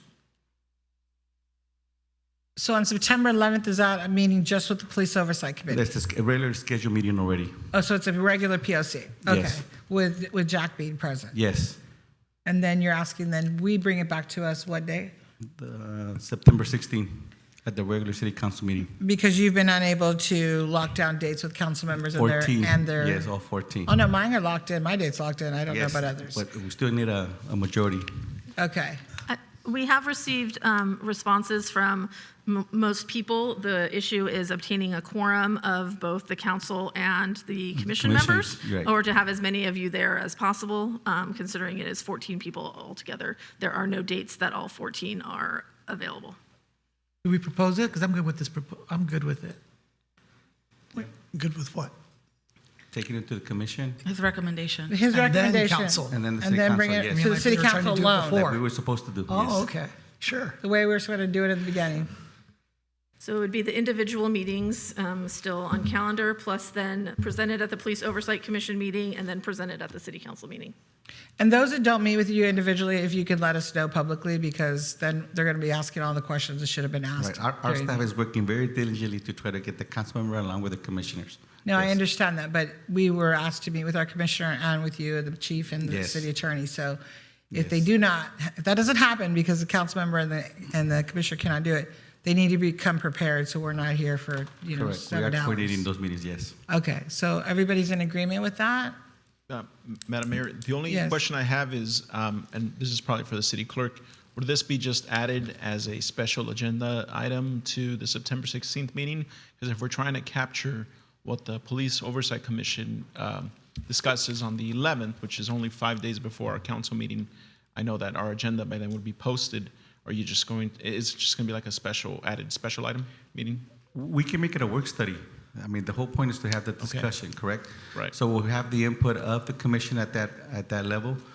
We'll definitely have Jack be involved, and of course our deputy city manager at the commission meeting, and of course also be present along with city attorney staff and myself and the folks on the 16th. It's a work study.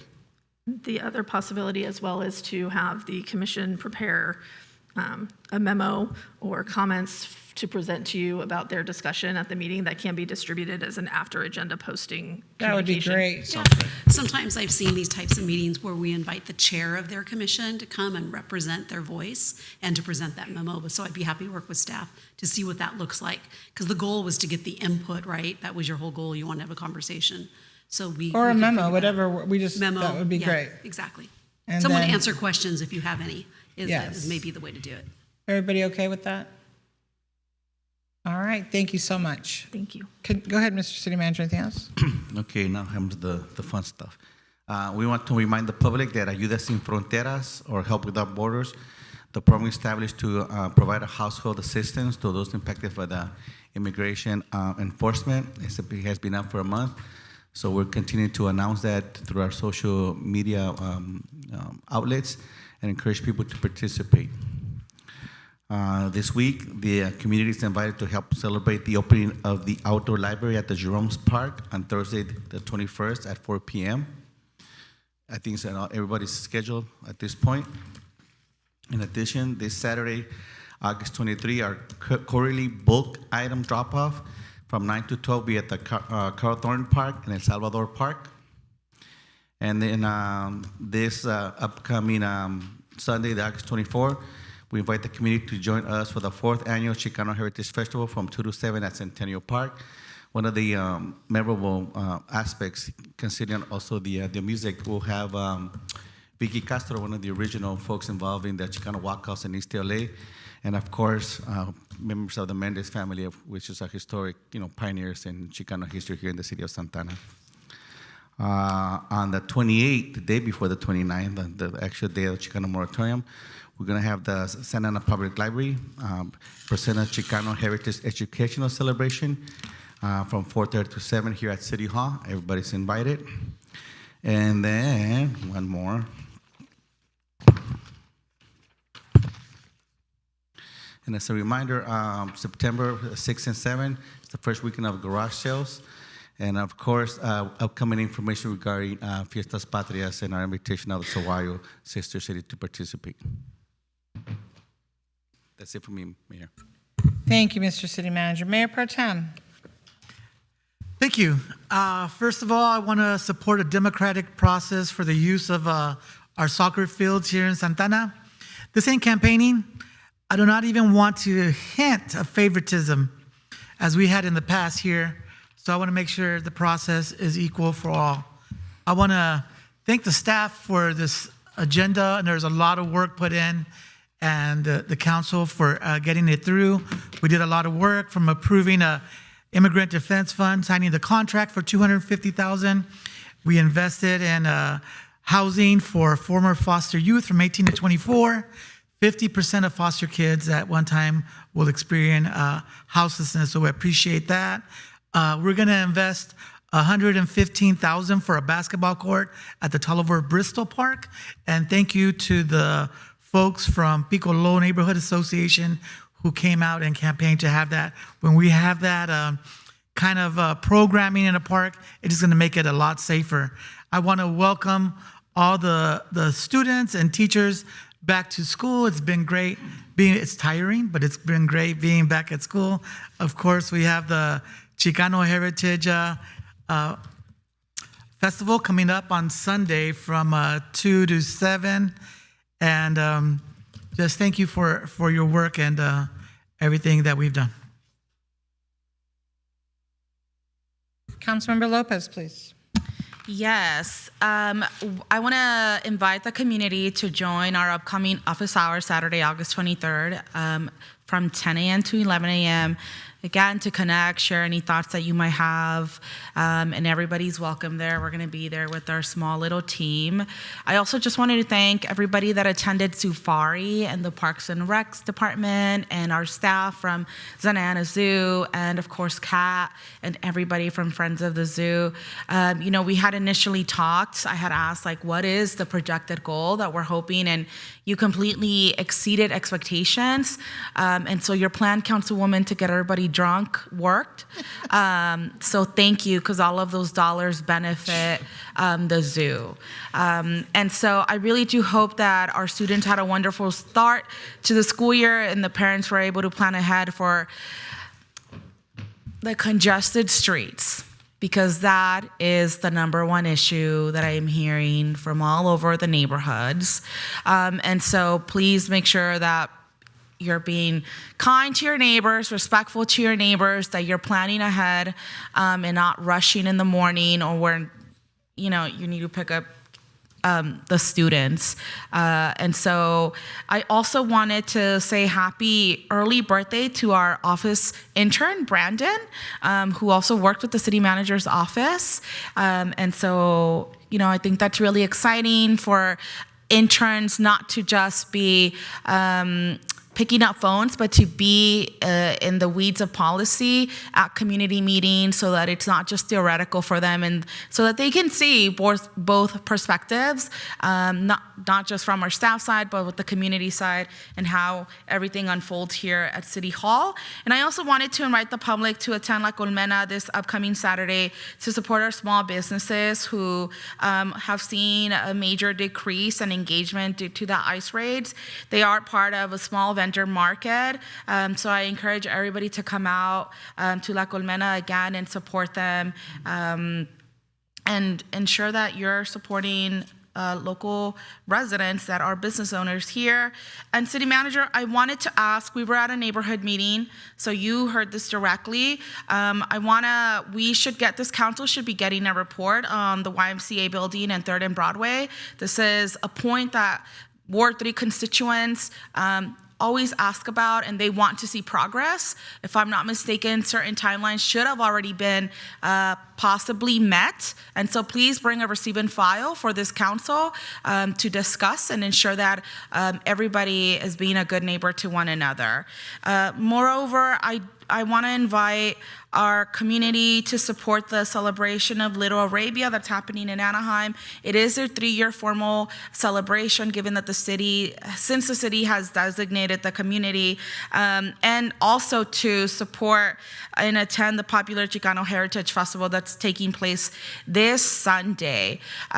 Lastly, I just want to say that because I ask questions doesn't mean that I'm not prepared. And when other members ask questions here from Public Works, I don't interrupt them. I let them ask whether they've done their agenda review or not. And so I ask the same courtesy of my colleagues. And this is the only time that I'll be asking. So again, I just want to thank everybody for their time, and I hope that you stay safe. Thank you, Councilmember Lopez. Councilman Penalosa, please. Thank you, Madam Mayor. I just want to let the public know that this past Thursday, as chairman of the Transportation Corridor Agency and Toll Roads, we approved a monumental agreement, mutual agreement between different transit agencies here in the region for the 241-91 Express Connector, which is a planned direct connector project from the northbound 241 toll roads to the eastbound 91 express lanes, and from the westbound 91 express lanes to the southbound 241 toll road. Drivers using the express connector from the northbound 241 toll roads to the eastbound 91 express lanes will be able to exit near the county line to access Corona destinations or continue onto Interstate 15 and Riverside County destinations. This was the first hurdle in a massive agreement between the Transportation Corridor Agency, OCTA, Riverside County Transportation Commission, and Caltrans. It was unanimously approved by the Transportation Corridor Agency, which is toll roads. Then it went on to the Riverside County Transportation Commission, and it was went out of committee there, unanimously approved as well. So it's moving through the process to hopefully break ground next spring. This is going to be a game changer project for this region.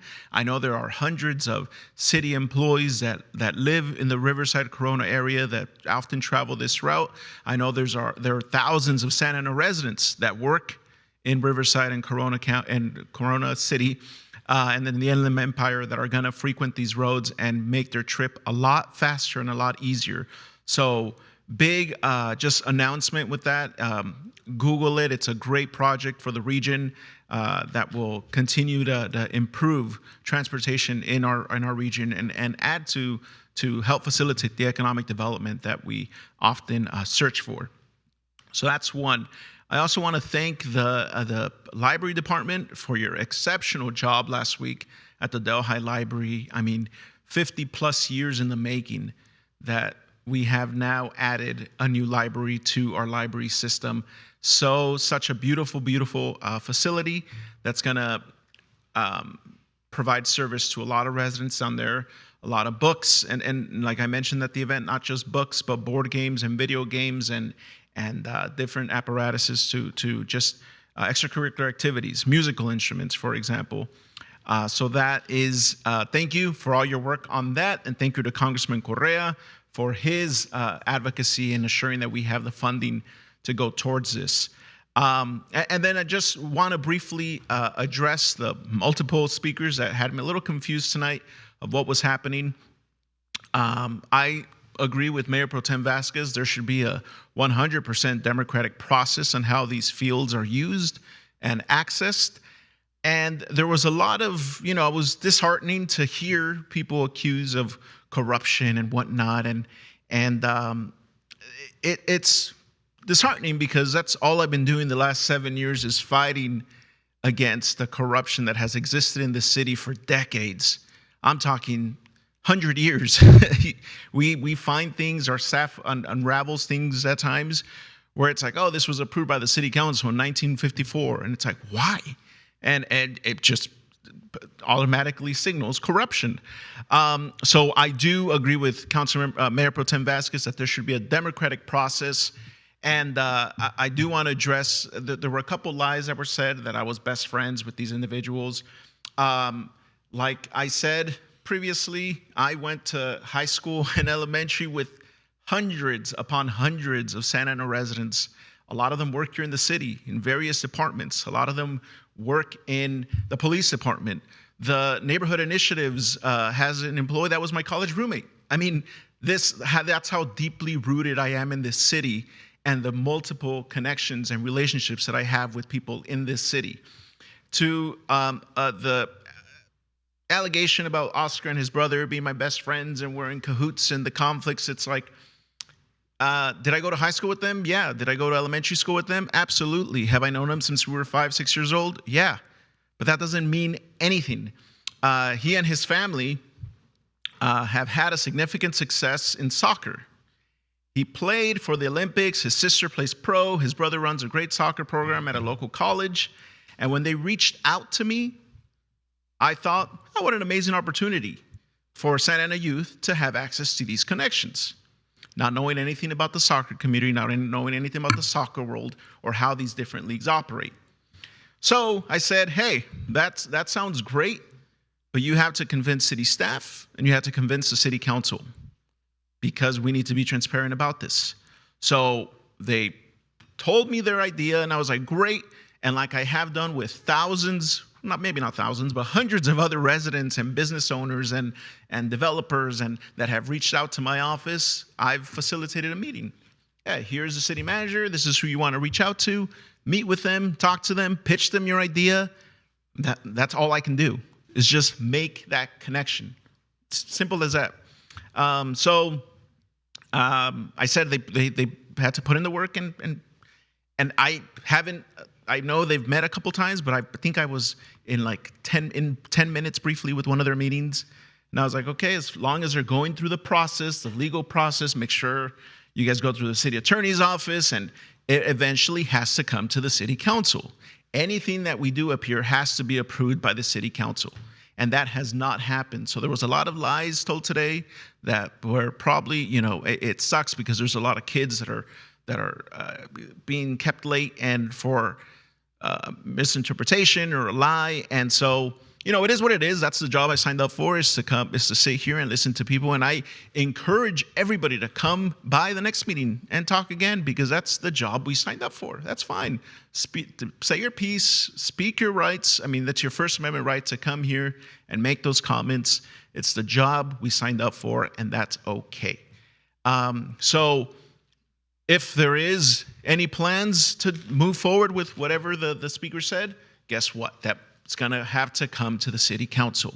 I wish I had the executive authority that every speaker claimed they had to just single-handedly make these decisions, but that's not the case. I'm one of 7 members up here that direct the city manager, and then that's it. So with that, those are all the comments I'm going to say. With that, Mayor, I hope everyone has a good night. Great job, Parks and Rec, on the Zufari event. I know it's been said a couple times, but it was great. Broke records, and love to see our zoo be invested in and expanded the way it's looking. It's looking beautiful. I know y'all have a trip soon to get our zoo accredited next month, so good luck. And I know we're going to be successful on that, and so thank you. That's it, Madam Mayor. Thank you, everybody. Good night. Thank you very much. Councilmember Fan, please. Thank you, Mayor. Yes, Zufari was a fantastic time. I am very proud to be a helping hand, I'll say, every year. And Director Scott, I believe we raised almost $300,000 for that event, which is really fantastic. And thank you so much for having Paco, Tammy, and Ollie out. It's always a really great spirited event to make sure that our zoo continues to stay world class. So thank you so much for all the hard work of Parks and Rec, and thank you to all the team members who came out just to be in support of the event this year. It's really wonderful, and the youth commissioners were out this year, so thank you. I forgot to mention at the last meeting that the Ward 1 team held a legal clinic with something we do every year to help dozens of community members and residents on a variety of legal issues, everything from family law to housing and whatnot. And so it's free every year. We get lots of volunteers, and it's just a wonderful event where we can help community members with drop-in legal questions for free. The last thing, one update I wanted to let everyone know about is I sit on the board for the Metropolitan Water District of Southern California, and we are, if you don't already know, the largest water importing agency in America. We serve all 19 million residents in Southern California. We are going through a very rigorous process to interview and hire a new executive director, because our current one is retiring at the end of the year. So we are working through that. Just if you have any questions or if you read anything in the news, please feel free to reach out to my office. And with that, I hope everybody has a fun and safe Labor Day, since we'll have I think kind of a long break, don't we? With that, have a good night, everyone. Thank you. Councilmember Becerra, please. Thank you, Madam Mayor. Let's see, Oh, here we go. So for my next 2 monthly community office hours, I'm going to hold them on the second Saturday of the month. Normally I hold them on the first Saturday of the month. I hold them all times of the year, not just during particular seasons, but throughout the year. For September, they'll take place on Saturday, September 13th at 10 a.m. at Adams Park over on Warner and Raitt. And then in October, will coincide with the Kaboom Playground build over at Sandpoint Park on October 11th at 10 a.m. as well. And the city manager already mentioned the bulky item drop-off over at Carl Thornton Park. That'll be this Saturday at 7 a.m., right? It's beginning at 7 a.m., bright and early. With that, have a good night, everybody. Councilman Hernandez. Thank you, Madam Mayor. Just want to thank our members of the public for coming out to today's council meeting, all of our hardworking city staff for preparing a balanced agenda. I want to highlight that this is Chicano Heritage Month. We are the first city in the country to declare August Chicano Heritage Month. We did so in 2021.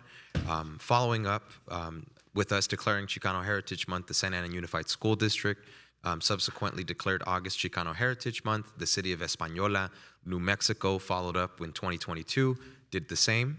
City of Anaheim followed up in 2023, and they declared August Chicano Heritage Month. And then we had Congressman Lou Correa introduce a congressional record declaring August Chicano Heritage Month as well. Santa Ana has helped create a tradition that is honoring Mexican Americans across this country. And we started here in our backyard. And as the best way that we can do it, celebrating Chicano Heritage Month, is we have the Chicano Heritage Fest at the end of the month. For us, it's coming up this Sunday, the 24th. This is going to be a free festival for the public from 2 o'clock to 7 o'clock. You're going to be able to see a headlining performance by El Chicano, the legendary artist themselves. They're going to be performing all their hits. Don't Put Me Down Because I'm Brown, Viva El Tirado, all the bangers.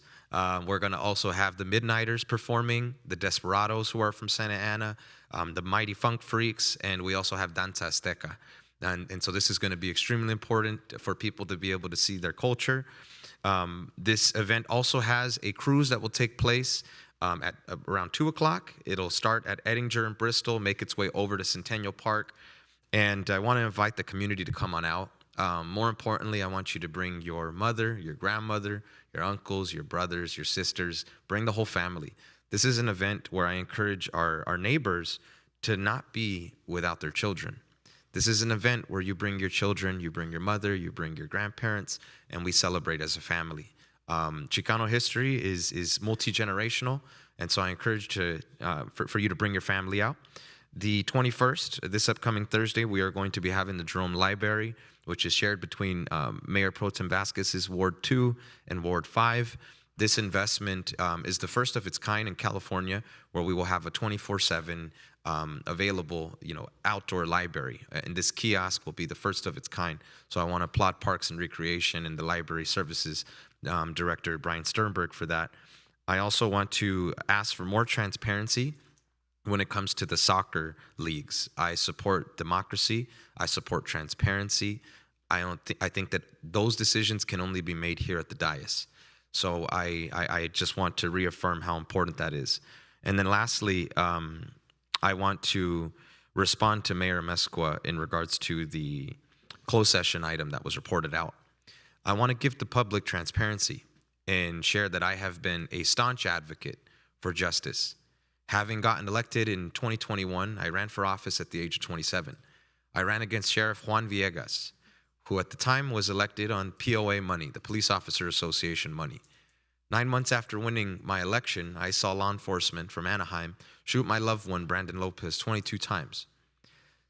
Since I've been elected into office, I have been an advocate for policies like rent control, police oversight and accountability. And more recently, the public showed up to council meetings and they shared their concerns that stem from misconduct lawsuits, concerns that stem from a number of people being killed in a very short period of time. 30 days, we had 2 people who lost their lives. That is being investigated by the Department of Justice related to one of those incidents. I am very troubled that politics may be taking its course here. I want to implore the members of the public that accountability does not mean that you are anti-police. To be pro-justice does not mean that you are anti-police. And so I want to be on the record that I do not support harassing our officers. I do not support disrespecting our officers. I support treating them with respect, dignity, and the same applies for them treating our community with that. If there's a message I want to leave with the community, it is one that is we are stronger when we work together. I hope that we can move past these issues. I'm going to continue to be a champion for justice, and I will participate in transparency should the council look to go a different direction. At the end of the day, I am going to continue to be a champion for justice, accountability, and equity. Thank you. Thank you, Councilman Hernandez. So let me just clarify closed session. The mayor did not move anything. Every council member in that room, I think Madam City Attorney, you read out that 6 council members voted yes. Is that correct? On what item, Madam City Attorney? So there's clarification, there's no lies or dishonesty. Could you please read out what happened in closed session? Because it wasn't the mayor, because since I've been elected, the mayor gets blamed for everything, and that's a whole political move. So 6 members in that closed session voted for what, Madam City Attorney? We had 3 reportable actions on the Robles case. We approved a settlement of $150,000. On the filing of the motion to disqualify, that was 5 votes because 1 council member was absent and 1 disqualified.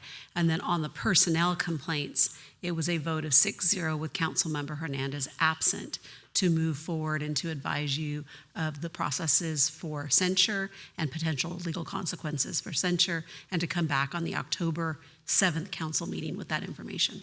Okay, I just want to be clear that we're honest. It wasn't the mayor. It was all 6 council members that were in this room that sat up here tonight that voted to move forward with that investigation and the censoring. Yes. Okay, thank you, Madam City Attorney.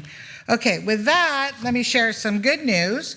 OCTA on Wednesday, August 20th is having a community presentation regarding the streetcar at Carver Elementary, so please go. It's tomorrow, right? The 20th, tomorrow, yes, at 6:30 p.m. at Carver Elementary if you want to hear more and learn about the streetcar. And then on Thursday, August 21st, they will be at Garfield Elementary and also at Lydia Romero Cruz and Santa Ana High School, all 3 back-to-school nights. And then on the 28th, they'll be at Comlink. And then on the 13th and 14th, they'll be at Fiesta Patria. So please stop by and ask them questions that you may have about the streetcar. They're excited to share that. Also, Mr. City Manager, I don't believe we're going to have a council meeting before the Fiesta Patrias. So the Fiesta Patrias is on September 13th and 14th, is that correct? Yes, Okay, perfect. And there'll be a parade and the booths and music and everything, correct? that's the plan, yes. Okay, great. And we'll be posting that all over social media. I'm sure we will. The Delhi ribbon cutting is this week, really exciting. We had the Delhi ribbon cutting, very exciting times, and it was beautiful at Delhi. Next will be Jerome's on Friday, I believe, correct? Am I correct? Thursday. I don't even know my dates anymore. Okay, Thursday will be the ribbon cutting for Jerome. As far as the soccer fields, Mr. City Manager, I look to you. I know you're going to be meeting with them and you'll be sharing with the council what is exactly happening around the soccer fields, because there was a lot of misinformation shared tonight. Is that accurate? That is correct. Perfect. Thank you so much. And finally, I will close with, so when we talk about community meetings, I just want to share that Councilman Becerra made a comment tonight about moving policy, that we are policymakers up here. Thank you, Councilman Becerra, for saying that, because it's so important. You know, we sometimes get off track, but we are truly the policymakers here for the city of Santa Ana, whether it's police issues, whether it's quality of life issues, whether it's the homeless issues. And those are such things that are so important to our community members. I have the coffee with the mayor every month. I have the business meetings that I meet with different businesses. I meet with the faith-based quarterly, and I have neighborhood association meetings. And I will tell you that the topics are always about homeless, crime in our city, our streets. Rudy's very popular in those meetings. It used to be Nabil, now it's Rudy. We talk about housing. And yeah, they've brought up drones to address, 4th of July and some other things. But all of the means, the faith-based, they're looking for safety and security for their churches as well. So I just want to be clear that I love sitting up here and pushing policy through and voting on policy that's going to make our city better, safer, and you want to live here, you want to go to school here, and you want to work here. That's what it's about. You want to work here as well. And I don't mean just for the city of Santa Ana, but you want to work in the city. Finally, on August 8th, I was in Los Angeles and I joined LA City Attorney Heidi Fieldstein Soto, and we expanded the coalition.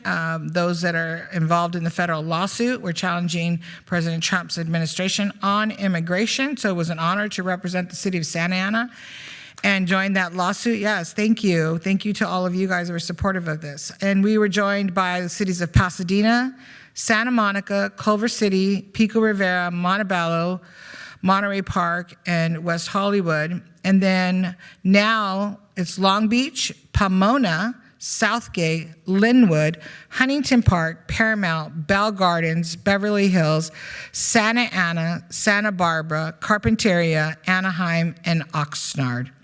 So Thank you to the county. County of Orange is Santa Ana and Anaheim. Anaheim came after us, of course. So No, but the county's not. no, the county did not show up. I don't think they've joined in that lawsuit. But Madam City Attorney, thank you as well for your involvement in that. And I have to share with you that the City Attorney in Los Angeles, she has a challenge coin.